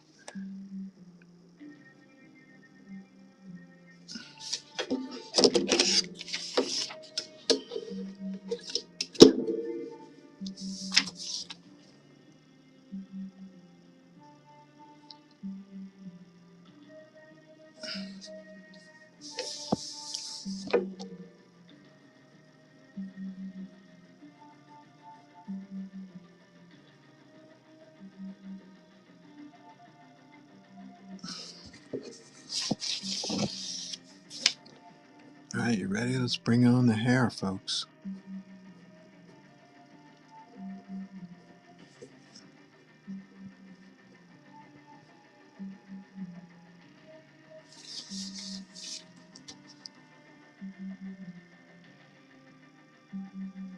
Chris says, "Where's Rolo been?" Rolo, last time we checked, he was on a quest to collect Amazing Spider-Man comics, 1 to 38, I believe, right?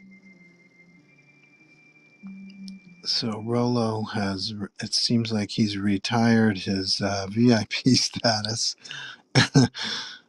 here. Let's give it up for Rolo.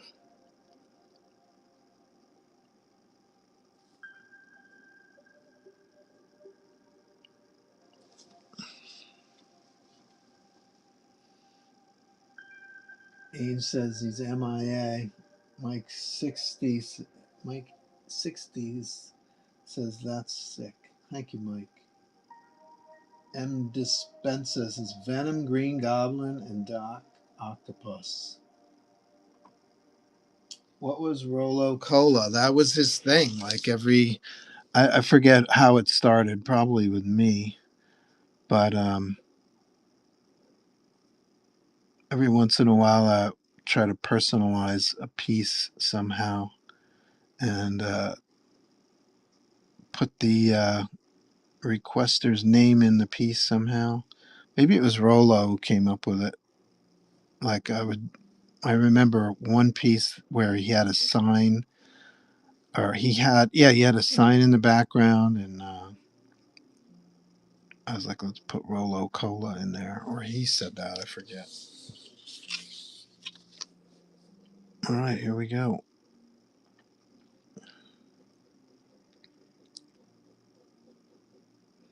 Rolo got quite a few commissions from me. Not as many as Ainge. I think Ainge is the number one possessor of the most Joe art, especially here on Whatnot. My friend Ian, he collects comic book art. He's got a whole shit ton of pages that I've done, Marvel and DC pages, Aquaman pages. He combs eBay and he buys them for butt cheap. But Ainge is definitely, wouldn't you say, Ainge? You must have about 50 pieces by me.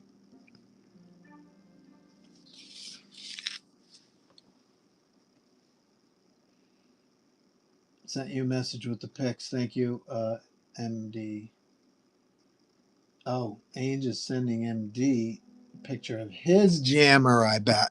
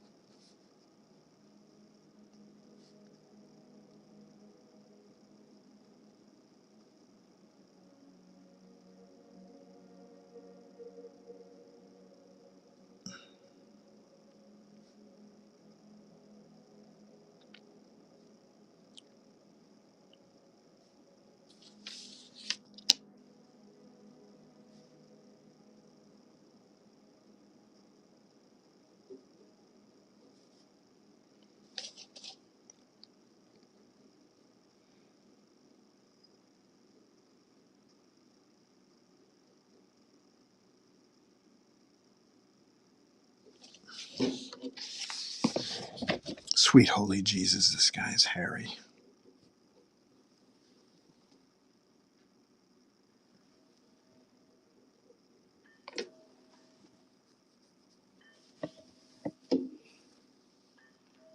I think your signature would have been cool on this piece inside an electrical box with wires all over it or something like that. I thought about it and then I thought I thought twice about it. Let's just put it that way. I might have been able to put it right here on his junk, right on his junk box. I did think about like, okay, I'm my name is the manufacturer of the technology, but like I said, a little too close to the where I want you to focus, where I don't want you to focus. I mean,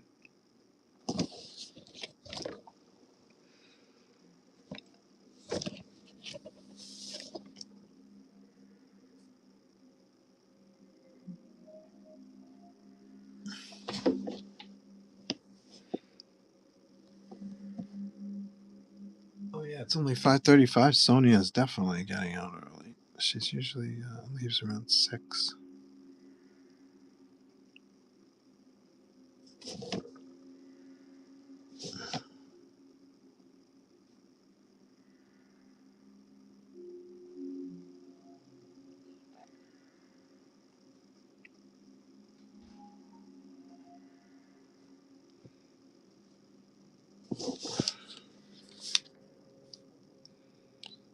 And then you put more hair in the shadow areas. That helps to define the form, and you put less in the areas where the light is, right? So you give the illusion of light, and the hair becomes a kind of a hatching.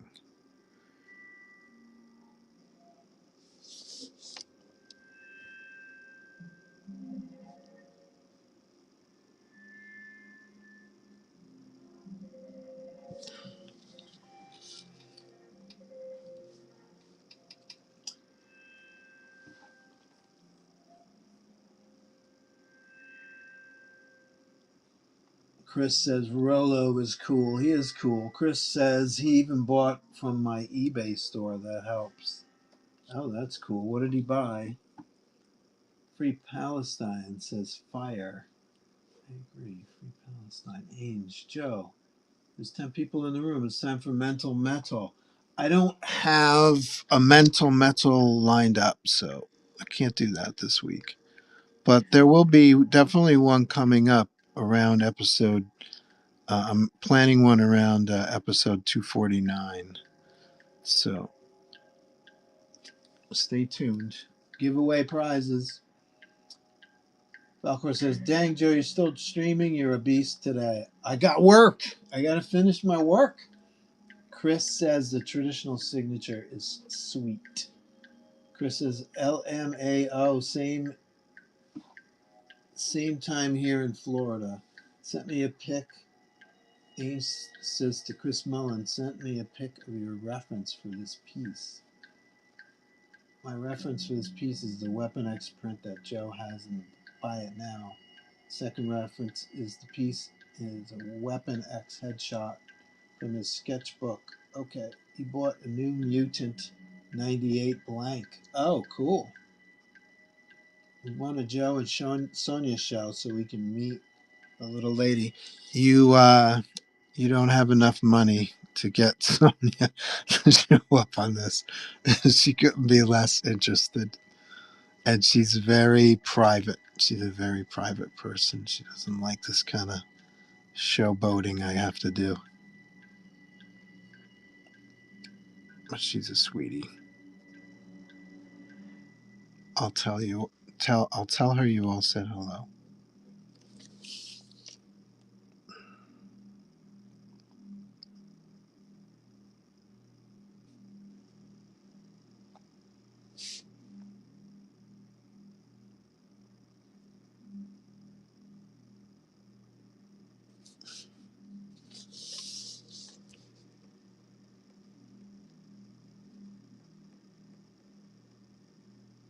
It's our 55th week. No, it's our 53rd week wedding anniversary. We've been together a long time, almost 19 years, but we got married 53 weeks ago. No, 55 weeks ago. 1 year and 3 weeks.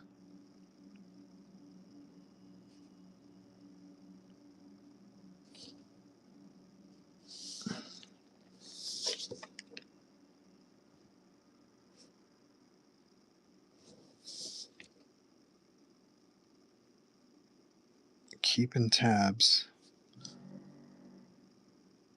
on where the shadows are, and you put more hair in that area.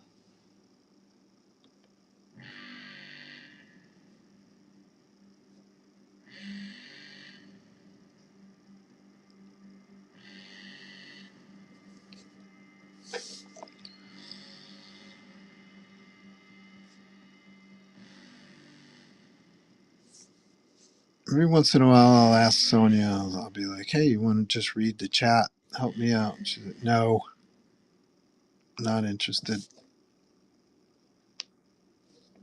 We had a Zoom call with some friends of mine the other day, and she wouldn't even go on the Zoom. She's very private.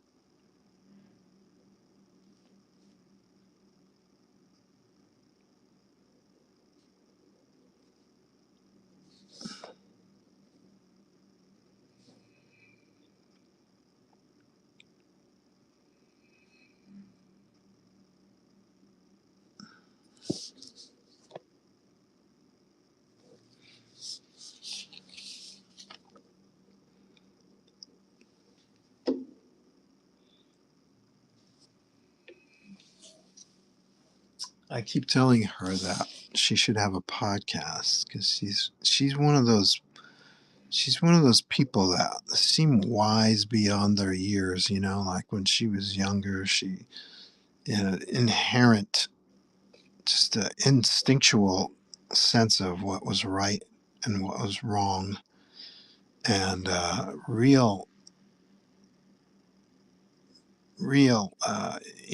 innate sense of integrity and stuff like that. And I was like, when I was a kid, I couldn't even tie my shoes, but she would as a kid she would do things that she would not do things that she knew were wrong, even if uh, there was an immediate pleasure reward, like, let's say stealing candy at the store, for instance. Like, who hasn't stolen candy at a store? Well, I have, but I mean, even as a child, she kind of instinctually knew that stuff didn't belong to her. And I'm just giving an example. That's not like an actual event, but like an example of like the the integrity and the ethical awareness, I guess. Even as a young kid, she had. So I often tell her she makes the case for reincarnation. You know how people are supposedly live many lives, and there are lessons that you have to learn to get to a certain level, and then you finally advance to nirvana. I don't personally believe in it, but she certainly makes the case for it as someone who seems wise beyond their years, as if she had lived another life and had learned certain lessons and kind of came into this one, with those lessons, really something.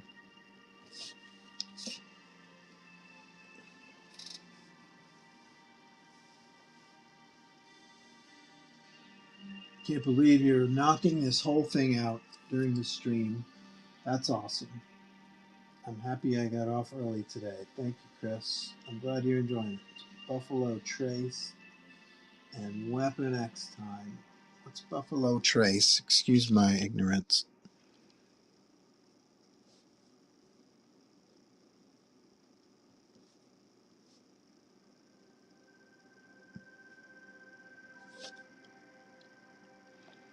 You'll definitely see most of it get done.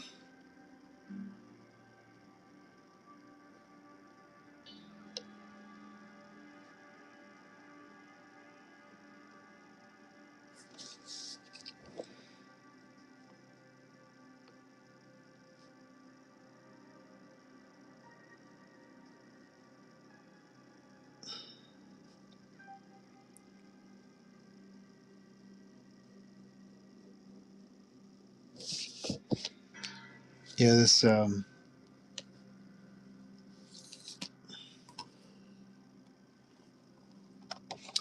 Weapon X piece I did for my friend Bud. He has a son. I believe his name is Logan. Actually, yes, his name is Logan. And Logan, as a young kid, had several operations. Had a difficult time with his health, and Bud commissioned me to do that piece. A, because he's named after Wolverine, but also to kind of symbolize, all the operations that he's been through, kind of like the trials and tribulations, kind of like what Logan, the Wolverine Logan, went through in the Weapon X program. And so it's kind of like a symbolic victory, for his son. I thought that was very nice.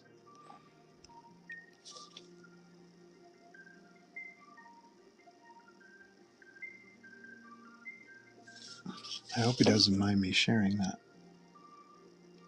I think he probably shared it in public. I could be wrong. I hope that wasn't private. But I thought it was a nice gesture regardless.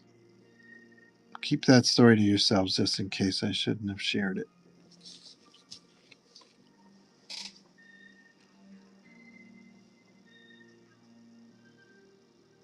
I remember you telling me a little about it now. Art of Kyle Willis in the house. What's shaking, Papa Bear? Not much, Goldilocks. How you doing? We're working on Weapon X today. Hey, you're a fancy retailer. How do we get a Joe St. Pierre Amazing Spider-Man 1000 variant? Have you ever done variants with Marvel?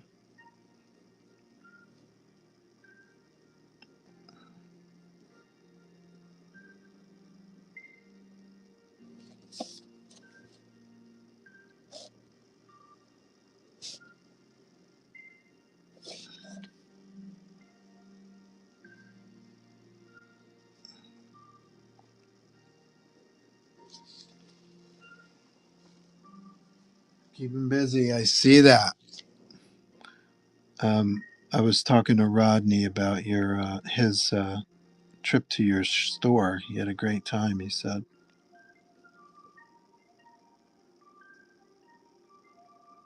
He said you kept him busy, which is a good thing.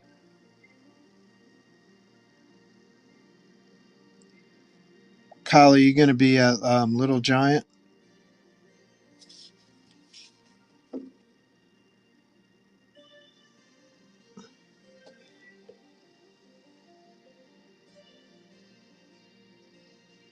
To quote George Harrison, you have to moolah. Lots and lots of moolah. Yeah, I know. We kept him so busy, his head was spinning. I'm picking Bob Sharon up on the way. I remember you saying that now. Yes, that's right. That's right. You travel by Partridge Family bus. You're probably too young to know that reference.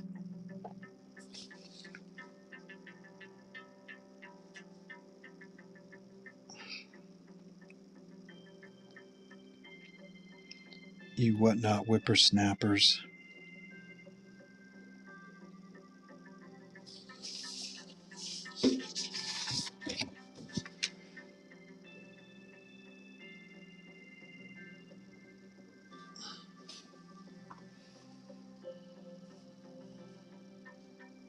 little East Coast tour. MegaCon, then Sumter Comic and Toy Show, then at a shop on Long Island, April 4th, and on to Little Giant. Way to go. Make the best of that trip.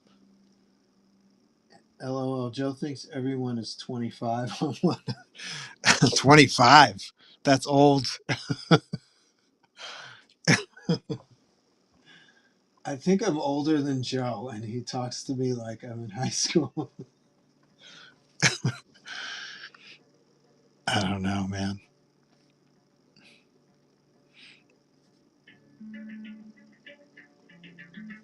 Bob Sharon, classic colorist from the Marvel days. Didn't he color Secret Wars?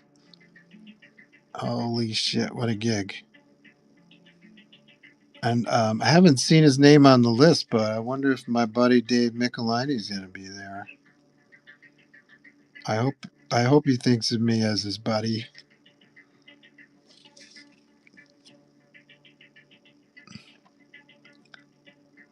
Dave wrote the very first script for my very first published comic.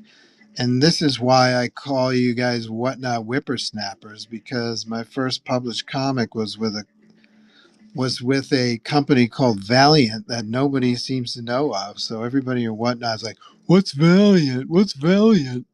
So that's why I call you guys whatnot whippersnappers, because I got 35 years in the business and you guys don't know where I started. It's perfectly fine. I don't mind. I don't take it personally at all. Chris says to Kyle, I've tried to get to your store several times and always pick bad timing. I'm going to make it one day and honestly can't wait. David will be there. Oh, Chris, that's right. Chris is in Florida, right? So he's probably right around the corner from you. Chris, you should stop by on the way to MegaCon. There you go. We have plans established. My closest store is a place called Nick's Comic Shop, which is in I think they're in Danvers, Massachusetts, possibly Middleton, possibly Peabody. I don't know where the town borders are, but every time I go into Nick's, he's got more and more stuff. It's pretty crazy. I don't know where he finds this stuff, but he finds it. It's a lot of Star Wars toys and G.I. Joes and stuff like that. Star Wars figures, the old 70s figures. Um, Last time I was in there, he had Millennium Falcon, Kenner, Star Wars Millennium Falcon hanging from his ceiling. The guy's crazy. Nonstop. And then his guy at his register is a nice guy. His name is Chris. Very cool. While Nick is out buying collections, Chris kind of runs the store.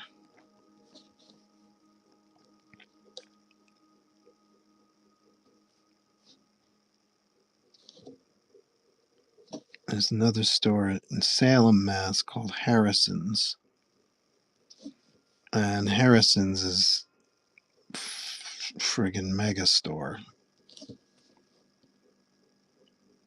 Harrison's 2 floors worth of stuff. They've got graphic novels up the wazoo. They've got a back issue section, which is pretty insane.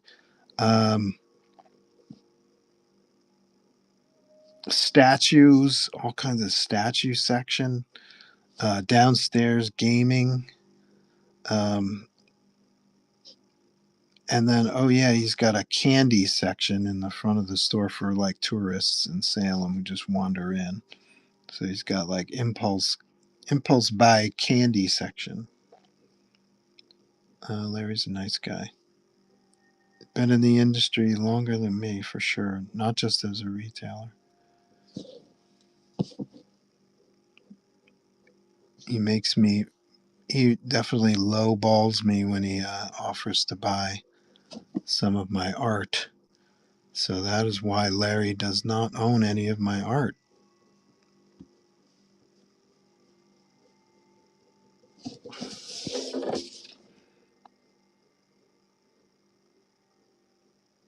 We had some dry times for a while when we first moved here. I sold him my X-Men #1.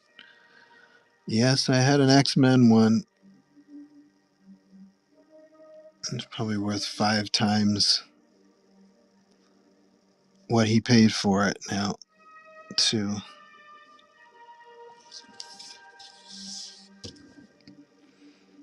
I don't know if I told you that story, how I acquired an X-Men one. Did I? Did I? See, I can talk while I'm drawing hair. I can't talk while I'm drawing anatomy and shit. But when we're drawing hair, I can talk.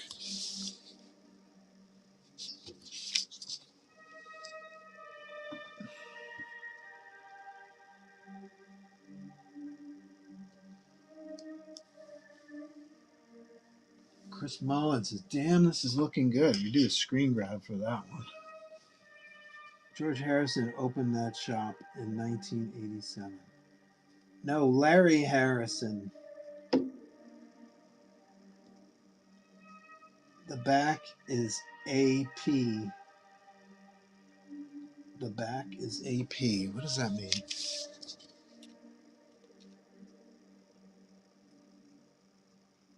I'm kidding. Haha. Oh, gotcha. Yeah, when he left the Beatles, he moved to Salem and started a comic shop.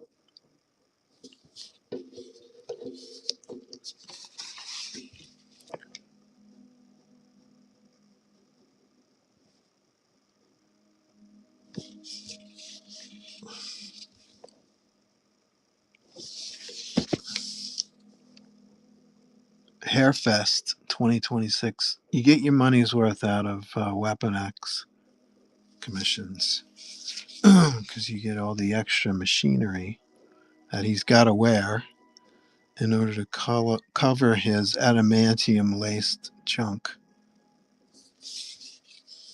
And you get all the naked hair, naked body, man. They didn't even bother to shave this guy.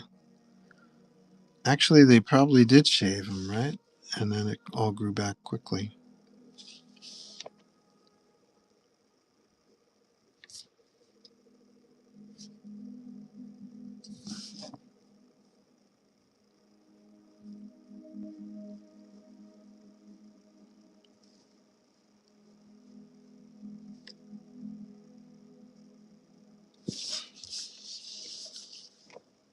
The more hair goes in the shadowy areas. The less hair goes where the highlights are. Highlight. See, and the light is coming from here.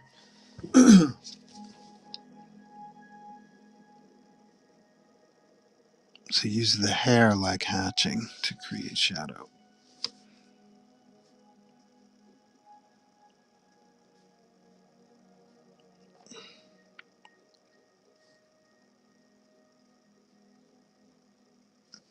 Yeah, the Little Giant looks good. Looks like it's going to be happening show.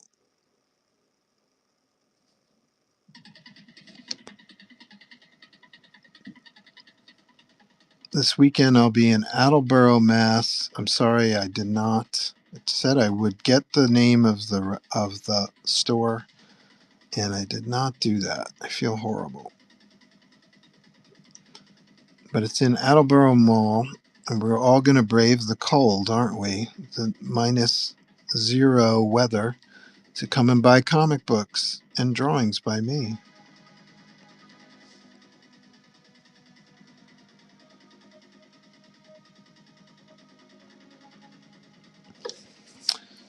And then what's up after that? I think March is Northeast Comic Con, which should be fun.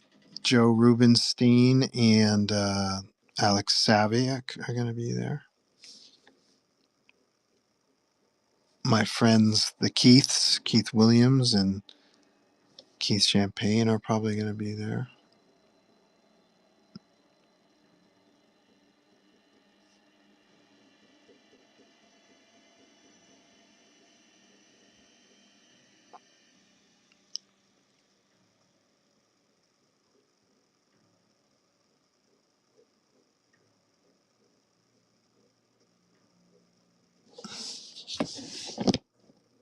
And then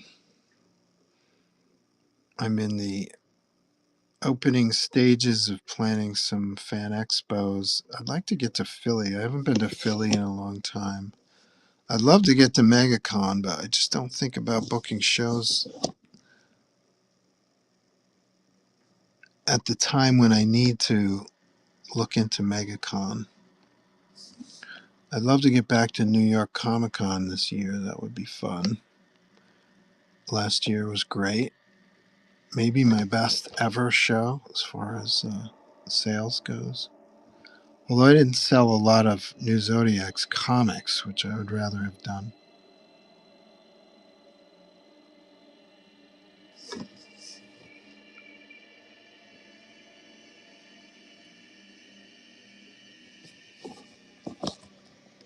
Boston is in, I think Boston's in June.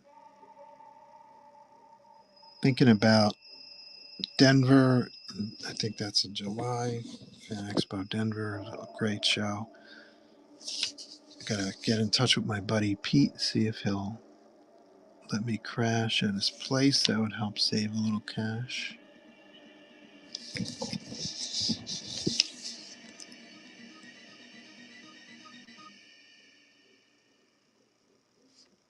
Where else?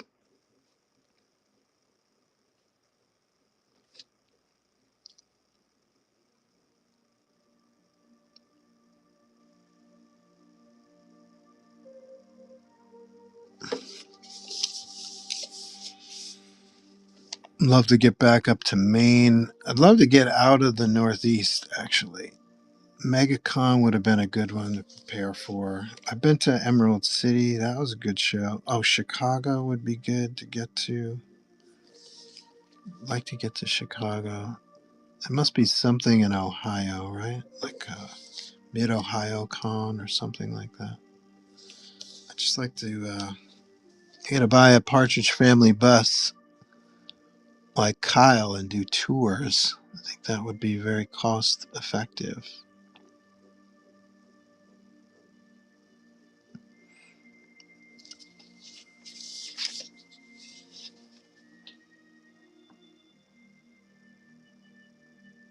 Sophia's Comics says, I thought it was an artist print, but it's a real sketch. Yeah, this is real. Chris Mullen is laughing at something. M. Dispensa says, you're going to be at Mega. I'm not, but it's on my list to get there someday. It is definitely on my list. And Dragon Con, too.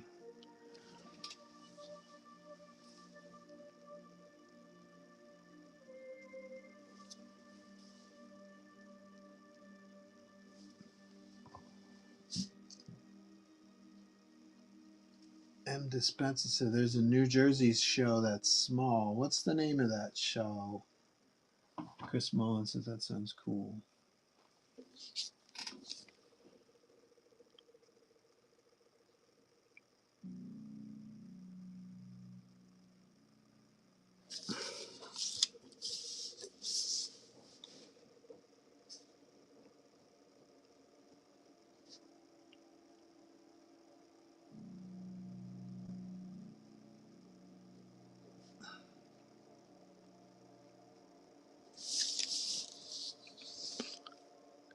I'd say half this stream is me drawing hair.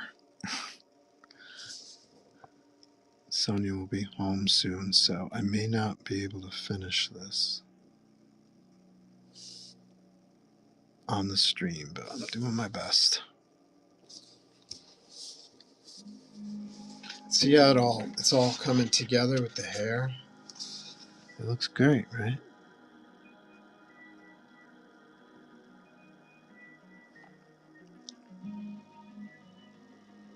As the arm turns this way, you add more hair, like hatching.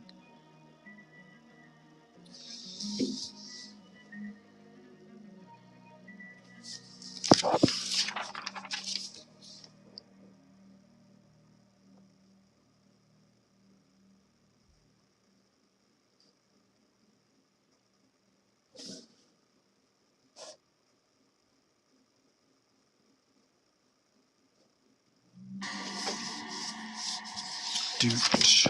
Dooch doo dooch. Dooch doo dooch. Dooch doo doo doo doo doo dooch.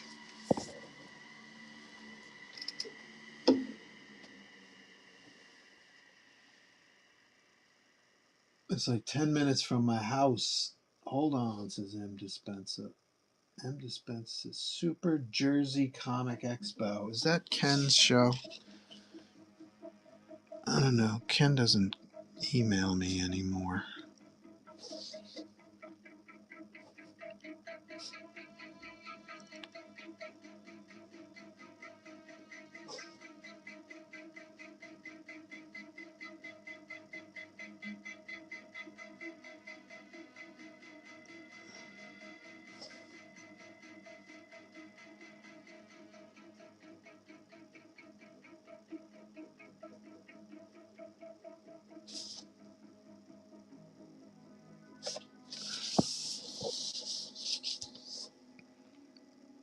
Logan, you hairy bastard.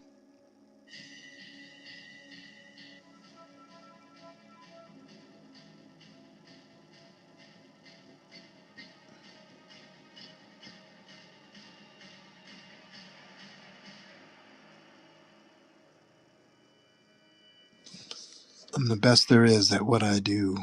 And what I do is grow hair.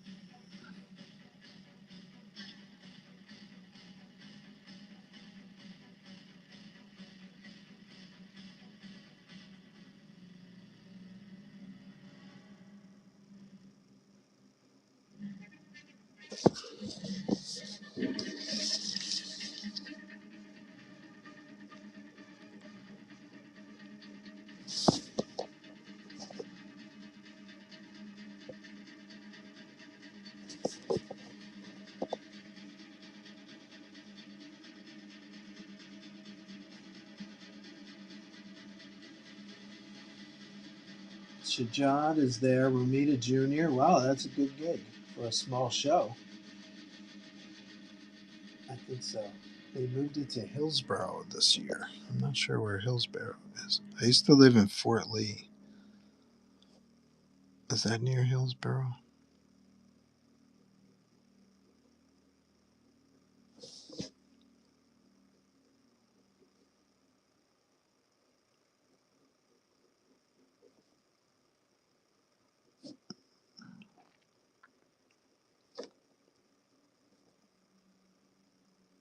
Oh, I'm having flashbacks to Fort Lee. The apartment building, one of the apartment buildings I lived in,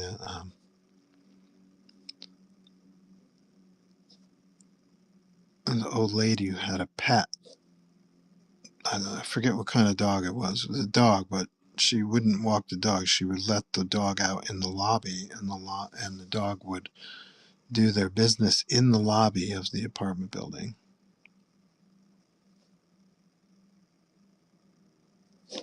Good times.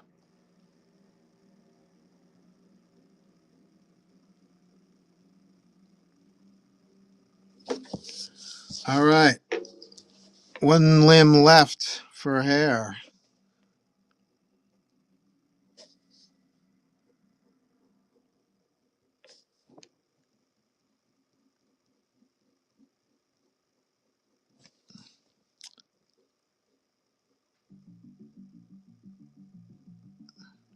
Same apartment, we would frequently get this really intense sewer smell in our kitchen coming out of the sink. It was really disgusting. It was so we called the Department of Health. And a guy came from the Department of Health And he looked at the apartment. He goes, "Ah, this is a great place. I'll live here." I'm like, "Dude, you can't smell that fucking sewer smell? What is your problem, dude?" So we thought he may have been Department of Health got paid off somewhere down the line. So was one day I decided to knock on some neighbors' doors to see what their deal was, and one person said, "Yeah, I smell that sewer smell." I thought it was my aquarium. She had a fish tank in her apartment. I'm like, "Dude, what the hell do you got in your aquarium that you think has to smell like that? What the shit? What the shit?" I don't understand how some people live.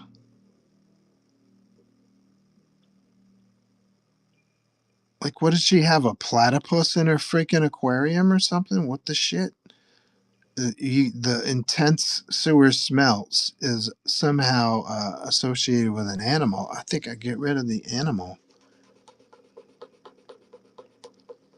But I finally found the issue. They had an open drain in the basement of the building.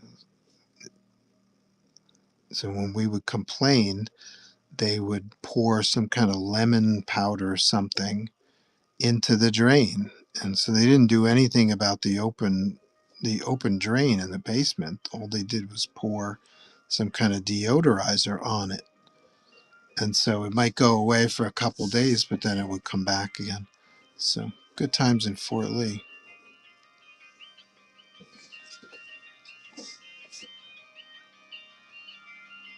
Now you all want to move there, right?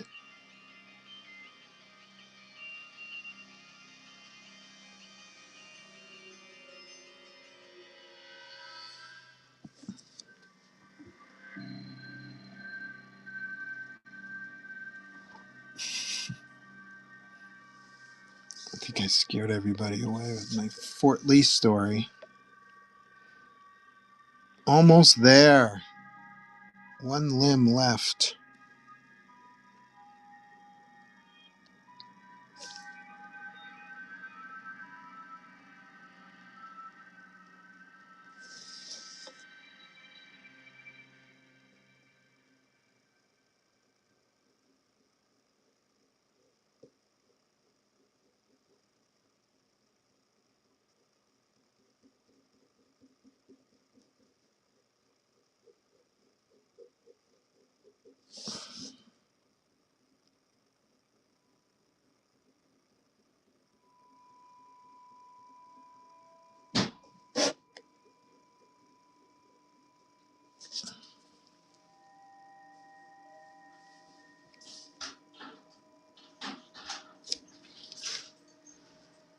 I bet I'm on whatnot, babe.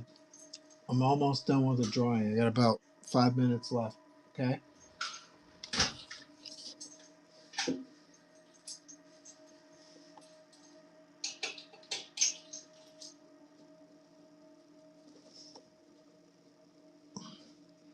Everybody on the stream says hello. she's she's waving. I'll have to screen grab it. It's very nice.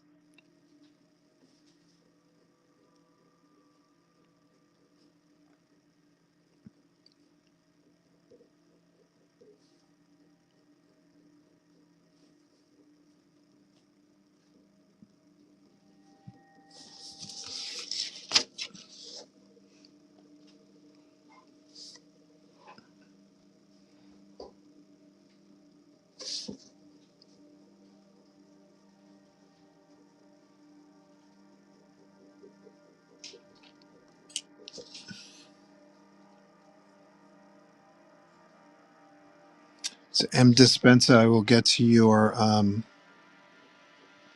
color remarks probably tomorrow, now that I see what time it is.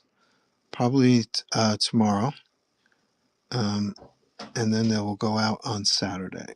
And thanks in advance. I haven't checked my emails yet, but thanks in advance for the reference. Always helpful, especially certain characters, especially Dr. Octopus, they've got different looks over the years.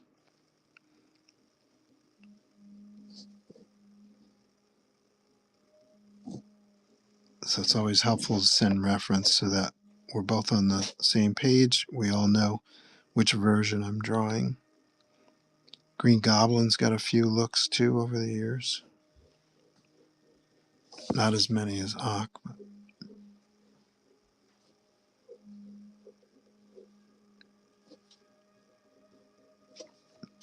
And if there's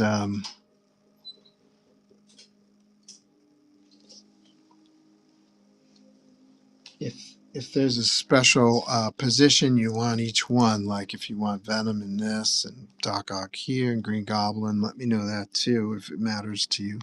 Either way, I'm pretty easy. Let's call this position A at the top, B in the middle, and C on the bottom right. If you have a preference where you want your characters to appear, let me know, please. Cool.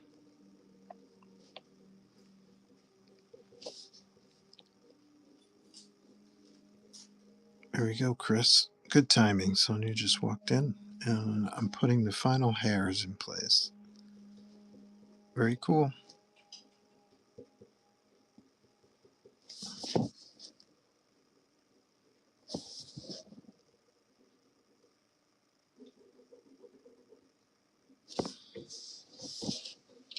Fun.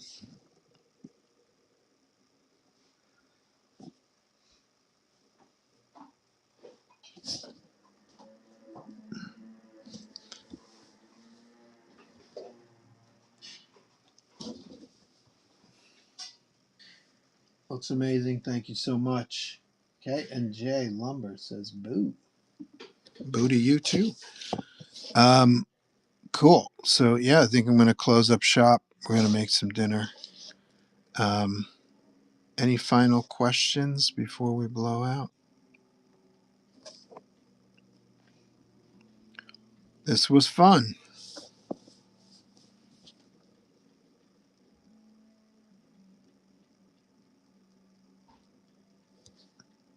Thanks to Kyle for coming by. Thanks to Ange for coming by. Thanks to Acid for coming by.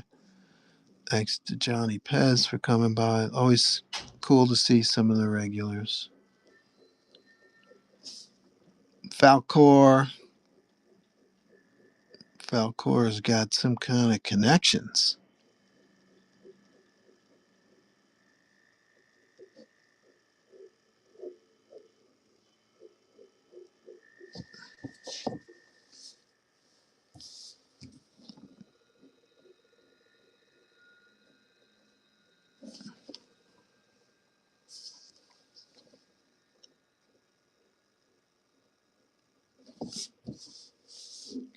Sweet. Cool. So I got to scan this guy, and then I'll pack him up with some goodies. Got some work to do on this guy. Then I'll pack this one up with some goodies. And then we've got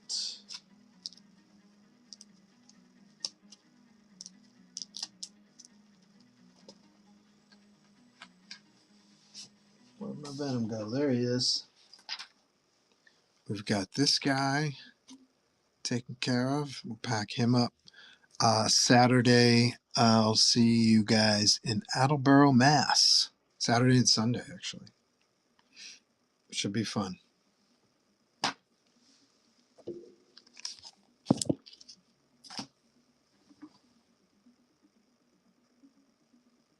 Cool. All right. So I'm going to blow out. Thanks again for everything, everybody. We had a fun day, fun stream. So I am going to sign off. I'll see you all next Wednesday for sure. Have a great weekend. Talk to you. Bye.